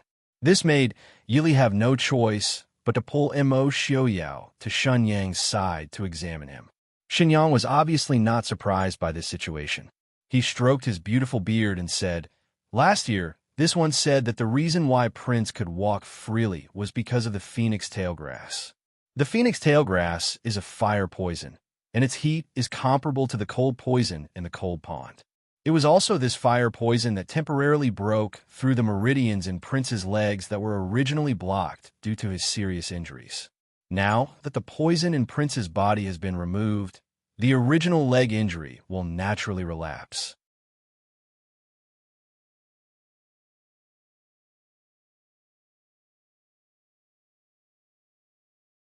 Chapter 487. Yili frowned and said, "Could it be that after the poison in Prince's body is completely cured, Prince will still be unable to move?"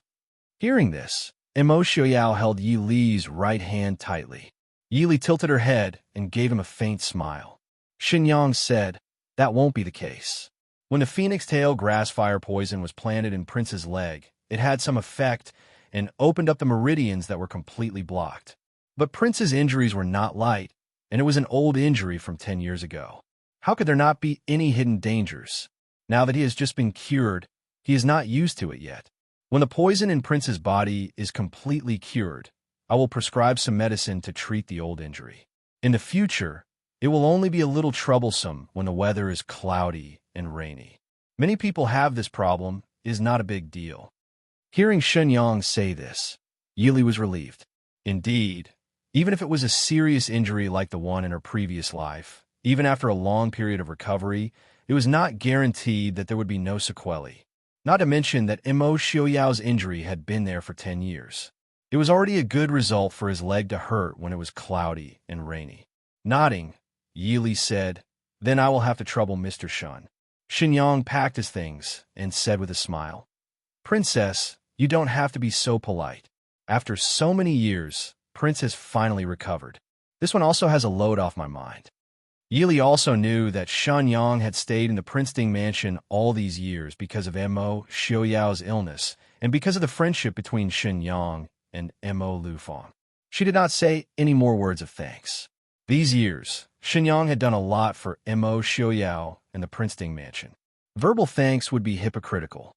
The confidants in the Princeton mansion were all secretly happy that Prince's body was about to fully recover. But the entire Northwest was surging with undercurrents. When Tan Gigi's whereabouts and the news of the Imperial Jade Seal were suddenly leaked, although the Northwest was still calm on the surface, it was unknown how many people had secretly fought. Among them, the most unlucky person was Tan Jiji. Originally, Tan Jiji only wanted to come to the northwest to pick up Shu Manlin and cause trouble for Imo Xiaoyao. Who would have thought that everything would go wrong after he entered the northwest? First, he didn't even see Imo Xiaoyao and Yili. Then, his whereabouts and identity were suddenly exposed to the whole world. As a result, he had to deal with the people who came to ask for the Imperial Jade Seal and the whereabouts of the treasure every day. How could he have the energy to make trouble for Imo Xiaoyao? Tan Jiji also understood that his current situation was definitely due to Ding Wangfu adding fuel to the fire behind the scenes. But in the beginning, he was the one who did not speak immorality and planted the Imperial Jade Seal in the hands of Ding Wangfu. Now that he was the one who was harmed, he did not have the face to blame Ding Wangfu for adding insult to injury. In the dark night, Tan Jiji calmly looked at the black-clothed men in front of him who had blocked his path. He said indifferently, "I wonder which group of friends you are from? I wonder if I have offended you in any way?" The leader of the black-clothed men said coldly, "Tan Jiji, there is no need to put on an act. Hand over the Imperial Jade Seal and the whereabouts of the treasure, and we can spare your life." Tan Jiji sneered and said, "You are not the first to come to me for the treasure, and you won't be the last. I don't know where you heard about the Imperial Jade Seal and the treasure from, but this young master only has 2 words, no." The black-clothed men sneered and said, "Lin Yuan, the orphan of the previous dynasty's imperial family. If we didn't find out about your identity, why would we come here? I advise you to tell us the whereabouts of the treasure honestly. Otherwise, don't blame us for being rude." Tan Jiji closed his eyes in annoyance as he looked at the black-clothed men who surrounded him. In the past few days, he had been annoyed by these people to the point that he was numb.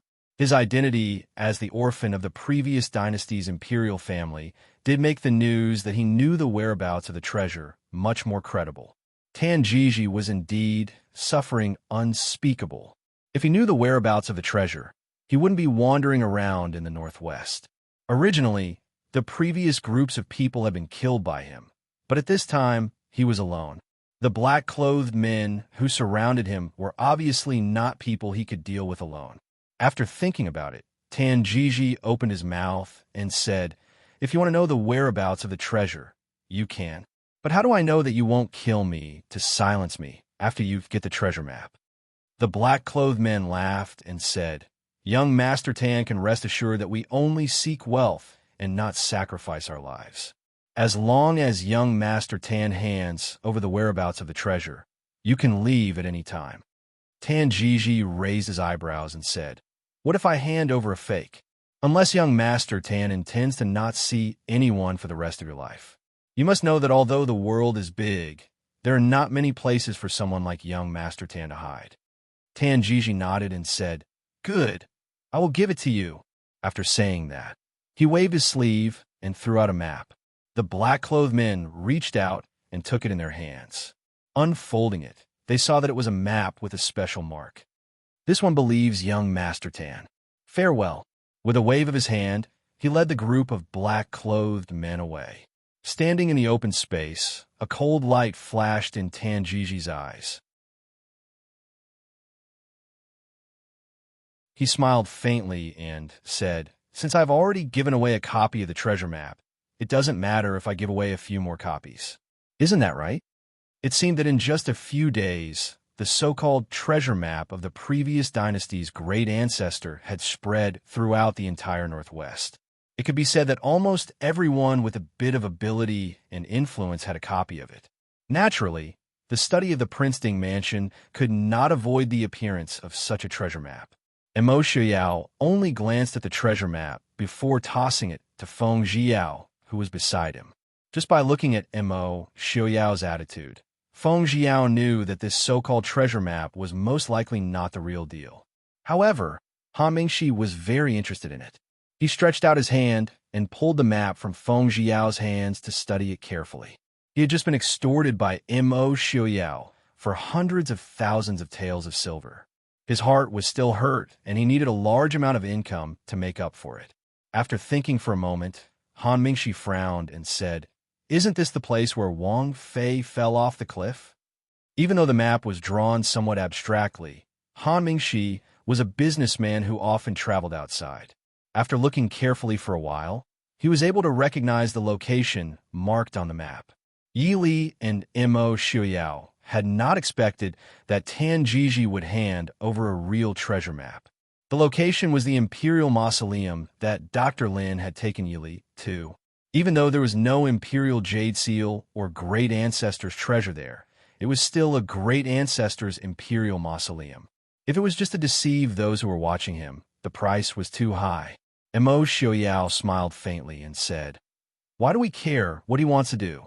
In the Northwest, what can he do?" Han Mingxi, if you are interested, you can come along and join in the fun. Hearing this, Han Mingxi's eyes lit up. He knew that Yi Li had once entered the Imperial Mausoleum. He hurriedly turned to Yi Li.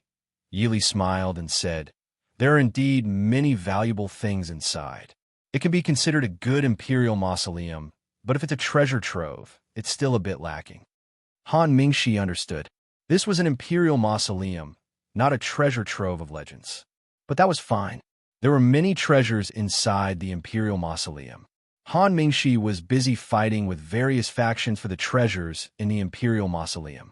In less than 2 days, Tan Jiji, who had been pursued both openly and secretly, had delivered himself to the door.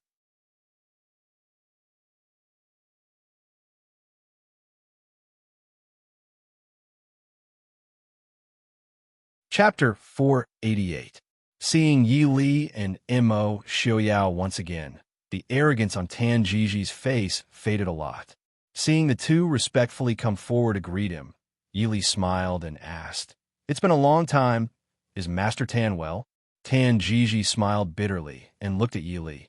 "Why does Princess ask when you already know the answer?" Yi Li had no sympathy for Tan Jiji's emaciated and tired appearance. She smiled as usual. This consort and the prince have heard about what happened recently.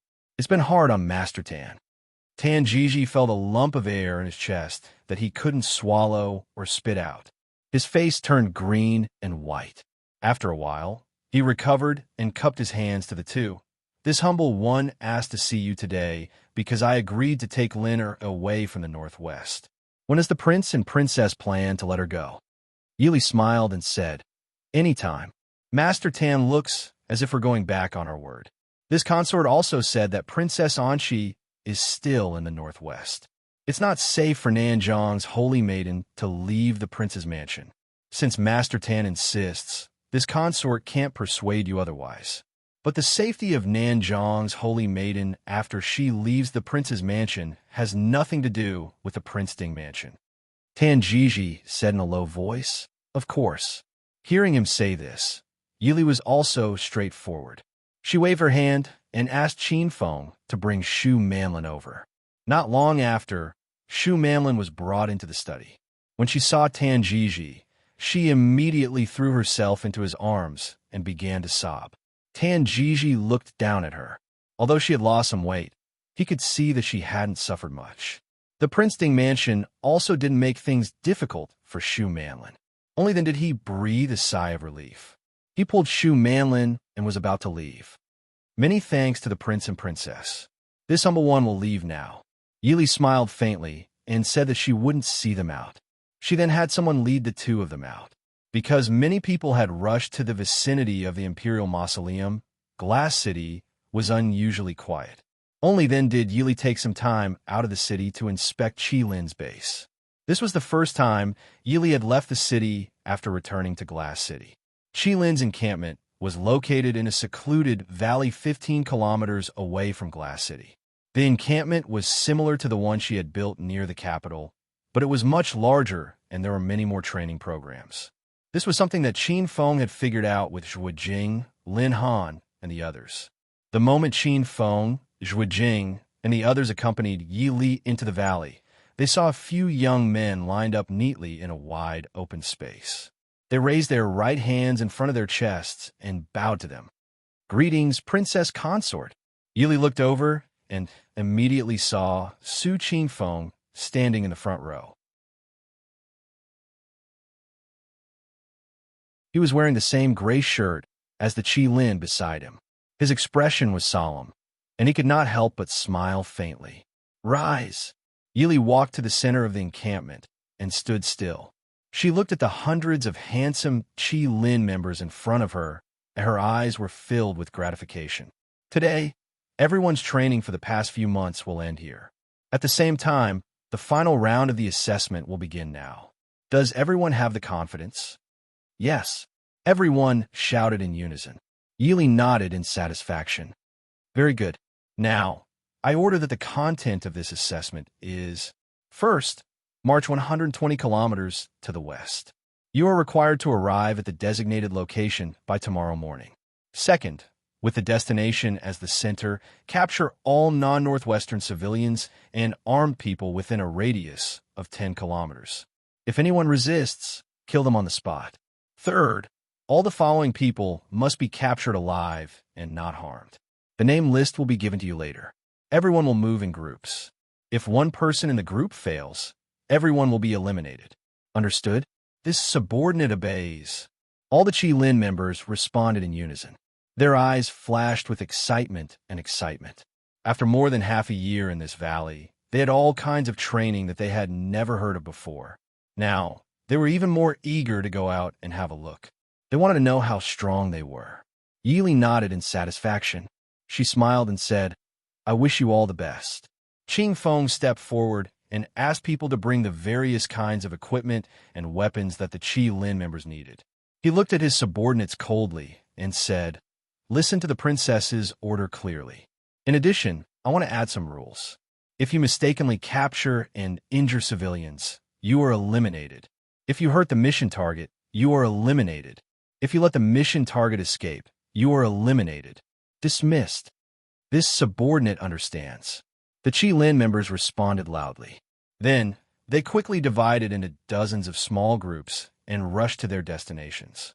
Yi Li and the others stood in the same place and watched their voices disappear in the valley. Zhuo Jing frowned and said, "Princess, according to the Shadow Guard's report, there are at least thousands of people gathered around the Imperial Mausoleum. Is it okay to only send these people?" Yili turned around and looked at Zhuo Jing with a smile. She said, "Although they haven't finished their training, they are already much better than you." Zhuo Jing, you don't believe them? Qin Feng, what do you think? Qin Feng said seriously, "If they can't even do this, then this subordinate would rather send them all back and choose someone else to train." "Princess, please don't worry. This subordinate promises that these people won't disappoint you." Yili nodded and said, "Very good. Then let's go. Let's see how their training is going."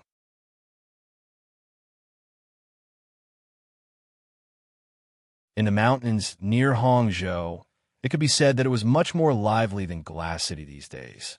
Although so many people suddenly gathered here, many people knew that something was wrong. They were probably fooled by Tan Jiji. But the charm of the Imperial Jade Seal was irresistible to most people. Originally, everyone just stayed in the dark and didn't interfere with each other's business. But one afternoon, when a group of people finally found the entrance to the Imperial Mausoleum, this place really became lively. Probably because they already knew about the Imperial Mausoleum, this time, many people brought along many tomb robbers. So it wasn't surprising that the entrance near Hangzhou could be found. But the entrance near Hangzhou could only be used to leave and not enter. Needless to say, it would take a lot of manpower to break through the door. If they weren't careful, they could collapse the entire tomb or even the underground palace. At that time, the losses would outweigh the gains. So the people weren't in a hurry. In the end, everyone even had the intention of working together to solve the problem of the entrance. Han Mingxi didn't go up to join in the fun. Everyone knew that he was a member of the Prince Ding mansion. Even if he wanted to go up, they probably wouldn't welcome him. So he just brought a few of his subordinates and followed from a distance, preparing to take advantage of the situation when the time was right.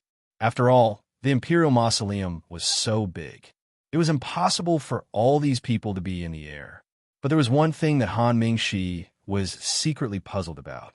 Even if this place was some distance away from Glass City, the prince and Wang Fei couldn't be completely unaware of the situation here. They actually left such a golden mountain and these people alone. It wasn't like Prince Ding's style and temper at all. Big brother, what do you think about this? Han Mingxi came back to his senses and asked Han Mingwei, who was sitting next to him. Ever since Su Zuidi died, Han Mingwei had been unable to recover. Mo Xiaoyao and Yili naturally couldn't be bothered to care for him because of Han Mingxi. They just threw him to Han Mingxi to take care of. No matter if it was for the sake of their brotherhood and Han Mingyue's life, or for the safety of the Han Mingyue clan, Han Mingxi would take good care of Han Mingyue and not let him cause trouble. These days, Han Mingwei had been staying in Han Mingxi's fu and didn't come out. Right now, he was completely pale and lifeless like a moving corpse. He didn't have the grace of Master Mingyu in the past. Han Mingxi really couldn't stand it anymore. This trip to the Imperial Mausoleum was his personal matter, so he dragged Han Mingyue along.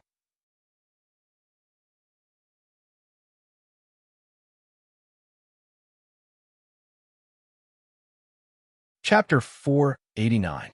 Perhaps because he did not hear Han Mingxi's question, Han Mingyue's eyes moved slightly, but he did not answer.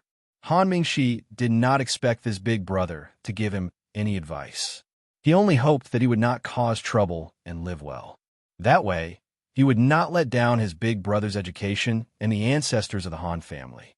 Thus, Han Mingyue's silence did not make Han Mingxi angry. He just casually leaned against the tree and said thoughtfully, "I always feel that Prince Ding will not let me earn money so easily."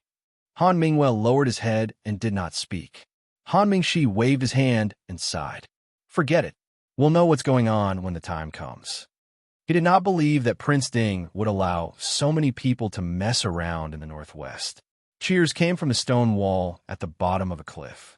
"It's open. It's open." The people gathered at the foot of the cliff were overjoyed. Although it had been a few days since they found the entrance, even with the world's best tomb raiders and construction experts gathered together, they still spent a lot of time to open the entrance to the Imperial Mausoleum intact. After all, they could not see anything from the outside and could not estimate what the mechanisms inside were like. One careless move could cause the entire mausoleum to collapse. At that time, what they would have to dig was not just the entrance door, but one or even several mountains. Fortunately, in the end, someone thought of digging a hole from the side and confirmed the position of the mechanisms inside. Only then was the entrance to the Imperial Mausoleum that had been hidden for hundreds of years opened. At the same time, this also proved that Tanjiji had not lied to them. The treasure map he had given them was indeed a treasure map to an Imperial Mausoleum. The person who came out from inside said with an excited smile, "This really is an Imperial Mausoleum. The underground palace is very far from here. This Imperial Mausoleum is very large. Quickly go and report to the master." Not long after, the people from all sides had arrived, and no one was left behind. Lei Tongfeng frowned as he looked at the entrance in front of him and asked, "This is the entrance to the Imperial Mausoleum of the previous dynasty's founding emperor? Isn't that a bit too stingy?" Someone in the crowd stepped forward and said, "Prince, you may not know, but this mausoleum is different from other Imperial mausoleums.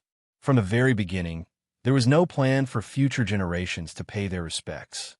That was why the entrance appeared in such a remote place. It was probably prepared to prevent tomb robbers. Moreover, this should not be the only entrance. Based on my deduction, this place is at least 10 miles away from the center of the underground palace." Lei Tingfeng nodded and glanced at the 7th prince and crown prince of the northern tribes and Prince Li of the Dechu state, and Mo Jingli, who were also standing at the side. He could not help but frown. Originally, he thought that the treasure map was a secret. However, after finding the place, he realized that everyone had a copy of the so-called treasure map. Lei Tingfeng immediately knew that they had been tricked by Tanjiji, but this treasure map was obviously real, and they had already found the place. Could it be that Tanjiji wanted them to kill each other and then reap the benefits of the dispute? Thinking of this, Lei Tingfeng's heart jumped. He was not in a hurry to enter the Imperial Mausoleum. Smiling at the people around him who were also staring at him, he raised his eyebrows and smiled, "Your Highness, Princely, seventh prince, what do you all plan to do?" Everyone present had different expressions, but they could not help but be wary of their opponents. They were all born in the imperial family, so they naturally knew what they would encounter in the imperial mausoleum. However, if others were to get there first, gold, silver, and jewels were secondary. But if others were to take the imperial jade seal first, then it would really be troublesome. Yalu Hong chuckled, carrying a caution and shrewdness that was different from the nomads of the north. He smiled and said, "This prince is just a little curious. The mausoleum of the founding emperor of the Central Plains has been turned white. Just send someone in to take a look." With a wave of his hand, a group of men dressed as guards standing behind Yalu Hong stepped into the entrance first. Lei Tingfeng narrowed his eyes, a dark light flashing through his eyes. He nodded and smiled. Prince Yalu's words are reasonable. Although the imperial mausoleum is inauspicious, there is no need for us to personally explore it. Forget it. You all go in and take a look. When you go back, you could tell Father. Behind him, a group of people dressed in golden brocade robes cupped their fists towards Lei Tongfeng and followed in. Yalu Hong and the others present were stunned. Those were the golden-robed guards of Jinnam Prince Gojoseon.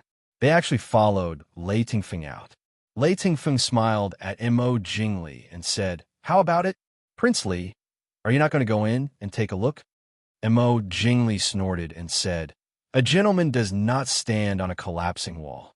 A mere imperial mausoleum is nothing in my eyes." With a wave of his hand, the guards standing behind him also followed in.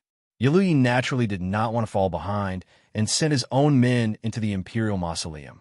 In a hidden place far away, Han Mingxi looked at the group of people who were still at the entrance with no intention of going in or leaving. He couldn't help but become angry. What are these people doing? If they don't go in, they will delay others. They won't go in. Han Mingwei, who had been sitting next to him and hadn't spoken until now, suddenly spoke up. Han Mingxi was stunned. He turned to look at Han Mingwei and asked why. Han Mingwei glanced at him and said indifferently, "Who are those people? If they aren't the crown prince of a country, then they're the son of a prince. They have high positions and power. They're not grave robbers. Even if they want the things inside, they won't personally take the risk. If they lose their lives, they will lose everything." Han Mingxi lowered his head and thought about it. He couldn't help but admit that his older brother's words were very reasonable. At the same time, he became even more depressed and angry.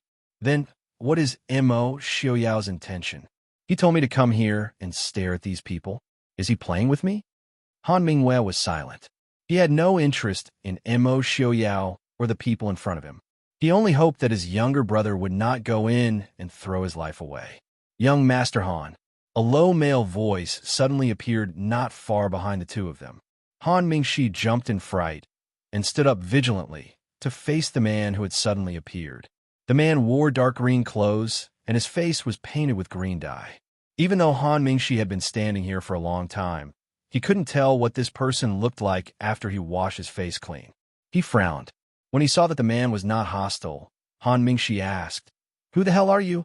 The man said in a low voice, "I am a recruit from Chi Lin Training Camp's 12th Squad.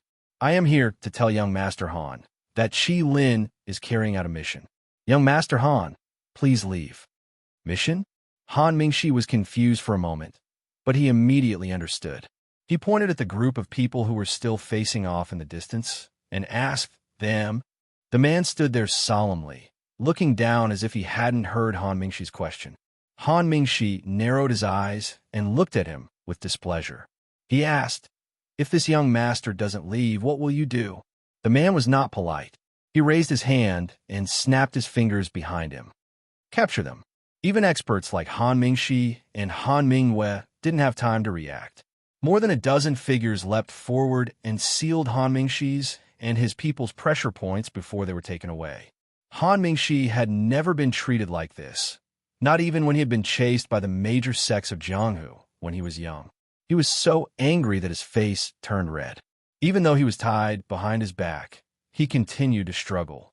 A man behind him walked over and patted his shoulder. He said in a low voice, "Brother Han, You didn't want to cooperate. We didn't have a choice. Don't worry, we'll let you go in at most 4 hours. We were just carrying out Wang Fei's orders. Please don't blame us. Han Mingxi turned his head in grief and anger. He had just said it casually. Who knew that these bastards would be serious? You're tuning in to the Romance Rendezvous YouTube channel. We're so grateful for your support, and don't forget to subscribe to join us on this incredible journey through captivating stories. Your generosity through donations truly makes a world of difference, as it's the primary source of revenue that allows me to expand and enhance this channel for you. Thank you from the bottom of my heart for being a part of this adventure.